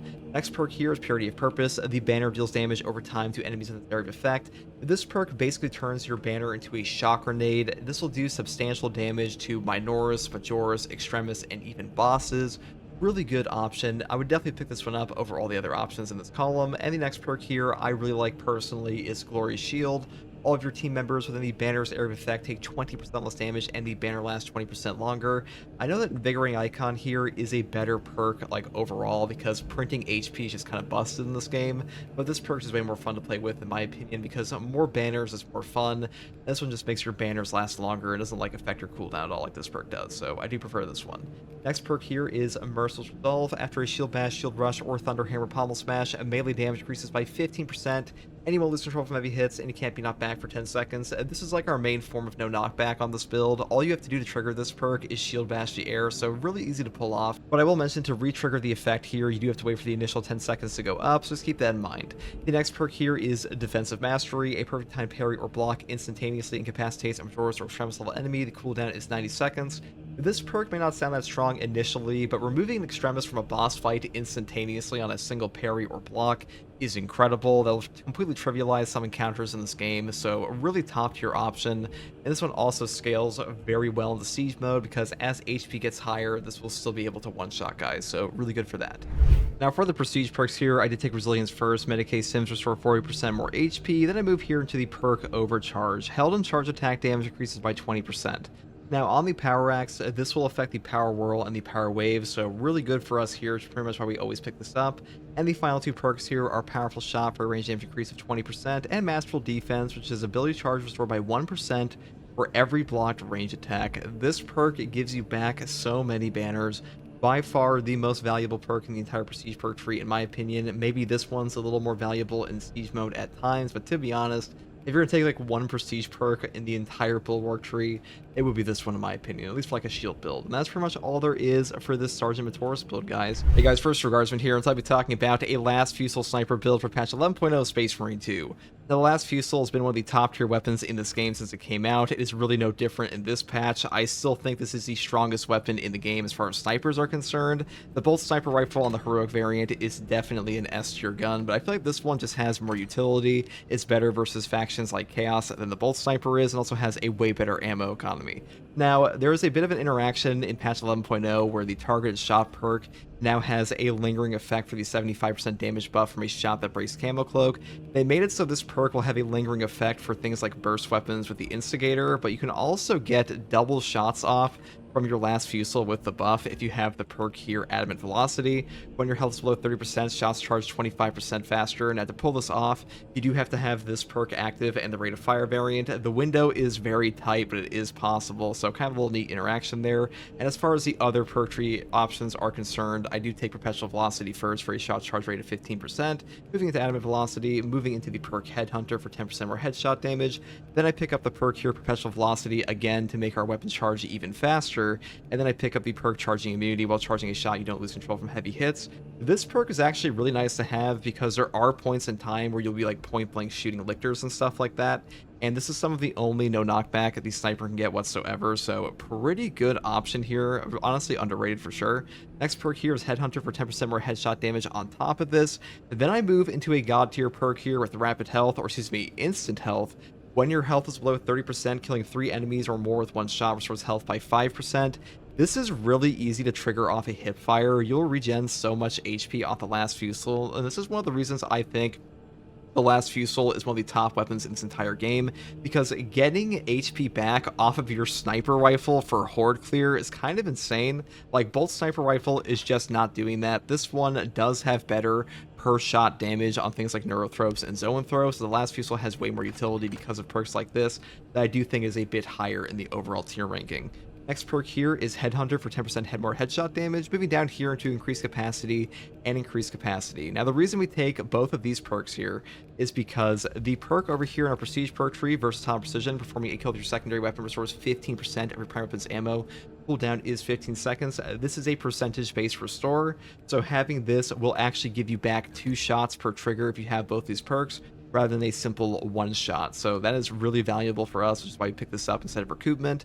So if you want to skip over this and pick up this perk instead, you could definitely do that. That is up to you. I'm pretty sure if you take one of these on top of high capacity, you might be able to get 2 shots back off a single Versatile Precision. I don't think that's actually the case, though. I'm pretty sure you only get 1, but either way, I would probably just pick up these 2 final perks down here.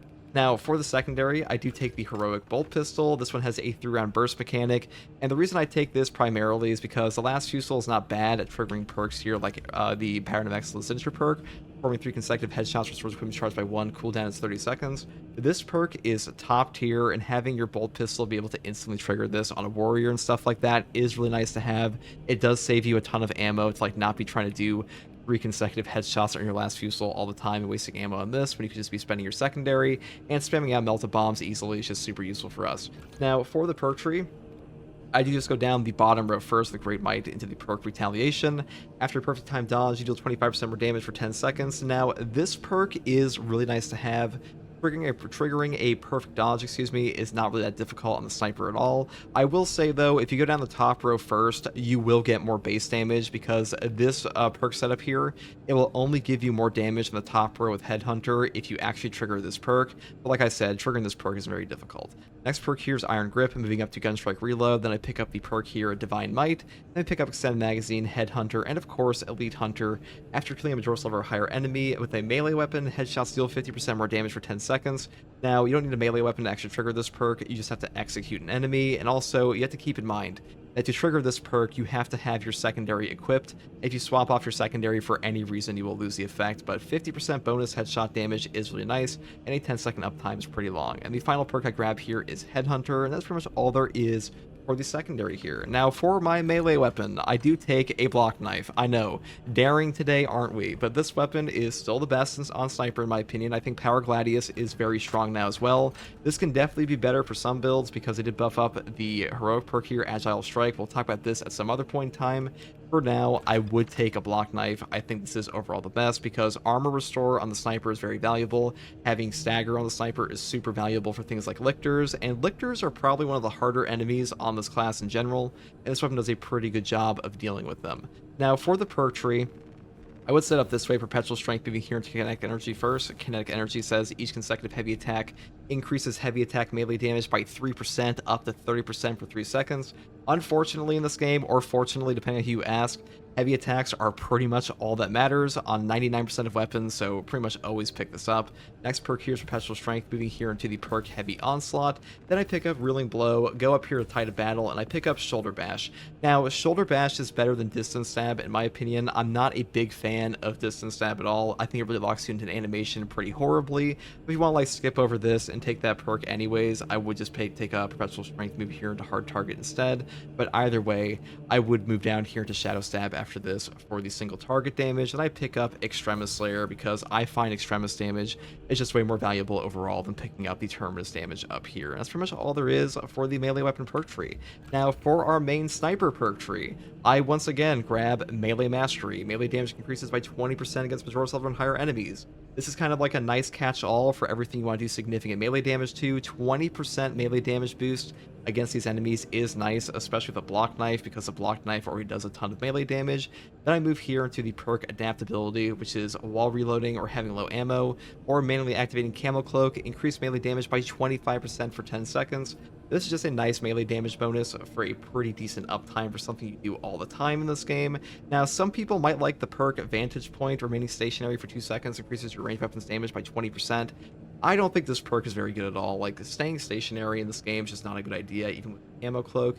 Usually you're draining your cloak for no reason, and it just doesn't really fit the playstyle of Sniper all that well, to be honest. This perk really could use a buff or something like that, like a 1 second charge time or stationary time would be nice instead. But as far as this perk is concerned, I do prefer this one.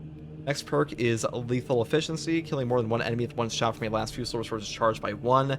This is the best perk in this whole row for us because guess what? These other two do absolutely jack fucking shit. So Iron Grip, useless for us. Dexterous Hands, useless for us. This is the only one that affects the last Fusel at all, so pretty much always pick it up. Kind of a no-brainer, you know, that's just the way this column is. They should really rework this, but for now, this should be a weapon perk, but it's not. Next perk here is Marksmanship. Headshot damage increased by 10% for all of your squad members. This is nice to pick up some breakpoints and just deal some more headshot damage in the game in general. Now, in patch 11, they did buff up precision targeting. Weapon spread is reduced by 25%, and range damage against extremist and terminus level enemies is increased by 15% for all of your squad members. This is a bit better, but to be honest, I still think this one is better, and the squad renewal is definitely better. If you want to pick up this perk on top of purification instead of this combo here, you definitely could, but I'm just taking this one today for that extra damage and breakpoint potential. Next perk after this is Renewal. A headshot kill restores camo cloaks charged by 15%. This simply allows you to get your camo cloak back. Without this perk or squad renewal, you are kind of a shit out of luck when it comes to getting your camo cloak back in this game. Definitely make sure to pick up at least one of these two perks because, to be honest, these two kind of feel like fundamental to the sniper's playstyle, and without them, he feels like severely gimped. Next perk here is Targeted Shot. The first range attack that breaks Camo Cloak deals 75% more damage. We take this for the reasons I previously mentioned, that Targeted Shot just lets you one-shot Tyranid Warriors and stuff like that. You can also get that double shot off, so really nice for us. And the next perk up here is Persistence. When Camo Cloak deactivates, you take 20% less health damage and don't lose control from heavy hits and can't be knocked back for 10 seconds. This perk is amazing health damage reduction, amazing no knockback. Having no knockback in this game on the sniper class is really hard to find. This is like the only perk in the entire tree here that gives you any type of like a general no knockback for a long uptime, so really good option here. Now if you do want to take a Lingering Concealment instead, you could do this. This is also a very good perk. I just prefer this one for this build because I think this really synergizes well with the Block Knife. Now, the perk down here, Ambush, did get buffed this patch, but still pretty mediocre, but like one day I'll make a build around this. And the final perk is the signature perk, Pattern of Excellence. Performing 3 consecutive headshots restores equipment charged by 1.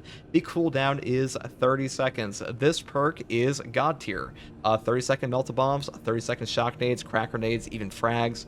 These will just win you encounters. They'll win you encounters in every single mode in the game, from Siege mode to hard stratagems to operations.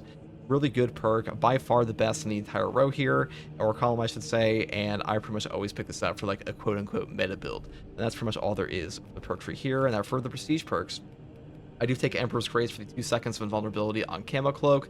This just allows you to survive opportunities, or excuse me, survive areas that you would otherwise just eat shit in, because being invulnerable in Space Marine 2 allows you to phase through any attack in the entire game and not get knocked back. And that might not sound like a big deal, but it actually gives you a ton of opportunities for counterplay, so a really great perk here.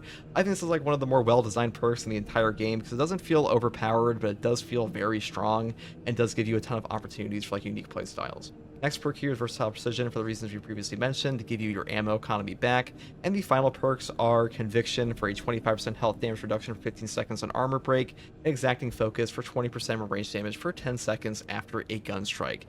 This perk makes you crazy tanky for a class that usually has no damage reduction outside of like a 1 perk in our perk tree. And this perk here is just bonus range damage for something you do all the time, which is gun striking. And that's pretty much all there is for this build, guys. The last Fusel is pretty self-explanatory. This gun absolutely rips shit. It has been that way since the game came out. It is simply a top tier gun. I still think this gun is like high A, if not S tier. It is good versus Chaos and Tyranids, and if you're trying to go for like a good sniper build in general, you really can't go wrong with this gun. And hopefully this guide helped. And if you like content like this, subscribe for more. And as always, thank you for watching. Hey guys, first regards from here, and I'll be talking about a heroic Instigator Bolt Carbine build for the sniper class in patch 11.0 Space Marine 2. Now, the new heroic Instigator Bolt Carbine, the Wrapped Edition, is by far the best Instigator Bolt Carbine in this game. It has a better DPS output than every single relic tier option, which does kind of suck because these have pretty much been completely power crept. The only place where these weapons are better than the Instigator Heroic version is if you're at like very long range, because this one is definitely better at like close to medium range. But to be honest, if you are using a heroic version, or really any Instigator Bolt Carbine, you're going to be wanting to be close to medium range anyways, so it's really just all upside in my opinion. And for the perk tree here, I do just build it down this way with Extended Magazine into the perk here, Reload Restoration. After reloading, the ammo reserve is restored by 50% of the number of enemies hit, cannot exceed maximum ammo capacity. Now I will say, If you want to take the top tree here and pick up the perk Headhunter and the perk here Efficient Hunter for like that little bit of extra damage, you definitely can, but I don't really find this like super valuable. I think the ammunition extended magazine is just nicer to fire for longer, and having this does up your ammo economy tremendously, so it's just my preferred. Next perk here is Divine Might for a 10% damage increase. Then I pick up the perk here, Fast Reload, for having our weapon reload 10% faster. Moving down here into the perk Increased Capacity, and then I pick up the perk A Great Might for 10% bonus against Terminus.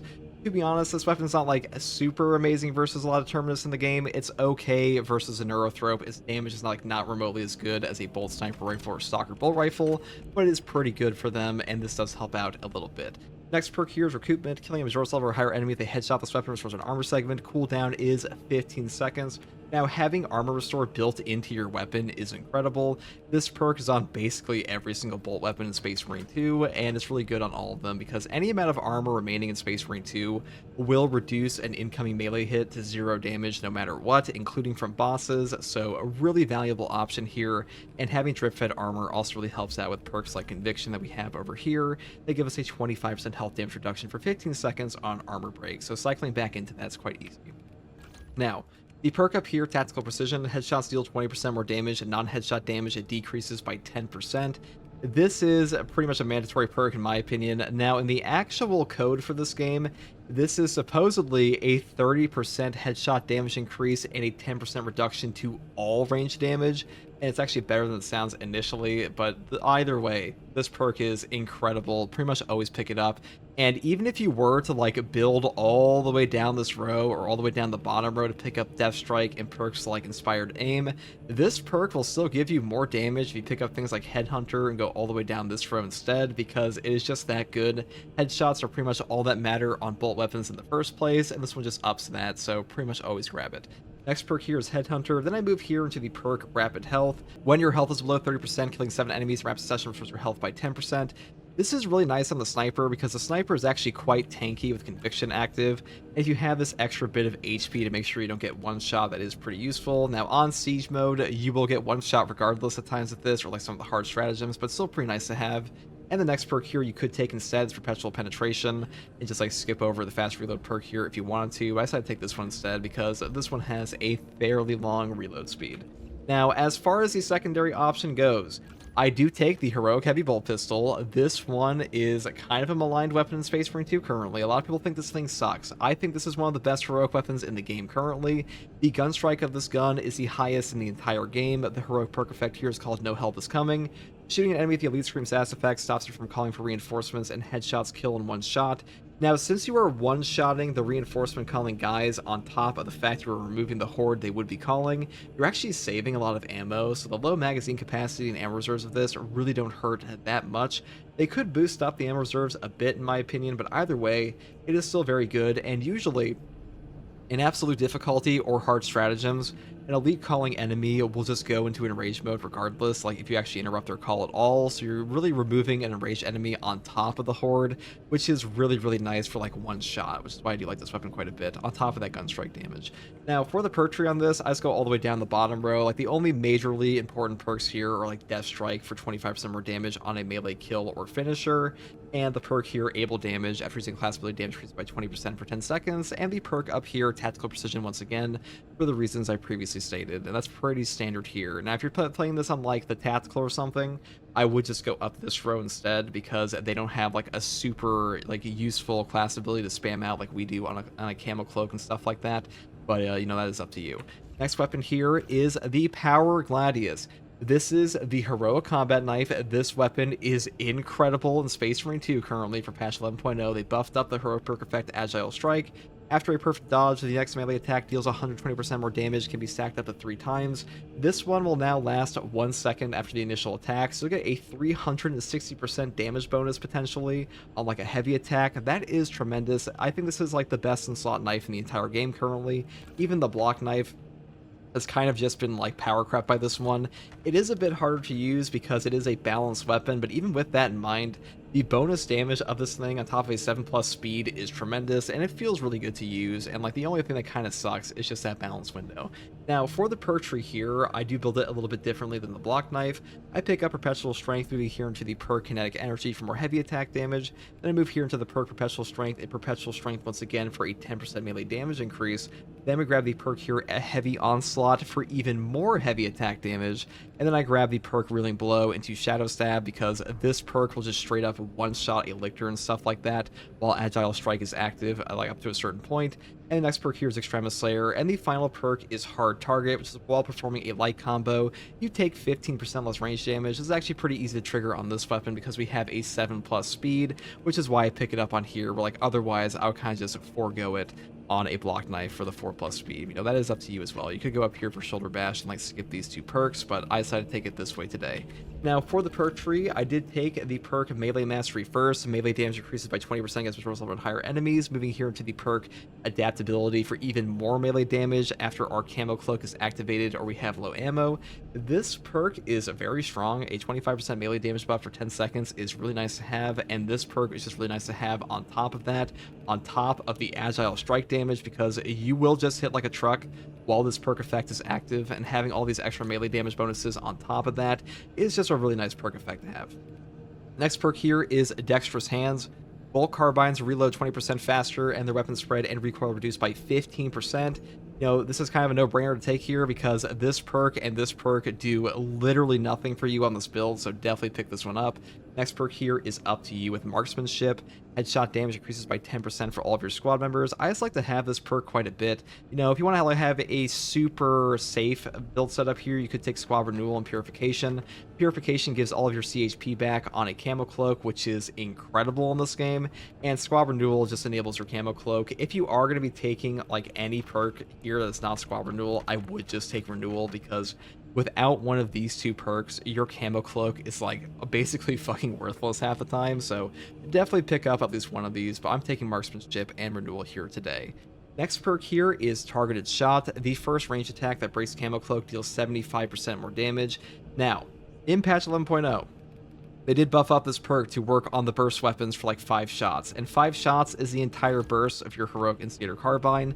That is another reason this is like the best in slot option for all the Instigator Bolt Carbines currently, because the other ones here, they only get 3 shots of bonus damage off of targeted shots. Like, you're actually better off going for Tactical Ambush with them, but on this one, you can get 5 whole shots with a 75% damage increase. That is damn well enough to like nearly put a Tyranid Warrior into execute off a single cloak. That's a really strong option, so that's why I like this perk in combo here quite a bit. Next perk here is Persistence. When Camo Cloak deactivates, you take 20% less health damage and don't lose control from heavy hits and can't be knocked back for 10 seconds. This perk is like the only 10-second no knockback the Sniper can get, period. The only other no knockback effect in this entire game for Sniper is like in his weapon perk tree, and the perk down here with Indomitable Spirit for no knockback on gun strikes, which we're also taking. But I do like this one quite a bit because 20% less health damage is really nice for tanking, for having like a tankiness to our class, on top of Conviction here for a 25% health damage reduction, and these two combined will take to like 45%, which is pretty good. Now, Lingering Concealment is very strong as well if you want to take this one instead. We know that is up to you. And they also buffed up the perk here, Ambush, this patch.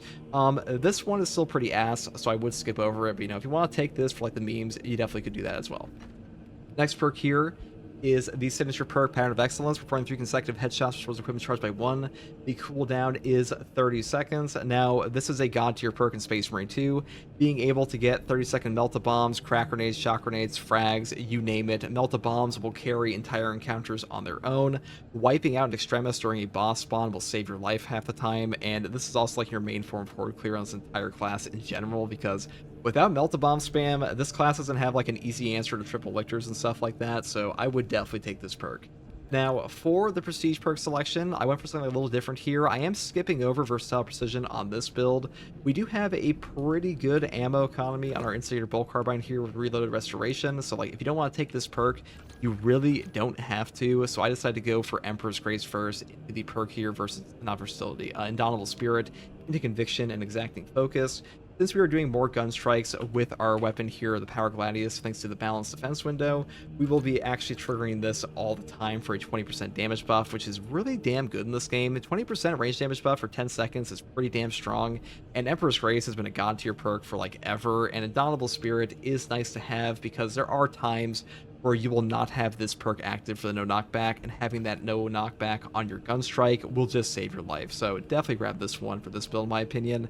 If you do want to skip over this for versatile precision, you could. That is up to you, but either way, I would take the final perk here, Conviction, for that 25% health damage reduction, because without this, you will simply die in times where like otherwise you would survive. So that's pretty much all I have to say about the prestige perk tree, and that's pretty much all I have to say about this build.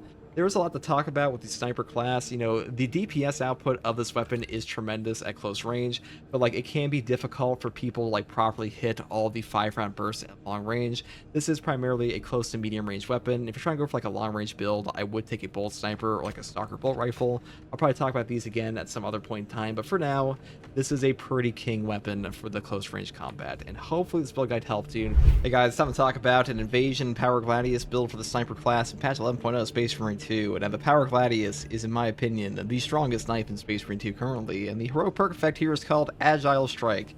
After a perfect dodge, the next melee attack deals 120% more damage and can be stacked up to 3 times. Now, in patch 11, they made it so this effect will linger for 1 second after the initial attack, which means you can get off a ton of light hits, like a light and a heavy, or just one gigantic fat shadow stab, which is what we're building around today, because the perk here, Evasion, I am finally building around this for like the first time ever. After a perfect time dodge, a camo cloak automatically activates without spending a charge for 5 seconds, so the cooldown is 30 seconds. This perk actually has a pretty nice synergy with the Power Gladius. You will get the perfect dodge, you will go invisible and be able to do a guaranteed Shadow Strike, or not Shadow Strike, a Shadow Stab, and then also trigger the perk here, Tactical Ambush, for 150% more damage on top of that. You will do a stupid amount of damage, a really fun combo here, not quite as strong as like a Precise Calibration Auspex on like a full stack on the Power Gladius on the Tactical, but Sniper with an Auspex can one-shot a boss on this, so pretty good synergy there. Now, for the perk tree on this weapon, I do start off with Perpetual Strength first. Melee damage increases by 5%. Moving here into the perk Kinetic Energy, each consecutive heavy attack increases heavy attack melee damage by 3%, up to 30% for 3 seconds. This is pretty nice for horde control, especially with our 7+ speed, because we do get the Skull Crushers off quite easily. Next perk here, Perpetual Strength, move up here into Perpetual Strength once again. Now, I do pick up this one on top of the other options, just because I think that having the maxed out melee damage on this weapon in particular is actually quite good for us. And the next perk I take is Heavy Onslaught. Heavy attacks with this weapon deal 15% more melee damage. Now, this perk will affect Shadow Stab, so you actually get that 50% buff on top of your Shadow Stab damage. So really good for single target damage, and picking up this perk for your Shadow Stab in the first place, pretty much mandatory on the knife in my opinion, because without this, you are losing so much damage potential on a combat knife, there's really just no reason to take it over a chainsword or anything else like that, so definitely pick it up. Next perk here is Ruling Blow, moving up into the perk Tide of Battle, and the final perk I grab is Terminus Slayer, because I am just going for boss damage on this, because boss damage is like the big selling point of this weapon in my opinion. You also do so much damage with this on top of Tactical Ambush anyways, that having Extremis Slayer can kind of be redundant at times, so that's just up to you if you want to take these two, but I decided to take this one today.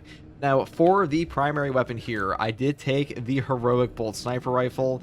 Now, you may be wondering, why the hell are we taking the Heroic Bolt Sniper? I thought you said this weapon was bad. This weapon is not bad. It is just primarily useful versus Tyranids. You will still be able to one-shot Tyranids and stuff like that. And the main reason I like this weapon is that we can take Tactical Ambush and also still be able to one-shot Tyranid Warriors on true solo operations with the Heroic Bolt Sniper Rifle, because the ×10 headshot multiplier does so much damn damage in this game. You don't actually need targeted shot to one execute a guy, so really good synergy there, which is why I like this weapon quite a bit, though make sure you actually hit your shots. Now, for the perk tree, I do start off with Extended Magazine, moving here into the perk Divine Might for a 10% damage increase. Then I pick up the perk here, Finisher Reload, go down to the perk Adamantine Grip. Then I grab Fast Reload, Increase Capacity, Headhunter, and then I pick up the perk Strong Start, finishing off with Cleaving Fire and Recoupment for armor at range. That's pretty much all there is for the perk tree on this weapon. And the secondary I chose today is Retribution's Bequest, the Heroic Heavy Bolt Pistol. This gun has the highest gun strike damage in the entire game, on top of the Heroic perk effect, No Help Is Coming. Shooting enemy with the Elite Scream status effect stops it from calling for reinforcements, and headshots will kill in one shot. Now, despite this thing only having a 6 magazine capacity and a 48 ammo reserve, it's actually going to save you more ammo from this thing, especially on absolute difficulty or hard stratagems, because usually when an enemy is calling for reinforcements and you shoot them, they will go in rage. So being able to remove the reinforcement call instantaneously on top of one-shotting the enraged enemy is super useful and does save you a ton of ammo, so pretty nice synergy there. Though, unfortunately, in the 11.1 hotfix, they did break this perk a little bit. Body shots are currently not stopping elite screams from, calling reinforcements, which is pretty dumb. Like, maybe they'll fix that by patch 12. Maybe they'll fix it in the next fiscal year. We'll see. Saber Interactive is not well known for hot fixes at all. And they actually broke this perk in an update for this gun to fix the hip fire. So the hip fire is pretty good now. This perk is only half working, but still pretty damn good. I still think this thing is worth taking. Now, for the perk tree, I do start off with Divine Might first, moving here to Perpetual Penetration, increased capacity for more ammo reserves, and then I grab Extended Magazine into the perk Death Strike. After killing resource over a higher enemy in melee combat, you will deal 25% more damage for 10 seconds. This will also trigger off a finisher, so just keep that in mind. Then we grab the perk here, Great Might, into Strong Start, on top of the perk Able Damage. After using a class ability, damage increases by 20% for 10 seconds. Now, the sniper uses their cloak all the time, so this is pretty much up 24/7. Really good synergy there. And the final perks I grab are Home Precision for even better hipfire accuracy, Gun Strike Reload, and of course Tactical Precision, because headshot damage matters way more than body shot damage, so definitely pick this one up. That's pretty much all there is for the secondary here. Now, for the perk tree, I do start off with Melee Mastery. Melee damage increases by 20% against majority level and higher enemies. This is a multiplicative damage increase, incredibly potent damage buff for your melee attacks on top of a Power Gladius, and honestly, the Sniper has better melee in this game than the Vanguard does currently in terms of damage with the knife, which is pretty hilarious, but that's just the way it is, so definitely pick this up. Next perk here is Adaptability. Reloading while having a low ammo or manually activating Camo Cloak increases melee damage by 25% for 10 seconds. This perk is incredible. You are going to be using Camo Cloak all the time, so a free damage buff for that is quite nice, and a 10-second uptime is a very long uptime. The next perk I grab here is Iron Grip. Weapon spread recoil reduced by 20%, and range damage against terminus level enemies increased by 15% for both sniper rifles and stalker bolt rifles. We're using a bolt sniper rifle, so definitely pick this up, because these other two perks do literally nothing for this build, which is pretty stupid. They should put these perks in the weapon trees, but for now, the core perk tree of sniper is just like forcing your hand to certain perks if you pick any type of weapon. That's just the way it is. Next perk here is Marksmanship. Headshot damage increases by 10% for all squad members. This perk helps you pick up some breakpoints to actually one-shot guys and to execute without targeted shots, so really nice to have. And the next perk here is Renewal. A headshot kill restores Camo Cloak charged by 15%. If you are not taking one of these two perks with Squad Renewal or Renewal, your Camo Cloak is way less effective, so definitely grab one of them. Next perk here is Tactical Ambush. The first melee attack that breaks Camo Cloak deals 150% more damage. This perk is super nice. We don't need targeted shot on this. You could take targeted shot if you want. It's not bad by any means. It's just that this is better for our Power Gladius. This is better for the Bolt Sniper. Next weapon perk here is, next gear perk is Persistence. When Camo Cloak deactivates, you take 20% less health damage and will lose control from heavy hits and can't be knocked back for 10 seconds. Now, this one has an amazing synergy with evasion, because you'll be having that 30-second cooldown on your evasion trigger every now and then, and getting that perfect dodge into Camo Cloak will trigger this perk and will also trigger Tactical Ambush, so really nice to have there, especially when you pop out. Now, some people may want to use the perk down here, Ambush. When your Camo Cloak deactivates, it startles and slows down nearby enemies for 10 seconds, and they will temporarily lose control or get knocked back, and the cooldown is 15 seconds. To be honest, guys, this perk got buffed. It still sucks ass. It's just not worth taking. It needs to be like damage or something. It might be way better, but this one and this one here are just currently far better for the sniper class than ambushes. It's kind of funny to use this perk, but like it's really more of a meme build. Now for the prestige perk tree, I do take Emperor's Grace first. When Camo Cloak activates, you become invulnerable to damage for 2 seconds, and then I pick up the perk here, Indomitable Spirit, for no knockback on gun strikes, and the perk Conviction for health damage reduction when our armor breaks, and then I grab Versatility here. After a gun strike, you deal 20% more range damage for 10 seconds. We do skip over Versatile Precision because a Heroic Bolt Sniper Rifle cannot benefit from this perk at all. pretty stupid that you have to spend 750 requisition points every single time that you want to actually use a heroic bolt sniper rifle or like a different build. So pretty dumb. That's just the way it is in the game currently. And that's pretty much all I have to say about this build, guys. This weapon is really fun. Evasion is pretty damn entertaining. I do think Pattern of Excellence is definitely better, but the ability to actually get some boss damage off on this perk is pretty strong. It is definitely way better than they seem initially.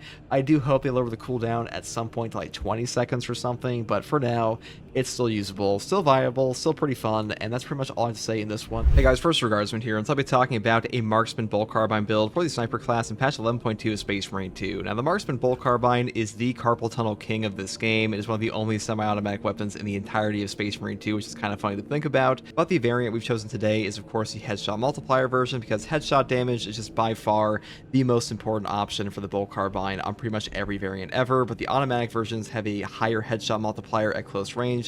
This one just has two versions that either have a higher ammo capacity or a higher headshot multiplier. This is the overall best one, in my opinion.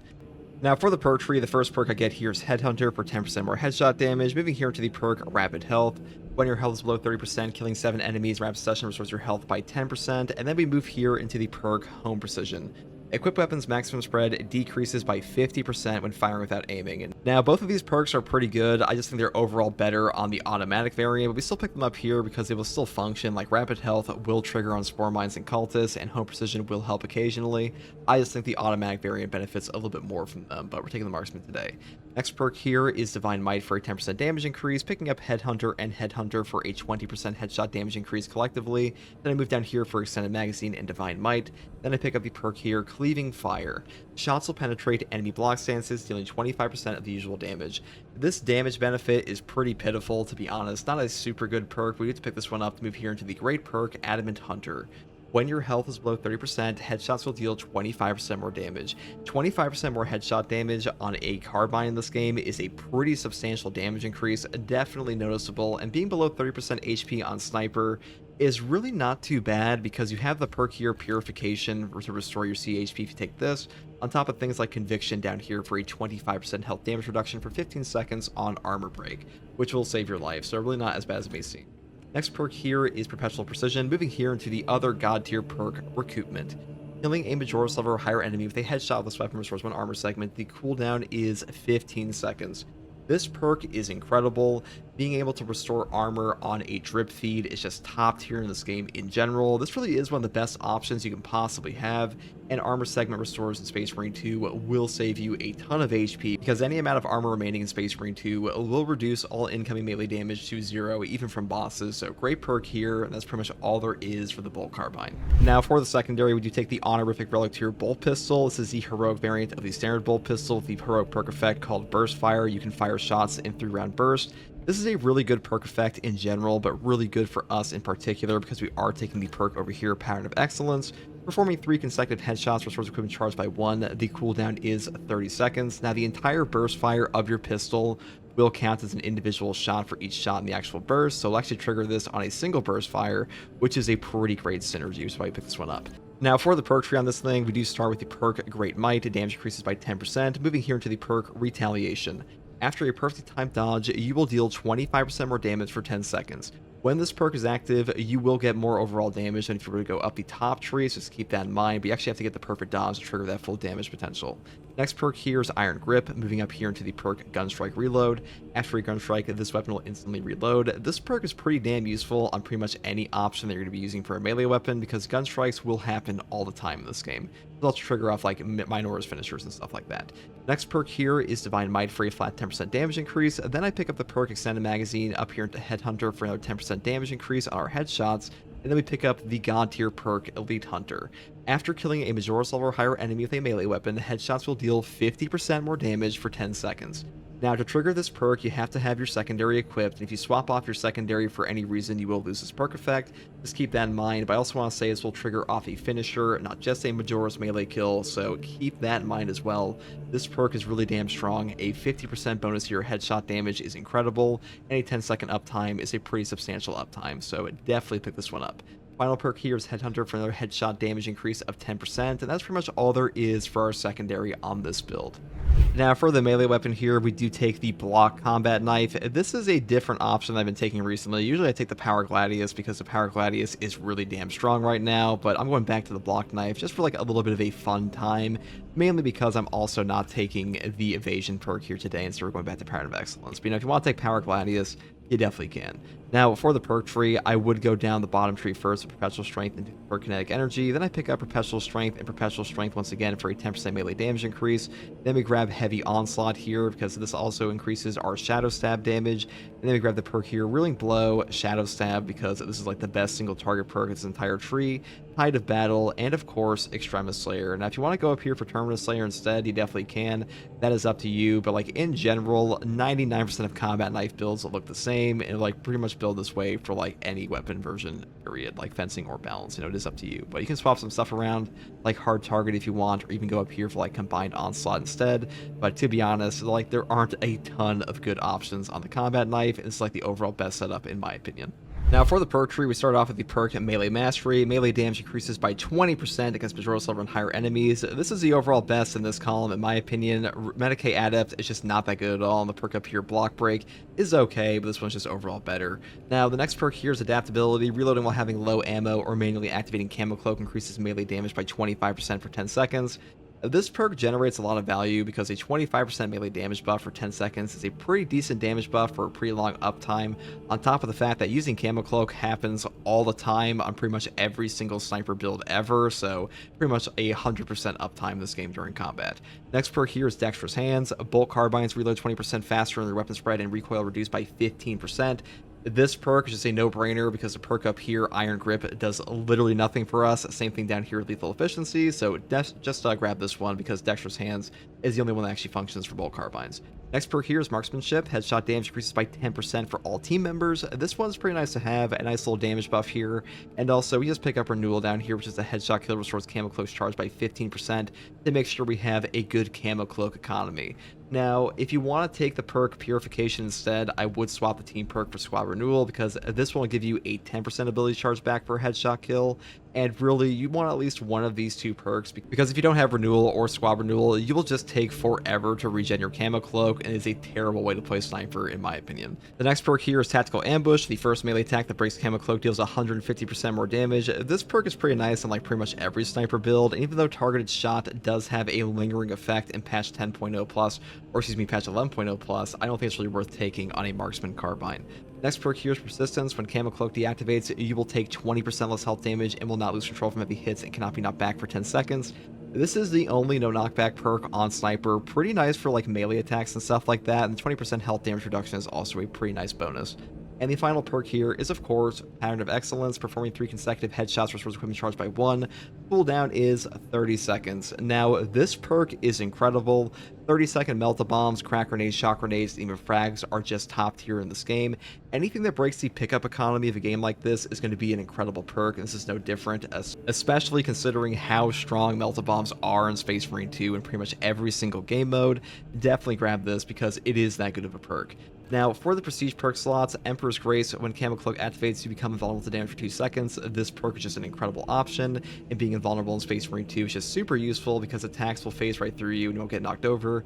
And next perk here is Versatile Precision. Performing a kill with your secondary weapon restores 15% of your prior weapon's ammo. Cooldown is 15 seconds. This solves all ammo economy problems for you pretty much on all sniper weapons, but this is really nice to have on the Marksman Carbine because our overall ammo economy is just not that great on this option. Now, for the final two, we do take Conviction because a 25% health damage reduction is just going to save your life. And the final perk here is Exacting Focus. After a gunstrike, you will deal 20% more range damage for 10 seconds. This is a super nice range damage buff and is really easy to trigger because a 10-second uptime is a pretty long option, and also gun strikes are super easy to pull off on Minoros enemies, Majoros enemies, Extremis enemies, and even Terminus. So that's pretty much all there is for this build, guys. The Marksman Carbine is pretty good. Maybe not like the best option ever, but definitely a pretty decent one. I've also taken this versus Chaos and stuff like that. It still performs pretty well, so hopefully this build guide helped you. Hey guys, first regards from here, and so I'll be talking about a Stalker Bolt Rifle build for the Sniper class in patch 11.2 of Space Space Marine 2. Now, the Stalker Bolt Rifle and the Power Gladius we'll be going into later are both incredible boss-melting weapons in this game. Zoanthropes and Neurothropes especially take tremendous per-shot damage from the Stalker Bolt Rifle, and the variant I've chosen today to maximize this damage is, of course, the Firepower Headshot Multiplier version. Now, the rate of fire version has a higher DPS if you nail every single headshot, but personally, I prefer per shot damage just because sometimes you have to take pot shots in this game, and this version is just better for that. Now, for the perk tree here, we just go all the way down the top row, starting off with the perk here, Unwavering Resolve. After reloading while having low ammo, damage increases by 25% for 5 seconds. This is really damn good on all variants, but especially good on the rate of fire version because that 5-second period is just easier to get more shots off with this one than this one, but still good on the firepower variant in really every single other option. Next perk here is Adamant Hunter. When your health is below 30%, headshots will deal 25% more damage. This perk generates way more value than you might initially expect. A 25% headshot damage bonus is substantial, and even though you're below 30% HP to trigger this, that's really not too bad on the Sniper class, and mainly because Sniper has a perk over here, Conviction. When your armor is fully depleted, you will take 25% less health damage for 15 seconds, on top of the perk over here, Purification, that will give you back all of your CHP off a single Camo Cloak activation, which makes it pretty easy to survive some difficult scenarios because you do have basically 2 safety nets here, so a really good option and really substantial damage bonus. Now, next perk here is Headhunter, moving here into the perk Cleaving Fire. This one lets your damage go through block stances a little bit, kind of okay to like pick up some free kills and execute sometimes, but overall not like that good of a perk. The next perk we take here is Headhunter once again for another 10% headshot damage bonus, then I move here into the amazing perk Agile Hunter. After a perfectly timed dodge, headshots will deal 35% more damage for 10 seconds. Now, a 35% damage buff for 10 seconds is a very powerful damage buff for a very long uptime. This has a great synergy on this build overall because we have a ton of benefits to our perfect dodge here with things like evasion, which gives us a Camo Cloak on perfect dodge, on top of getting bonus damage on the Power Gladius with their perfect. Because your ranged weapon and your melee weapon will both get damage bonuses as you do perfect dodges with this build, so a really good synergy there and really great perk in general. Next perk here is Fast Reload for 10% faster weapon reloads, moving here into the perk Great Might for a 10% damage bonus against terminus level enemies. And the final perk here is, of course, Recoupment. Killing a Majoris level or higher enemy with a headshot with this weapon restores 1 armor segment. The cooldown is 15 seconds. Now, armor restore on a drip feed in this game is incredible. This perk will save you so much damn HP, especially on classes like Tactical or when you're not using things like Purification. Really great option, and any amount of armor remaining in Space Marine 2 will reduce all incoming melee damage to 0 damage, even from bosses, so just keep that in mind. Great option, pretty much always pick this up, and that's pretty much all there is for the Stalker Bolt Rifle. Now, for the secondary option, you do have quite a few choices. You could take the Heroic Bolt Pistol for the 3-round burst mechanic with consecutive execution. This is pretty strong. I would set up this way, but overall, I would probably take the Heroic Heavy Bolt Pistol or the Inferno Pistol these days. Inferno Pistol stocks are way up after Chaos Spawn came out. Having Stagger versus Chaos is really nice to have, especially for things like minigun terminators and stuff like that. And overall, this weapon is very ammo efficient, even though you won't be able to trigger things like Versatile Precision as easily, mainly because this weapon doesn't have like the best damage per shot ever, but still pretty good. And I would set up this way just because you have things like Magazine Restoration or the Adamant Restoration, which gives you 25% of your maximum ammo capacity back when you drop below 30% HP, which is really not too bad at all on Sniper, like we mentioned before. This is like one of the only ammo restoration perks in the entire game.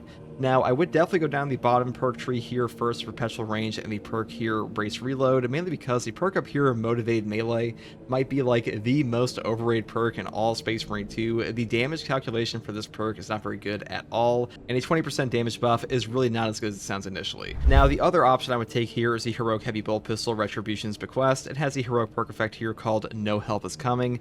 Shooting an enemy with the Elite Stream status stops it from calling for reinforcements, and headshots will kill in 1 shot. Now, unfortunately, in patch 11.2, this perk is currently bugged. Body shots will do nothing to stop a reinforcement call, but headshots will still kill in 1 shot, so it's still really useful.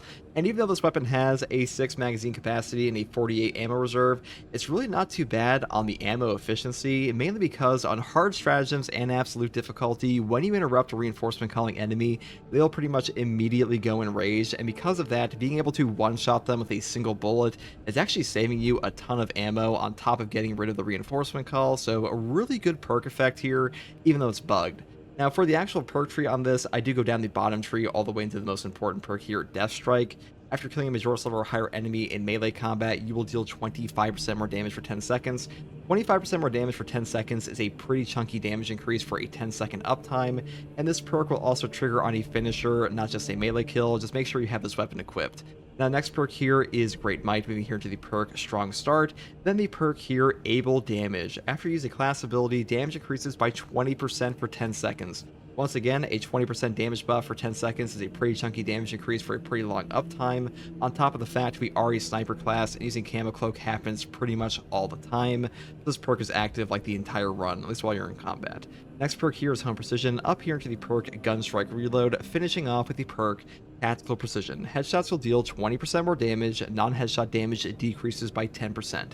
20% more damage on your headshots is simply far more important in Space Marine 2 than losing non-headshot damage, because bullet weapons are pretty much just a headshot weapon, unfortunately. It's just the way it is, so definitely pick this perk up. That's pretty much all there is for the secondary option. Now, for the melee weapon here, we do take the Heroic Combat Knife Power Gladius. This one has a 14 strength, 7 plus speed, and 2 cleaving potential in the balanced defense type. Now, despite having a balanced defense type, this weapon is the highest damage knife in the entire game, because the heroic perk effect here is called Agile Strike. After a perfect dodge, the next melee attack deals 120% more damage and can be stacked up to 3 times. Now, this perk will actually linger for 1 second after the initial melee attack, so you get a ridiculous damage buff from this. If you stack this perk on a Shadow Stab on top of things like Tactical Ambush and Evasion, you will just do a disgusting amount of damage to bosses and things like that, and this is one of the most powerful boss nuking tools in all of Space Marine 2. Now, for the perk tree on this, I do pick up Perpetual Strength first, moving here into the perk Kinetic Energy. Each consecutive heavy attack increases heavy attack melee damage by 3% up to 30% for 3 seconds. Moving here to the perk Perpetual Strength, and we pick up the extra Perpetual Strength perk once again for another 5% damage increase. Then I move here into the perk Heavy Onslaught. Heavy attacks with this melee weapon deal 15% more melee damage. This perk will affect Shadow Stab, not just like the normal Skull Crushers you do, so even better than it sounds initially. And the next perk here is Reeling Blow, which really isn't too important. We pick this one up, so we go down here into the perk Shadow Stab. Replace your heavy swing with Shadow Stab, hold the attack button to charge it, damage increases by 200% per 1 second of charging. This perk is incredible. It's like the main selling point of the knife. This weapon is primarily a single target weapon, and this is like the highest single target damage in the entire game, besides things like Aftershock and the thrust jab of a power fist, so really good option. Definitely grab this one pretty much always. Next perk here is Tide of Battle, moving here into the perk Terminus Slayer to get that bonus boss damage. So if you don't want to take this, you want to take the Extremis Slayer instead, you definitely can. I just prefer to nuke bosses with this build, so definitely pick this one up if you like that. That's pretty much all there is for the combat knife. Now, for the Sniper perk tree here, we do take Melee Mastery first. Melee damage increases by 20% against Majora's level and higher enemies. This perk is incredible for a damage increase. This is a multiplicative damage buff, which is super powerful in this game, like one of the best melee damage buffs in Space Marine 2 period. And next perk here is Adaptability. Reloading while having low ammo or manually activating Camo Cloak increases melee damage by 25% for 10 seconds. We use Camo Cloak all the time on the Sniper class, and a 25% melee damage buff for 10 seconds is pretty damn nice to have. And really, these perks up here are kind of redundant. Next perk here is Iron Grip. Weapon spread and recoil are reduced by 20%, and range damage against terminal enemies is increased by 15% for both sniper rifles and stalker bolt rifles. Hey, stalker bolt rifles us, so definitely pick this perk up, because unfortunately these other two perks do quite literally nothing for this build, so always pick up Iron Grip with a bolt sniper or a stalker bolt rifle. Next perk here is Squad Renewal. A headshot kill restores ability charge by 10% for any team member. Moving here to the perk Purification. Manually activating Camo Cloak removes negative status effects and restores all of your CHP. This perk is incredible. It is an absolute lifeline for the sniper class. You will just die significantly less with Purification active.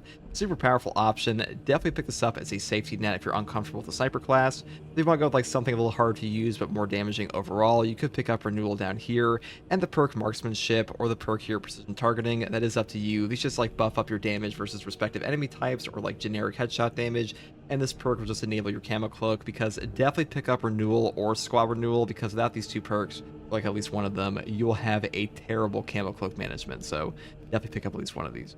Now, next perk here is Tactical Ambush. The first melee attack that breaks Camo Cloak deals 150% more damage. This perk is incredible, the Power Gladius, especially with a great synergy on the Evasion perk here. After a perfectly timed dodge, Camo Cloak automatically activates without spending a charge for 5 seconds. The cooldown is 30 seconds. This perk isn't like the strongest strongest perk in the entire signature tree because Pattern of Excellence does give you 30-second melt-a-bombs, but still an incredible option and great option for things like Tactical Ambush especially. Next perk here is Persistence. When Camo Cloak deactivates, you will take 20% less health damage and will lose control from heavy hits and cannot be knocked back for 10 seconds. This perk is just a free damage reduction on top of no knockback on the Sniper, and Sniper really does not have any no knockback in this game outside of this and like Emperor's Grace, so definitely pick this perk up. Now for the Prestige perk tree, I do take Emperor's Grace first. When Camo Cloak activates, you become invulnerable to damage for 2 seconds. This perk is an incredibly powerful effect. Invulnerability in Space Marine 2 is quite rare as a perk effect in general, and basically, this is the ultimate form of no knockback. While these 2 seconds of invulnerability are active, you will phase through enemy attacks, like even bosses will just go right through you, nothing can knock you over, and you take no damage, so really good for setting up things like Camo Cloak, Shadow Stabs, and stuff like that, so a really great perk, definitely grab this. Next perk here is Versatile Precision. Performing a kill with your secondary weapon will restore 15% of your primary weapon's ammo. The cooldown is 15 seconds. This perk is just an ammo economy solver for your entire class. Really great perk effect. It just keeps you topped off on your primary ammo, and overall, this is just the salvation of the Bolt Sniper, in my opinion. At least that's the non-heroic one. Next perk here is Conviction. When your armor is fully depleted, you will take 25% less health damage for 15 seconds. This perk makes you incredibly tanky. Pretty much pick this up on any class ever. Having a 25% health damage reduction in a Prestige perk slot is just top tier in Space Marine 2. It will prevent damage nukes. It will keep you alive. Definitely grab this. And the final perk I grab is Exacting Focus. After a gun strike, you deal 20% more range damage for 10 seconds. This is just a super easy to pull off 20% range damage buff, and range damage buffs aren't that common in Space Marine 2, and this is like just easy to pull off on even Minoras, the gun strikes and stuff like that. And that's pretty much all there is for this build, guys. The Stalker Bolt Rifle really is one of the most powerful bolt weapons in Space Marine 2. Per shot damage is godly, pretty easy to use, definitely more forgiving than like a Bolt Sniper Rifle, and overall, I enjoy this build quite a bit, and hopefully this build guide helped you. And if you like content like this, subscribe for more, and I want to say thank you to all of my channel members. You help keep the channel going, and I appreciate you guys a ton. And as always, take it easy. Thanks for watching. Bye. Hey guys, First Regardsman here, and so I'll be talking about a Heroic Heavy Bolter build for the Heavy class in patch 11.2 of Space Marine 2. Now, the Heroic Heavy Bolter is by far the best Heavy Bolter in the entire game right now. The Heroic perk effect here is called Reinforced Gun Casing. Perfect parry window increases by 50%, and after a gun strike, the weapon is completely cooled. Now, on top of this effect, this weapon also has the hidden modifier to change your parry window into a fencing parry window, which is incredible in this game. Having a fencing parry window on a heavy class is just godly. It's really something like the heavy was always missing because balanced parry windows suck ass. And on top of that, you also have 0 startup fire rate for your maximum fire rate whatsoever, which means that whenever you hit the button on this thing to fire this gun, you are at the maximum fire rate no matter what. So even better than it might sound initially, and this really is a top tier option as far as all the heavy bolters go. Now for the perk tree here, I would start off with the perk here, Fast Venting, weapons cool 50% faster. Moving here into the perk Perfect Cooling. After a perfectly timed dodge, the equipped weapon is completely cool. Now, this perk is pretty good. I will say the venting speed being 2+ on this is actually the worst venting speed of any option for the heavy bolter, period. And the reason for that is they want you to get back your cooling by just having perk effects like this to completely cool off a gun strike, because if you overheat this heavy bolter, it will take a very long time to like cool down. So perks like this are actually pretty good for it.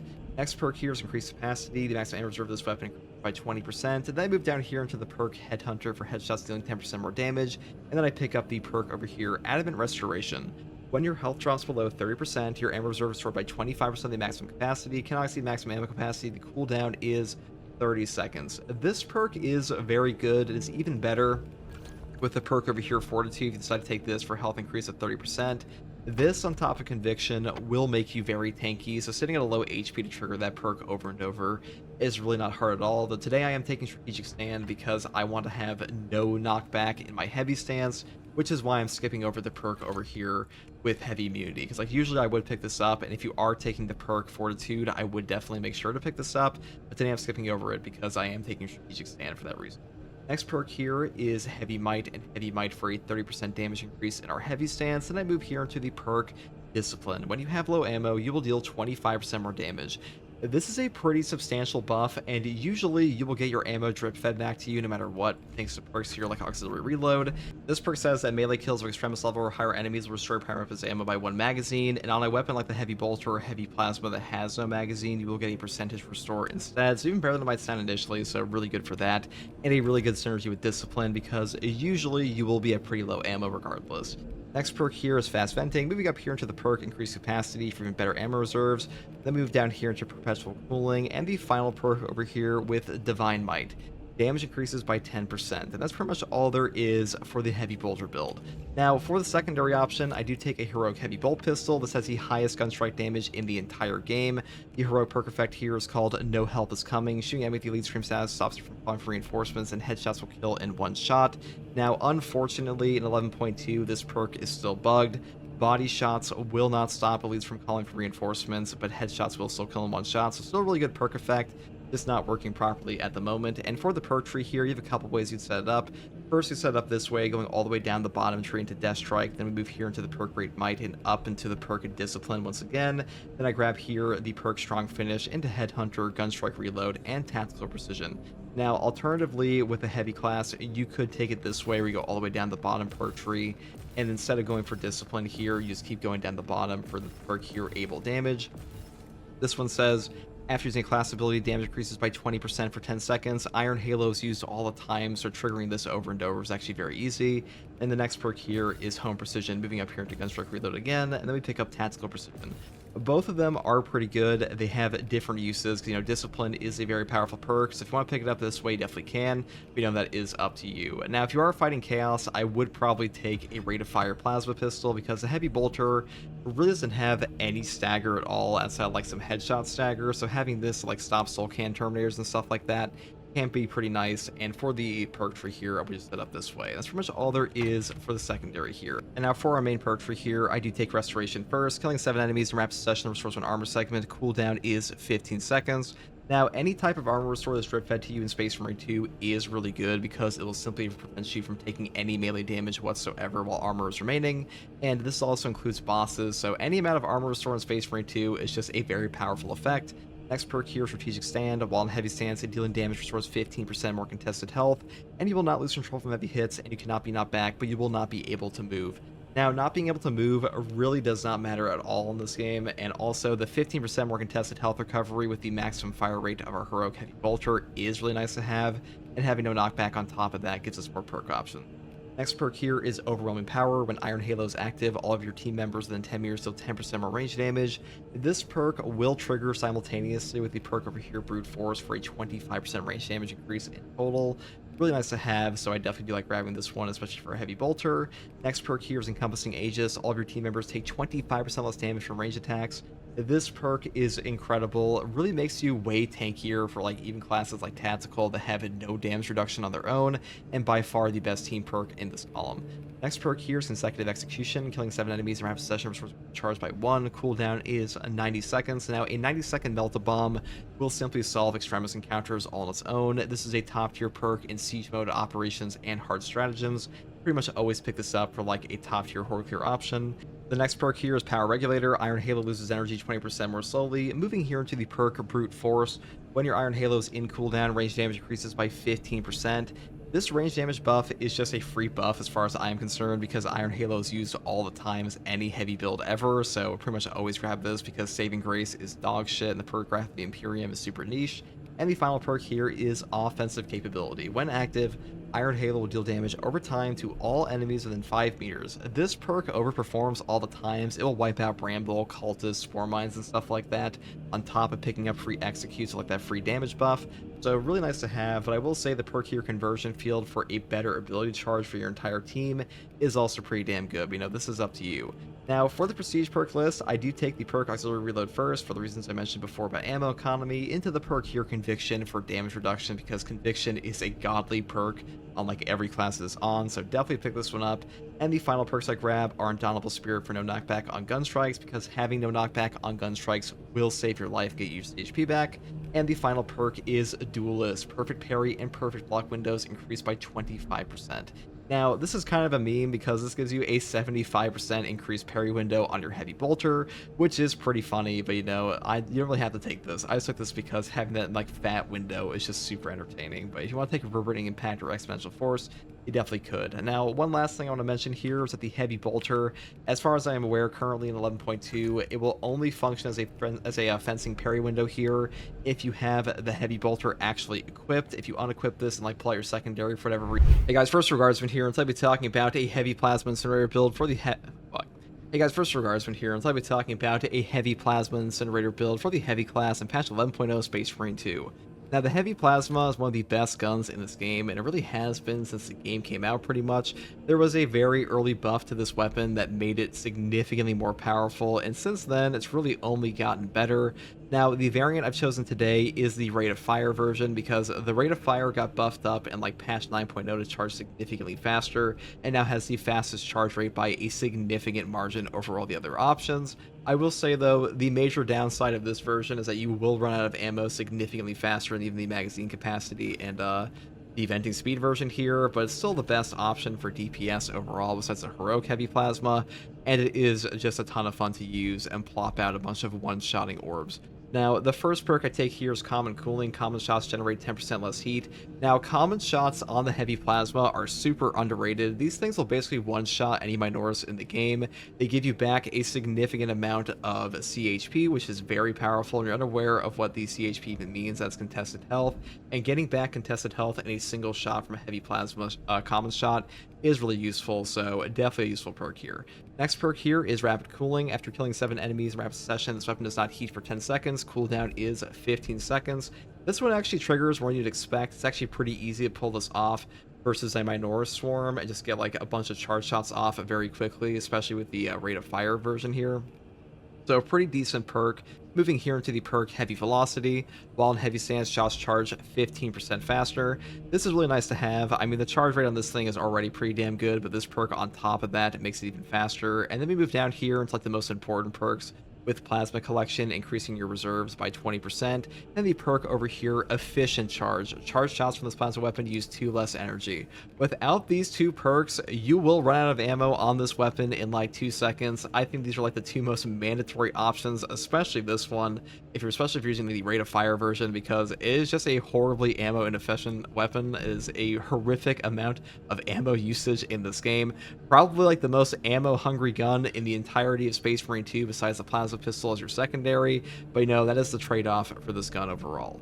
Next perk here is Adamant Restoration. When your health drops below 30%, your ammo reserve is restored by 25% of the maximum capacity. You can exceed maximum ammo capacity. Cooldown is 30 seconds. Now, this perk has amazing synergy with our build because, first of all, we have the perk here, Fortitude.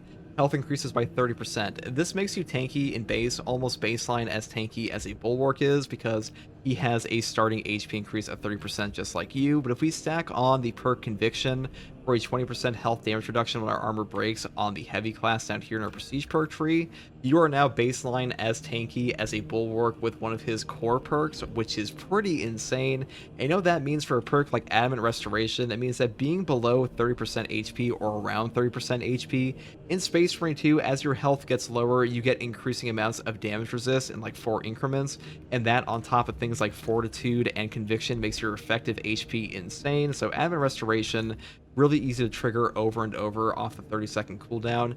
This is like one of the main ways you can actually keep your ammo up on this build.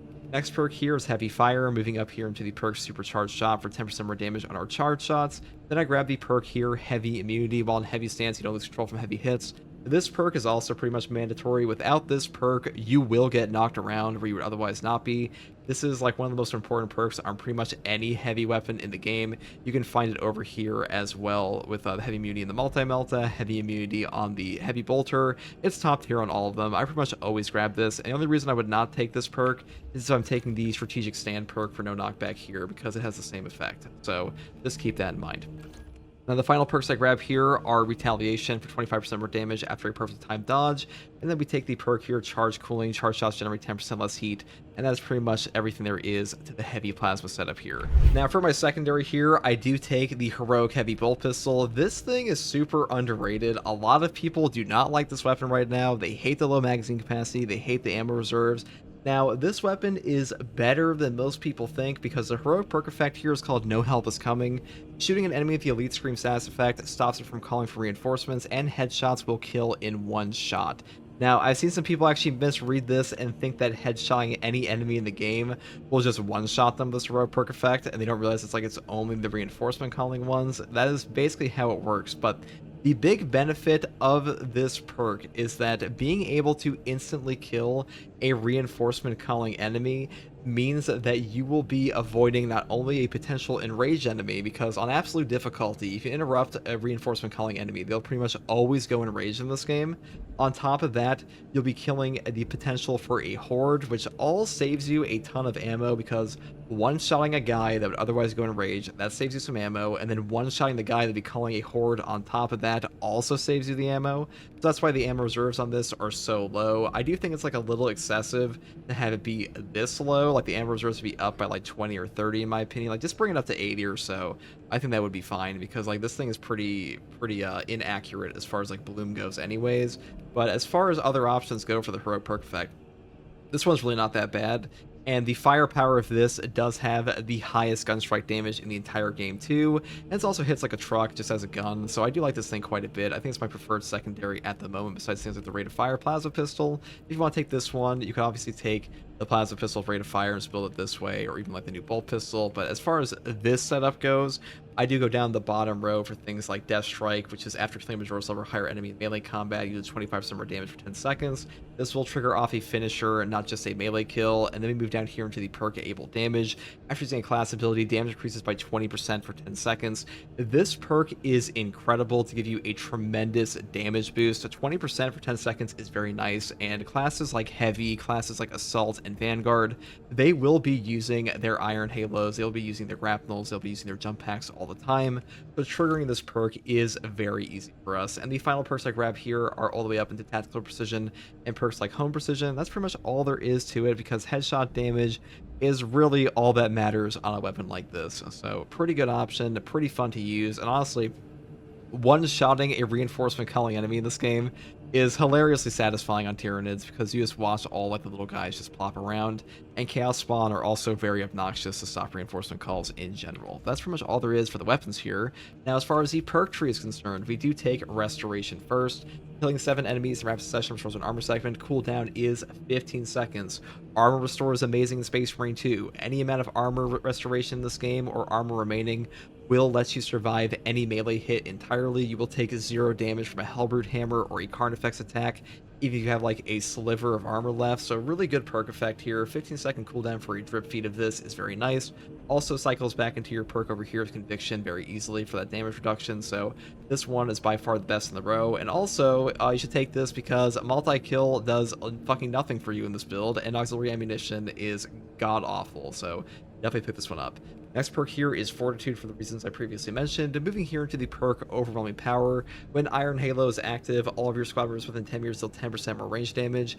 This perk is really nice to have. A 10% range damage buff for something you do all the time is very nice. And dealing 10% more range damage for your entire team is a nice little team bonus. I do hope they add more squad effects like this in the game eventually, because having things that benefit your entire team, they feel pretty good in games like this. And so far, these perk effects are pretty rare outside of cases like this, and cases like Glory's Shield on Bulwark are a variant icon, but hopefully they do that more in the future. Next perk here is the team perk Additional Supplies. The ammo capacity for all of your squad members' primary weapons increases by 25%. I do think they should buff this perk up to affect not only the primary, but also your secondary weapon, because if you look at perks like Skilled Supplier on the Tactical, this is a base ammo reserve increase of 15%. This affects both the primary and secondary, so not having this on a team perk is kind of crazy to me when you look at how powerful other team perks are. And obviously encompassing Aegis for a 25% damage reduction on range attacks for your entire team is better, but not running out of ammo is pretty nice. So I would put this one up today, but hopefully they do buff this one day, and Bonds of Brotherhood is just not very good at all. Next perk here is Consecutive Execution. Killing 7 enemies in rapid succession restores Queen's Charge by 1. Cooldown is 90 seconds. This perk will give you a 90-second Melt-A-Bomb, 90-second Shock Grenade, Frag Grenade, Crack Grenade, whatever you want. The thing about equipment in Space Marine 2 is that equipment literally saves your game. Being able to instantaneously remove an extremis enemy is godlike in this game. Having the ability to just blow up a zoanthrope in the sky over and over with crack grenades is just super useful, or sorcerers, or a chaos spawn army. Either way, consecutive execution, top tier on every single class it is on, and this one is no different. Next perk here is Power Regulator for Iron Halo losing energy 20% more slowly.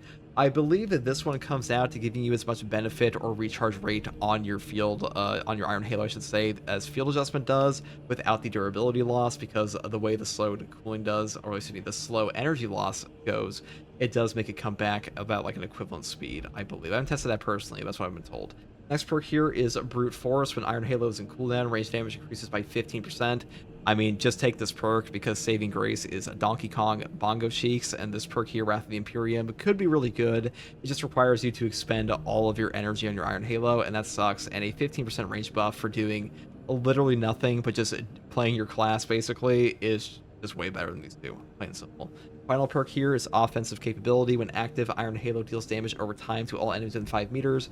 This one will pick you up so many free executes. Will wipe out Spore Mines, Cultists in front of you, and Bramble. Really nice to have, and honestly a very underrated perk. This thing tends to overperform.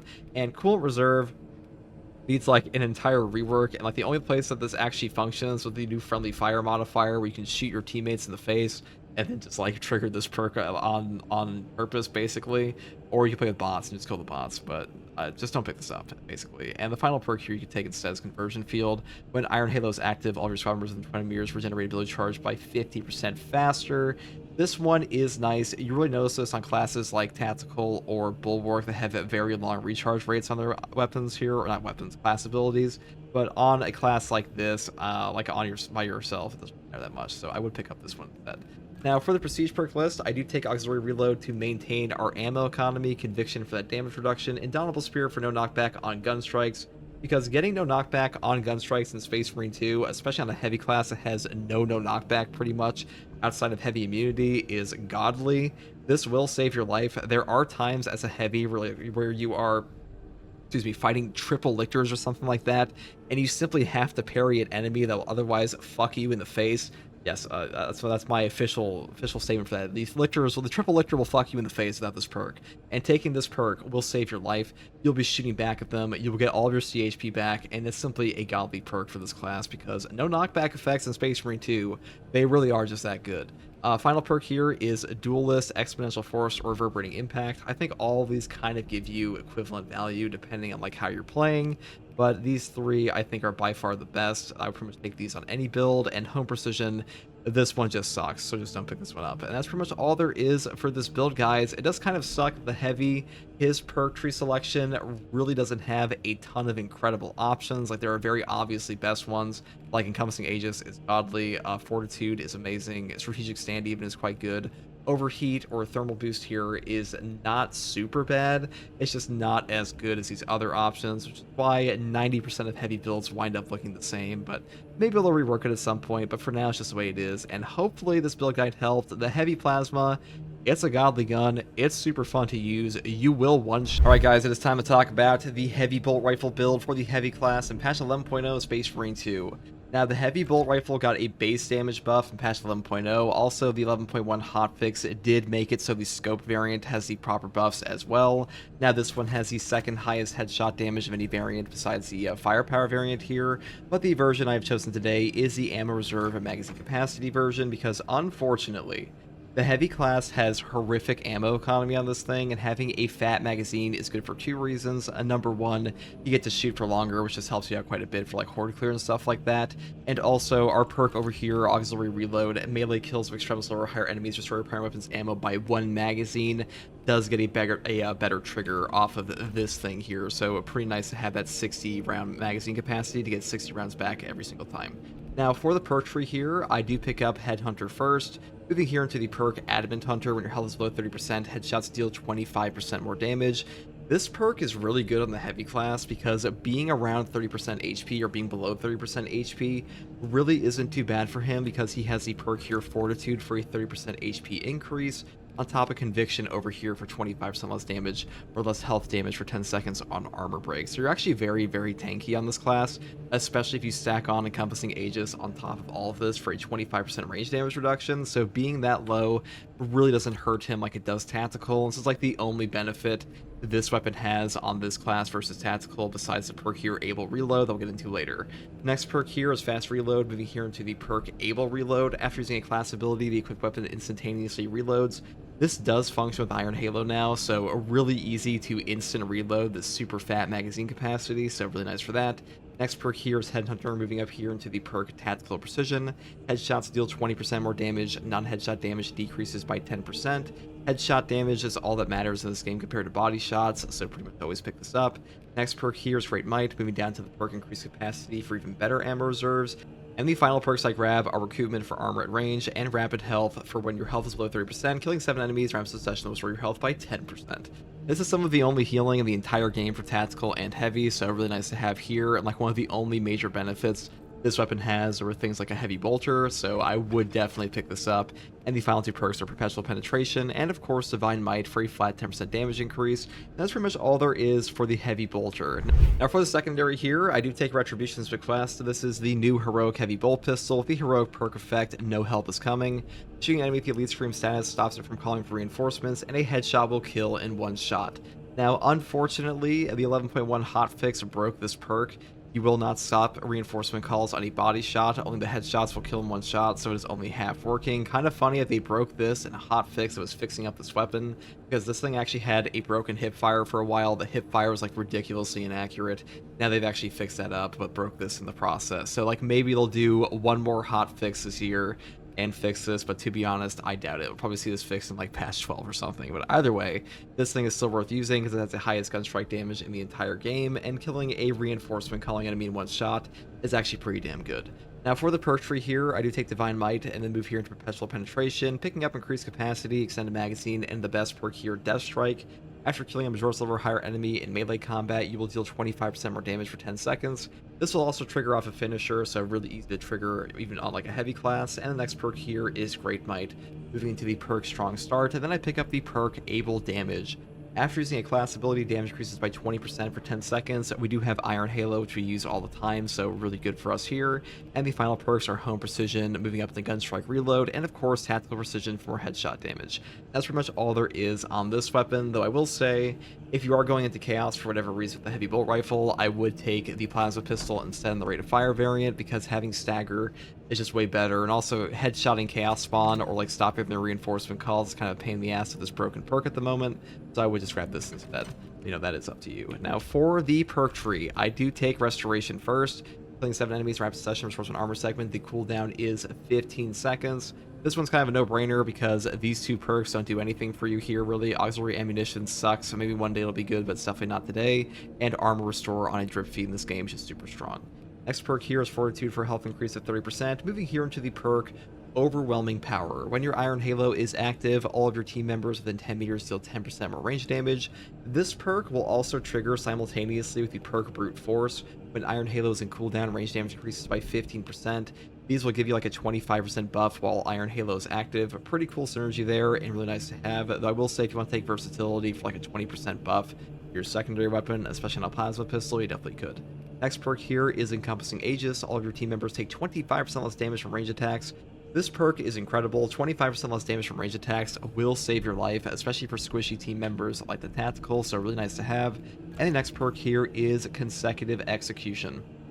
Killing 7 enemies in rapid succession will restore equipment charge. Cooldown is 90 seconds. This one will give you 90-second melt-a-bombs, crack grenades, shock grenades, and frags. Anything that breaks the pickup economy in a game like this is going to be top tier.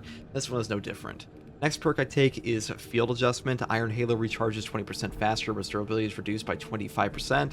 Now, this perk is nice. Sometimes that loss in durability does suck, and Power Regulator is pretty damn close in your Iron Halo efficiency to this one, though this one does come back a bit faster. But if you're really going for like repeat triggers, I would take this instead, and that's pretty nice for things like your Heavy Bolt Rifles, Able Reload, and stuff like that, and also just other perk effects that you can have on your secondaries like Able Damage, why I took it here.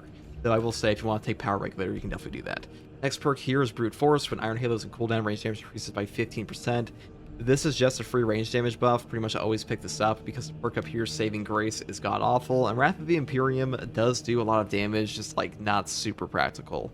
Next perk here is Offensive Capability. When active, Iron Halo will deal damage over time to all enemies within 5 meters. This perk overperforms all the time. The amount of extra damage you get from this is quite substantial. It will also pick you up free executes and stuff like that. Though I will say Conversion Field is also very good if you're in a coordinated team, because a 50% ability to charge regeneration rate within 20 meters, because a 50% increased ability to charge rate within 20 meters of your teammates while your Iron Halo is active is actually quite powerful, especially for things like a Bulwark banner that take forever to come back. Now, for the prestige perks, I do take Auxiliary Reload first, because without this, you will run out of ammo occasionally. This is definitely something you would take in the siege mode, though, to be honest, not a lot of people play siege mode with a heavy bolt rifle and a heavy at all. They're always taking like multi-melta and plasma, but if you want to take this, I would definitely pick this up. Next perk here is Conviction. When your armor is fully depleted, you take 25% less health damage for 10 seconds. This perk just makes you way tankier. I pretty much always pick this up. It's a top tier perk in the game. Damage reduction, especially on a class that has very minimal healing outside of things like rapid health, is super useful, and this one's no different. Next perk here is Indomitable Spirit. This one gives you no knockback on gun strikes. Having this perk will save your life at times. There are things that, like a Lictor, that will just knock you around all the time, and being able to gun strike them and not worry about those light attacks is really useful, so definitely pick this up. And the final one you can pick up is Reverberating Impact, Exponential Force, or Duelist. That is up to you. To be honest, all of these aren't that important. Just take these 3 over Home Precision, because this one is actually dog shit. That's pretty much all there is for this build, guys. The Heavy Bolt Rifle feels pretty good right now. I wouldn't say it's a top tier weapon, especially for this class, because I think this weapon does perform far better on the tactical than Heavy, but Heavy, you know, he's just blessed with better options. Is the real problem is that Heavy Bolter, Plasma, Multi-Melta, even the Pyro Cannon, all of these just do way more for your team. But Heavy Bolt Rifle, people love this gun. I like this gun. Pretty funny to go DACA, even if it's not like the Supreme DACA, but it's pretty good. And that's all I have to say in this one. Hopefully this build guide helped, and if you like content like this, subscribe for more. Hey guys, First Regardsman here, and so I'll be talking about a Pyro Cannon build for patch 11.0 of Space Marine 2. Now the Pyro Cannon got a tiny buff this patch. You can now move at full speed while in heavy stance. That's not like super substantial, but this thing still performs pretty well, especially on the new map. And honestly, it's just pretty fun to use this with the new Salamander cosmetic pack on top of that. And the variant I've chosen today is the venting speed version, because this one overheats very fast. I noticed that on the ammo reserve option, you would just overheat all the time, and having this extra time to just fire off your gun is actually pretty useful, so I do pick this one up. And for the perk tree here, I would just go down the top row for things like improved fast venting, moving here into the perk Eternal Flame. Burning time increases by 25%. 99% of your damage on this weapon will come from the burn, so pretty much always pick up a perk like this. Moving here into the perk Increased Capacity, then we pick up the perk Flame of Ascension. Burning 5 enemies restores one armor segment. Cooldown is 30 seconds. This perk is actually incredible. Getting armor back for just lighting an enemy on fire happens all the time. You'll pretty much be using this off cooldown in any horde, so a great option for sure. And the next perk here, Potent Flame, increasing your burning damage even further by another 15% is really nice to have. Then we move down here into the perk Divine Might for a 10% damage increase, and pick up the perk here, Heavy Immunity. While in heavy stance, you don't lose control from heavy hits. Having this perk is pretty much mandatory in my opinion. If you don't have this perk and you decide to go down like the top row or something, I would definitely just pick up the perk over here, Strategic Stand, because without this, you will simply get knocked over all the time. You will be stun locked and perish pretty much every single match, or, you know, maybe not every match, but you'll get knocked around a lot, stun locked a lot, and getting stun locked on a heavy class already sucks ass. So definitely pick this perk up. And the final perk I grab here is Flash Burn. Enemies at a distance of less than 10 meters take 20% more damage. This one doesn't do a ton for you. I would really prefer to take the perk up here, Pure Flame, for more burning damage, but giving up heavy immunity on this build is just not worth it to me, so I do just go down here instead. That's pretty much all there is for the Pyre Cannon setup. Now for our secondary weapon, I do take the Retribution's Bequest Heavy Bolt Pistol Heroic version.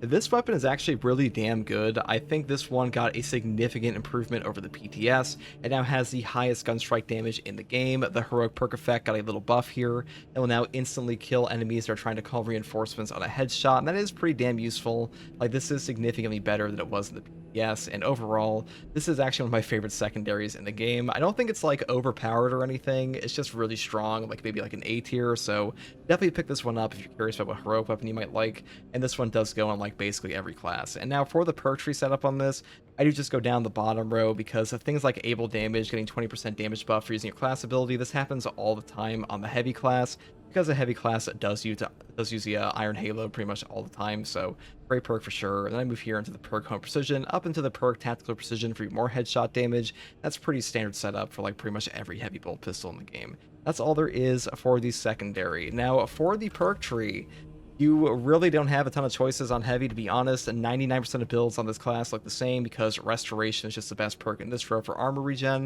Then you can either pick up Fortitude or Strategic Stand. Both of these are pretty damn good. I think this one is quite a bit better than Strategic Stand, though, only because having 30% more HP and being super tanky in this game is just really nice to have, especially with the perk down here, Conviction, giving you a 25% health damage reduction on top of this HP increase. That's a pretty good combo for sure. Next perk here is Versatility. After switching weapons, your secondary weapon deals 20% more damage. The effect lasts until reloading or switching back to your primary weapon. Usually I take Overwhelming Power, but direct range damage for us, at least in like this run I was doing on a true solo, doesn't really matter at all, and especially on like a Pyre Cannon, because Pyre Cannon, this thing's direct damage is not super epic anyways. Most of the damage is burn damage, and I'm pretty sure this doesn't affect this. Now, in the stats screen in patch 11.0, the range damage of your burning effect will actually count in the scoreboard, which is nice to see, so like maybe this does affect it now, but for now I just took this one instead. Next perk here is Encompassing Aegis for 25% less damage from range attacks. Moving here into the perk Consecutive Execution for 90-second melted bombs, frags, crack grenades, shock grenades. Really good perk here, and then everything is pretty much standard with things like Power Regulator, Brute Force for 15% more range damage while Iron Halo is in cooldown, and of course the perk Offensive Capability. When active, Iron Halo deals damage over time to all enemies within 5 meters. This will also wipe out things like Bramble, Cultists, and stuff like that, even Spore Mines. Really useful utility perk here, and also really good at just like picking up free Extremis and Majora's kills. Sometimes this one will put things in execute, so really nice for that. And for the perk tree here, I did take Exponential Force for a melee damage increase of 100%. You could skip this and take like Duelist or Reverberating Impact. All of these are about like the same value to me, in my opinion, and as far as like the options you want, it's really up to you. Now the other perks I would pretty much always pick up are Auxiliary Reload for your ammo economy, Conviction for health damage reduction, and Indomitable Spirit for no knockback on gun strikes, because there are a lot of points in Space Marine 2 where you will simply have to gun strike an enemy, and without this perk you will just get cooked, especially on heavy, because heavy has like basically no knockback outside of a perk like this or Strategic Stand. So I would definitely grab this one. These 3 perks are by far the most important in this whole perk tree, and Conviction is also really good for that 25% health damage reduction. That's pretty much all there is for this build, guys. The Pyre Cannon is a pretty simple weapon. You just point it and hold down the trigger and light an enemy on fire. The biggest problem with this thing is that you don't get CHP back. In the public test server, the burning effects were giving you contested health back while the enemies were on fire. That is no longer the case in patch 11.0 on the live game. It is kind of like a huge nerf, but to be honest, it was super OP if they had that in the PTS whatsoever, so I'm not surprised it didn't make it to the live game. But either way, this weapon is still pretty damn strong. Great for burning bosses, great for horde control, and hopefully this build guide helped you. And if you like content like this, subscribe for more, and as always, take it easy. Thanks for watching. Bye. Hey guys, first Regardsman here, and so I'll be talking about a multi-melta heavy build for patch 11.2 Space Marine 2. Now the multi-melta has been a top tier gun in this game since it came out, and even though they nerfed the double shot mechanic in patch 11.0, this weapon still slaps. This is a top tier gun still. It is an amazing weapon for pretty much all content in the game for like 99% of players, and it's also one of the easiest builds in the entire game to use. Now the variant I've chosen today is the magazine capacity version, because without the magazine capacity version you will occasionally run into ammo issues, and I just don't like dealing with that, so I just picked up this one today. Now for the perk tree, I do take increased capacity first, and I move here into the perk Elite Restoration. Killing a Majora's level or higher enemy restores 10% of your maximum ammo reserve, cannot exceed maximum ammo capacity. The cooldown is 30 seconds. Now, having an increased capacity is nice because our Auxiliary Reload perk down here is triggering based on a percentage restore on our ammunition, so having a higher base capacity will give you more ammo off this perk, so pretty good synergy there. Now, Elite Restoration is also pretty nice, though be aware you have to actually blow apart a Majora's with your actual Melt-A-Gun here. You can't just execute them, so keep that in mind. Next perk here is Heavy Fire. While in heavy stance, fire rate increases by 15%. You will pretty much only be firing this gun in heavy stance, which just says like increase your fire rate by 15% basically, because these days hip firing is completely pointless after the nerf. Then move down here to the perk Perpetual Range, because more range is nice to have. Next perk here is Heavy Immunity. While in heavy stance, you do not lose control from heavy hits. This perk is incredible. It will save your life Basically, the way that no knockback works in Space Marine 2 is that any attack that would knock you over will only stagger you, and any attack that would stagger you does nothing after you have this perk, or any perk effect like this, I should say. So, for example, if a Sword Warrior would normally slap you, you would get knocked around. With this perk active, it will do nothing to you. So, really good to have, top tier option. Pretty much always pick this up on any heavy stance weapon in the entire game. Next perk here is Executioner's Fire. After a finisher, fire rate increases by 25% for 5 seconds. This perk is super damn good. This is like a really noticeable effect, especially for the magazine capacity version. It's not like super fast firing in the first place. Really a good option, and honestly, you'll trigger this all the time. Next perk here is Heavy Might. Moving down here into the perk Trick Shot, killing 5 enemies with 1 shot restore 1 armor segment. The cooldown is 30 seconds. So having an armor restore and a 30-second cooldown in this game on killing 5 or more enemies with 1 shot with this weapon is really nice to have. This will trigger occasionally and save you a lot of damage, or just save you some HP at times. Really, really nice to have, so definitely pick this one up as well. Same thing for like the normal melter rifle. Like, it's good on both, but it's even better here because this one has higher base damage, so you'll be triggering this more often. Next perk here is Heavy Might once again for a total of a 30% damage increase in heavy stance. Moving here into the perk Death Strike, which is after killing a majority or higher enemy in melee combat, you'll deal 25% more damage for 10 seconds. This will trigger off a finisher, so it'll trigger both this and the perk Executioner's Fire simultaneously, so great synergy there as well. And the final perk is Increased Capacity once again for the same reasons I mentioned before. And that's pretty much all there is for the melter rifle portion of this. Now, for the secondary here, I did once again take what's that? The Retribution's Bequest Heroic Heavy Bolt Pistol. This weapon simply has the highest gunstrike damage in the entire game. The heroic perk effect is called No Help Is Coming. Shooting an enemy with the Elite Scream stats effect stops it from calling for reinforcements, and headshots will kill in 1 shot.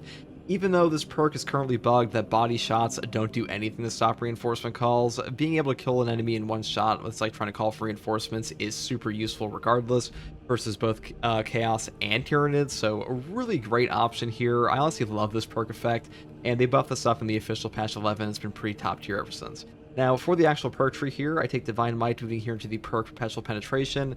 Then I pick up Increased Capacity, the perk Extended Magazine, Death Strike once again, and I move here into Great Might, the perk Strong Start, and of course, Able Damage. After you use a class ability, your damage increases by 20% for 10 seconds. Now, on the heavy class, you use Iron Halo all the damn times. This will trigger pretty much non-stop. Really, really good perk synergy there, which is why I pick it up on the heavy especially. And the final perks I grab are Home Precision, the perk Gunstrike Reload, and then finally Tactical Precision. Headshots will deal 20% more damage, non-headshot damage decreases by 10%. Headshot damage is pretty much all that matters in Space Marine 2 for bolt weaponry. This is no different for your secondary option. Pretty much always grab this because losing 10% headshot damage, or excuse me, 10% non-headshot damage just does not matter compared to getting a headshot damage bonus, so pick this up. That's pretty much all there is for the secondary. Now, for the perk tree, you may be wondering why we don't take multi-kill here. Well, getting ammunition back on killing 5 or more enemies with 1 shot is just not as good or even like as viable as Restoration is. Killing 7 enemies in rapid succession restores 1 armor segment. The cooldown is 15 seconds. Getting armor restored drip fed to you in this game is incredible, and Restoration is a top tier perk in Space Marine 2 for that reason, and it's no different on the heavy class. Pretty much always grab this for like any heavy build. Next perk here is Fortitude. Health increases by 30%. This perk, on top of the perk down here, Conviction, your prestige perk tree, will make you as tanky as a Bulwark basically with Conviction. It's kind of nuts how much damage decrease, or excuse me, how much damage reduction you get off of this perk combo. HP increases in Space Marine 2 are already very valuable in this game because the lower your HP gets, the higher base damage resist you get in Space Marine 2, so a base HP increase means your lower HP is going to be worth more than a class like a lower base HP. Hopefully that makes sense, but the point is, HP increases in this game, really damn good, pretty much pick them up all the time, and Fortitude is by far the best perk in this column. Next perk here is Overwhelming Power. When Iron Halo is active, all team members within 10 meters deal 10% more range damage. This is just a nice range damage buff for you and your teammates, but this will also trigger simultaneously with the perk over here, Brute Force. When Iron Halo is in cooldown, range damage increases by 15%. Iron Halo will count as being in cooldown while you have Iron Halo active, so a really funny interaction there. You actually get like a 25% range damage bonus here. Next perk here is Encompassing Aegis. All team members take 25% less damage from range attacks. This perk is incredible. A 25% flat range damage reduction in Space Marine 2 will make you substantially more tanky, and this also makes it so your armor gets a damage reduction, not just your HP, so definitely the best option here. Bonds of Brotherhood is not a very good perk at all, and Additional Supplies is not terrible, it's just kind of redundant with our build currently. Next perk here is Consecutive Execution. Killing 7 enemies, rapid session restores equipment charged by 1. The cooldown is 90 seconds. 90-second melt-the-bombs, crack grenades, frag grenades, shock grenades. These are all incredible effects. Equipment in Space Marine 2 simply saves games in siege mode, operations, and hard strats, and Consecutive Execution gives you more of that, which makes it a top tier pick pretty much always. The next perk here is Power Regulator. Iron Halo will lose energy 20% more slowly, moving here into the perk Brute Force. When your Iron Halo is in cooldown, range damage increases by 15%. This perk is just a free range damage buff, and the perk up here, Saving Grace, is kind of trash, and the perk down here, Wrath of the Imperium, is pretty niche. Next perk here is Offensive Capability. When active, your Iron Halo will deal damage over time to all enemies within 5 meters. This perk overperforms all the time. It's just a free range damage buff, or not even a range damage buff, just a free damage buff while you are using your Iron Halo, which you'll be doing all the time.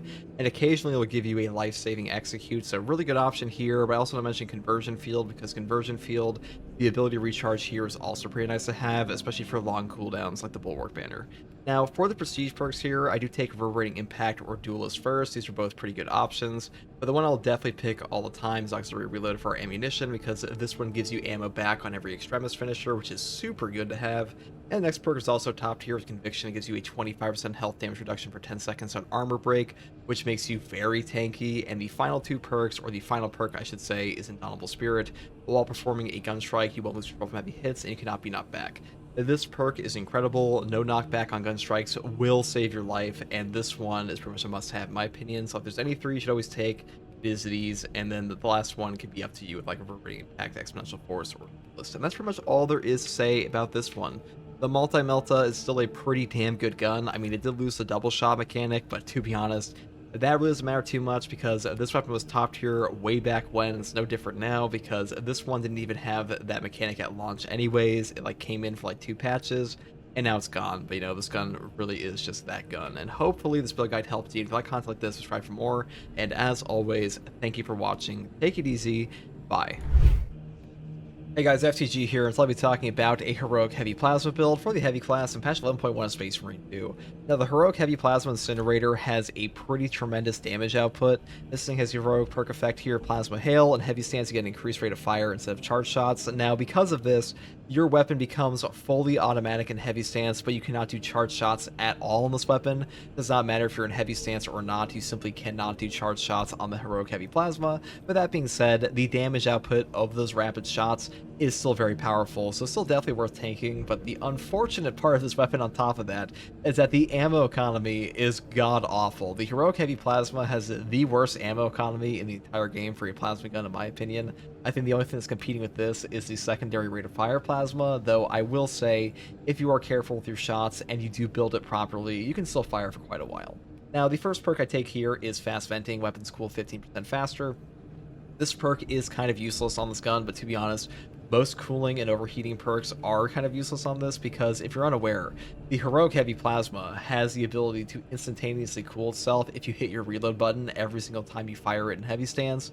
So you will literally never overheat this gun if you do that properly, so just keep that in mind. So all of these perks, like Common Cooling, Rapid Cooling, they're just not super useful on this gun, but you know, they're just kind of there to take the other perks we're going for anyway. Next perk here is Contingency Plan. When your ammo reserve is less than 25% of your maximum ammo capacity, melee damage increases by 20%. This perk is a dog shit. We had to pick this one up to go in here into Plasma Collection. Let me pick up the perk Efficient Charge. This perk unfortunately does nothing, because on this weapon, all the charge shot perks, they don't do anything for your damage, they don't do anything for your ammo economy. It's one of the reasons this weapon is so ammo inefficient, because Efficient Charge is pretty good at giving you way better ammo efficiency on charge shots, but since you don't have those on this gun, you're just stuck with like the baseline ammo economy, which kind of blows. Next perk here is Adamant Restoration. When your health drops below 30%, your ammo reserve is restored by 25% of the maximum capacity. You cannot exceed maximum ammo capacity. The cooldown is 30 seconds. Now, this perk is good for ammo economy. Now, unfortunately, again, on this build, I did take a strategic stand here, which is good for giving us no knockback in our Heavy Stance, because we're not taking the perk over here, Heavy Immunity, on this one, so we don't actually have no knockback in our Heavy Stance.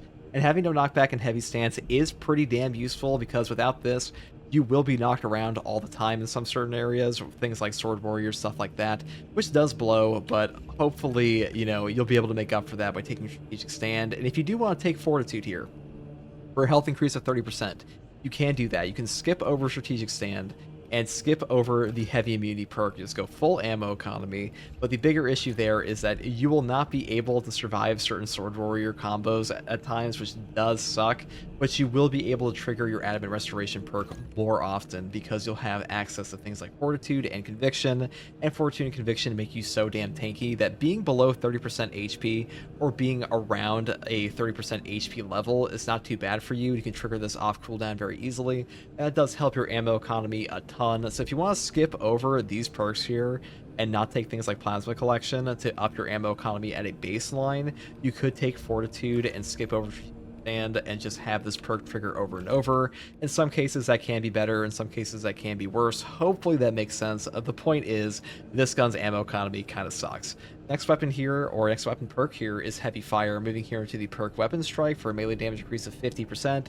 Then I pick up the perk Brutal Rampage. After killing 3 enemies or more with one shot, you deal 25% more damage for 5 seconds. This is a pretty damn powerful perk on this weapon. One of the reasons I like to go down the bottom row, because 25% more damage for 5 seconds with how fast it fires is actually pretty substantial, so pretty nice to have. And the final perks I grab are Fast Venting and Plasma Collection for even more ammo reserves in our energy weapon. Now up here, Charge Cooling, I just took this for the lulz because this thing does literally nothing for you on your build. But you know, we have an extra perk point, and all these perks are for heavy for charge shots, which is kind of funny. You know, they didn't really think about that. They kind of reworked this perk tree, but what you gonna do? Now for the secondary here, I once again take the Rate of Fire Plasma Pistol because we're going for a full plasma build. This weapon has amazing CHP recovery, amazing stagger, amazing damage, and the ammo economy on this also kind of sucks, which is why we take all of our ammo perks and pick up Divine Might for a 10% damage increase, because generally flat damage increases in the game are quite powerful. Now, for the perk tree here, I do take Restoration first, killing 7 enemies in rapid succession restores an armor segment. The cooldown is 15 seconds. This perk is really good. The fact you get an armor restore on a 15-second cooldown does save your life, and multi-kill does genuinely nothing for this build, and auxiliary ammunition is a garbage perk. You know, in theory, a perk that gives you back ammo could be really nice. Unfortunately, this one sucks. Next perk here I take is Strategic Stand, though you could take Fortitude for the reasons I mentioned before. It really is up to you. And the perk after this is Overwhelming Power.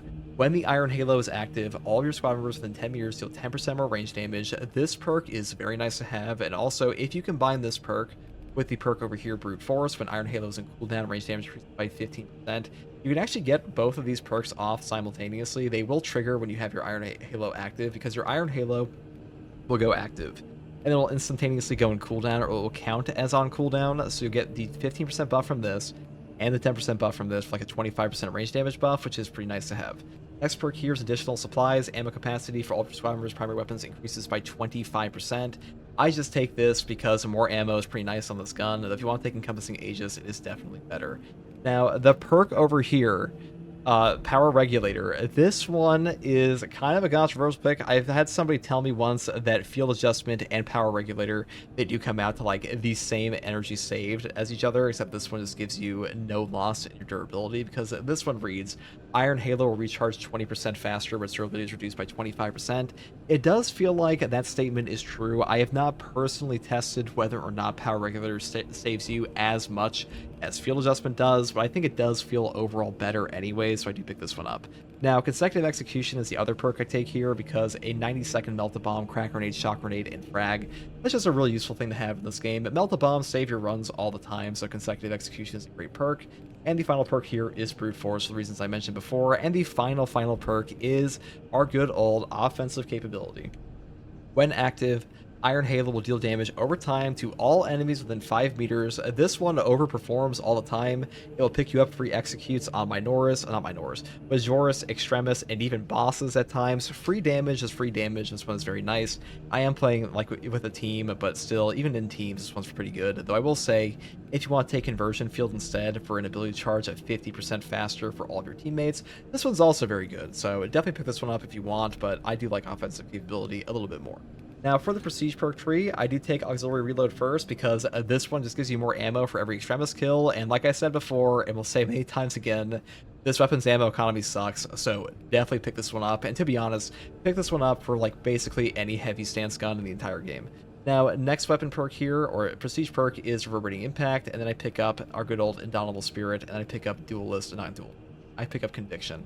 because I think that these 4 are overall the best. But if you want to pick up Duelist instead of Reverberating Impact, you definitely could. That is up to you, but these are the ones I chose today because damage reduction is godly, ammo economy is godly, no knockback on gun strikes will save your life, and we don't really have a lot of no knockback on this build anyways, unless we take Strategic Stand. So if you are taking Fortitude, definitely take Indomitable Spirit every time, and to be honest, take it every time anyways, because this perk is just that good. And that's pretty much all I have to say about this build, guys. The heavy class is pretty damn powerful, as always. They did nerf the multi-melta double shot in patch 11.0, but to be honest, it was a little bit broken anyway, so I'm not surprised they did that. But the Heavy Plasma Incinerator, pretty damn fun. I don't think the Heroic version is the best version in the entire game, but it is pretty good for some stuff. The Rate of Fire, I think, is still a bit stronger, or the Ammo Economy version, just because getting those charge shots off and Stagger versus Chaos can save your life way more, but having this insane DPS output is pretty funny, and hopefully this build guide helped. And if you like content like this, subscribe for more, and as always, thank you for watching, take it easy, bye.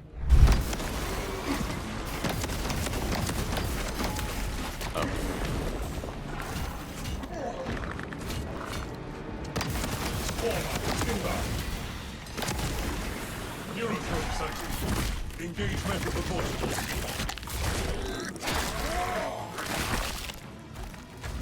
Predatory class tyranny eliminated. I am Haven ready. This is why I hate lunging my North, because interrupt your whole gameplay. They interrupt the whole gameplay loop of the game. Super fun.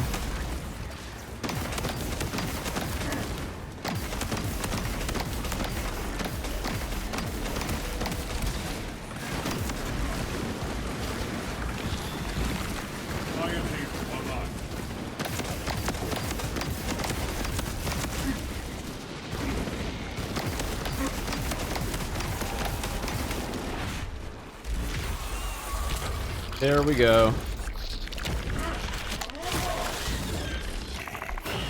You think Lorgar had the shiniest head of all Bald Heretic Primarchs? Oh, you're right. Oh. Whoops.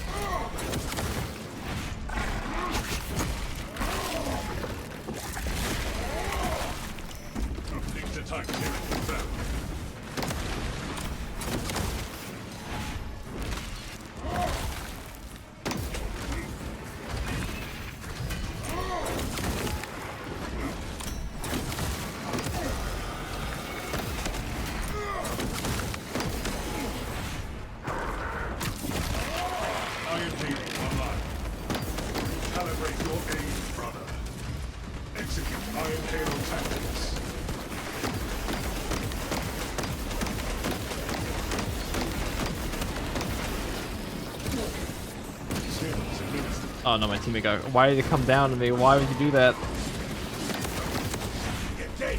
Why would you all come up? That's okay.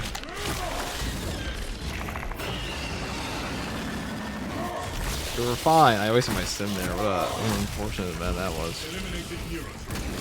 Preparing disciplinary report. Arms tactic ready.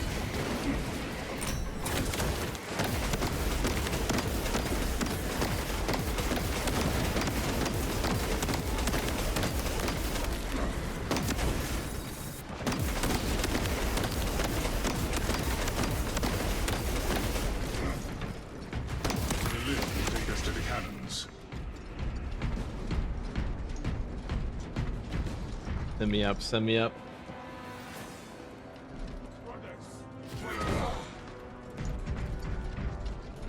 That's okay, we're at like 5% HP. That's fine. This is fine. I thought I take a sim was out there. I can't wait to waste that one. It ate my sim. Ate the whole ass thing. My blade will be soaked in tyranid blood.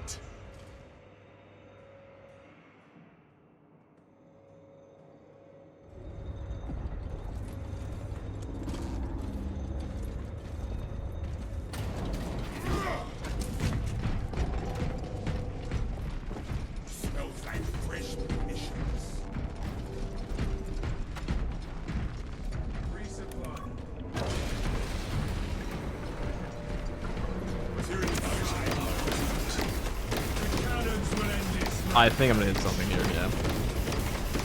Hard to tell. Iron Halo online. Xeno's countermeasure successful.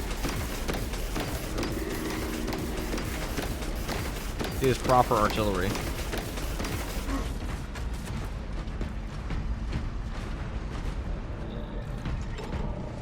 Now that's gaming.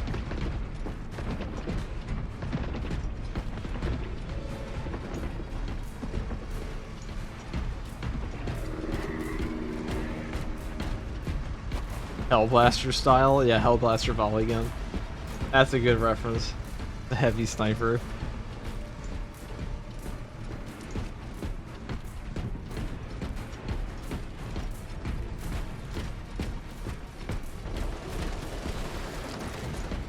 You are near the last cannons.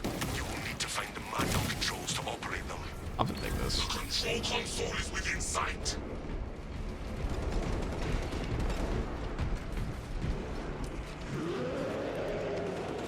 Defensive cannons active. Targeting system non-functional. Initializing secondary system. Complex connected. Targeting system.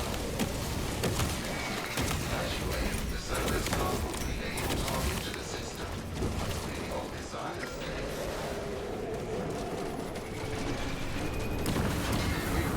Solid hit. The Hierophant aims its weapons at us. That hurt it.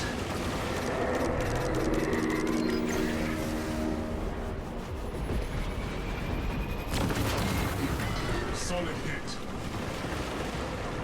Defense cannons depleted. Engage auxiliary generators to resume fire. Right, ammo cache. We're probably gonna get one horde here and that'll be it.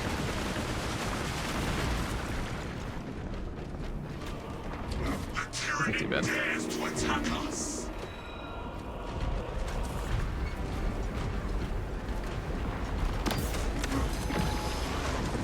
Beneath our boots. Iron Halo protocols and protocols. Friendly fire warning issued. Subterranean tyranny annihilated. Finished here. Cannons ready. To the Imperium. Remote system no longer detected. Engage console to reestablish communication. I will engage the console. Oh, you got it. Go. System link has been They, established. they want that. They sure can take it. Iron Halo ready. The Titan launches its missiles. Avoid the Tyrannid's explosion. Witness the might of the Imperium.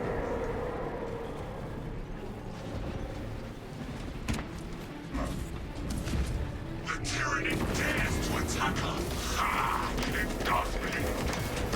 Let the Tyrannid win the tainted.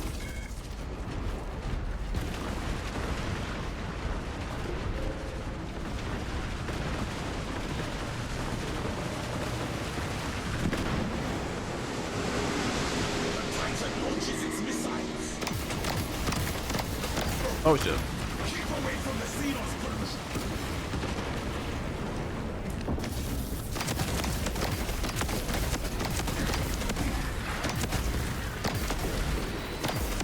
Searching for target. Minister. Fire when you're signed off to commence target movement.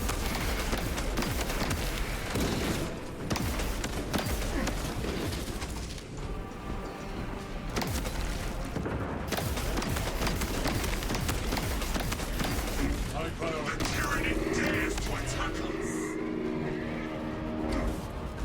Let the Tyrannid win. I'm returning after like a 6-month hiatus. I'm about to buy my first heroic. Should I get the heavy bolter or plasma for the heavy first? I'm gonna get the heavy bolter. I think the heavy bolter is like a straight upgrade to all the other heavy bolters. Heavy plasma is like a side grade. Which is what they're supposed to be fair, but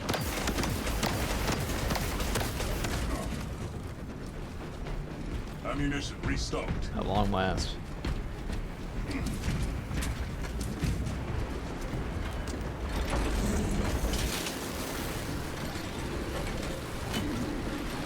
What would you say is your percent of stratagems you do with people who didn't read modifiers at all? That's a good question. I'm not sure, because usually I read them out of my chat.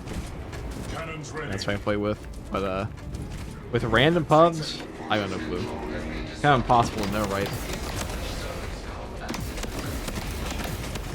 How would I know? Iron Halo online. Gotcha, thanks. I mean, I think the best heroic to buy overall is the heroic heavy bolt pistol or like Xenophase or Power Gladius. But those weapons are all very good. Nears death.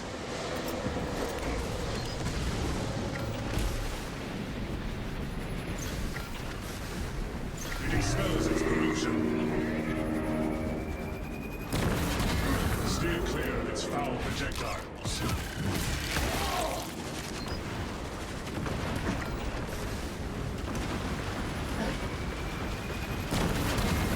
Hey, it's over.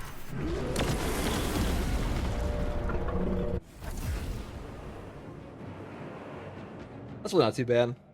The buff range damage on that's pretty nice. Take the shot on those damn towers and unleash divine retribution. You guys, when you bring 91 shots in, you're fine.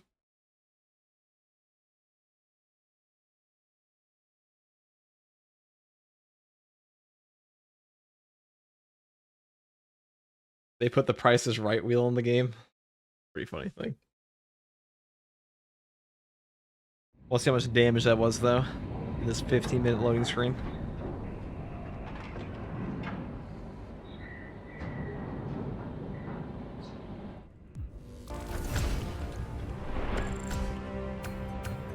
A lot of damage.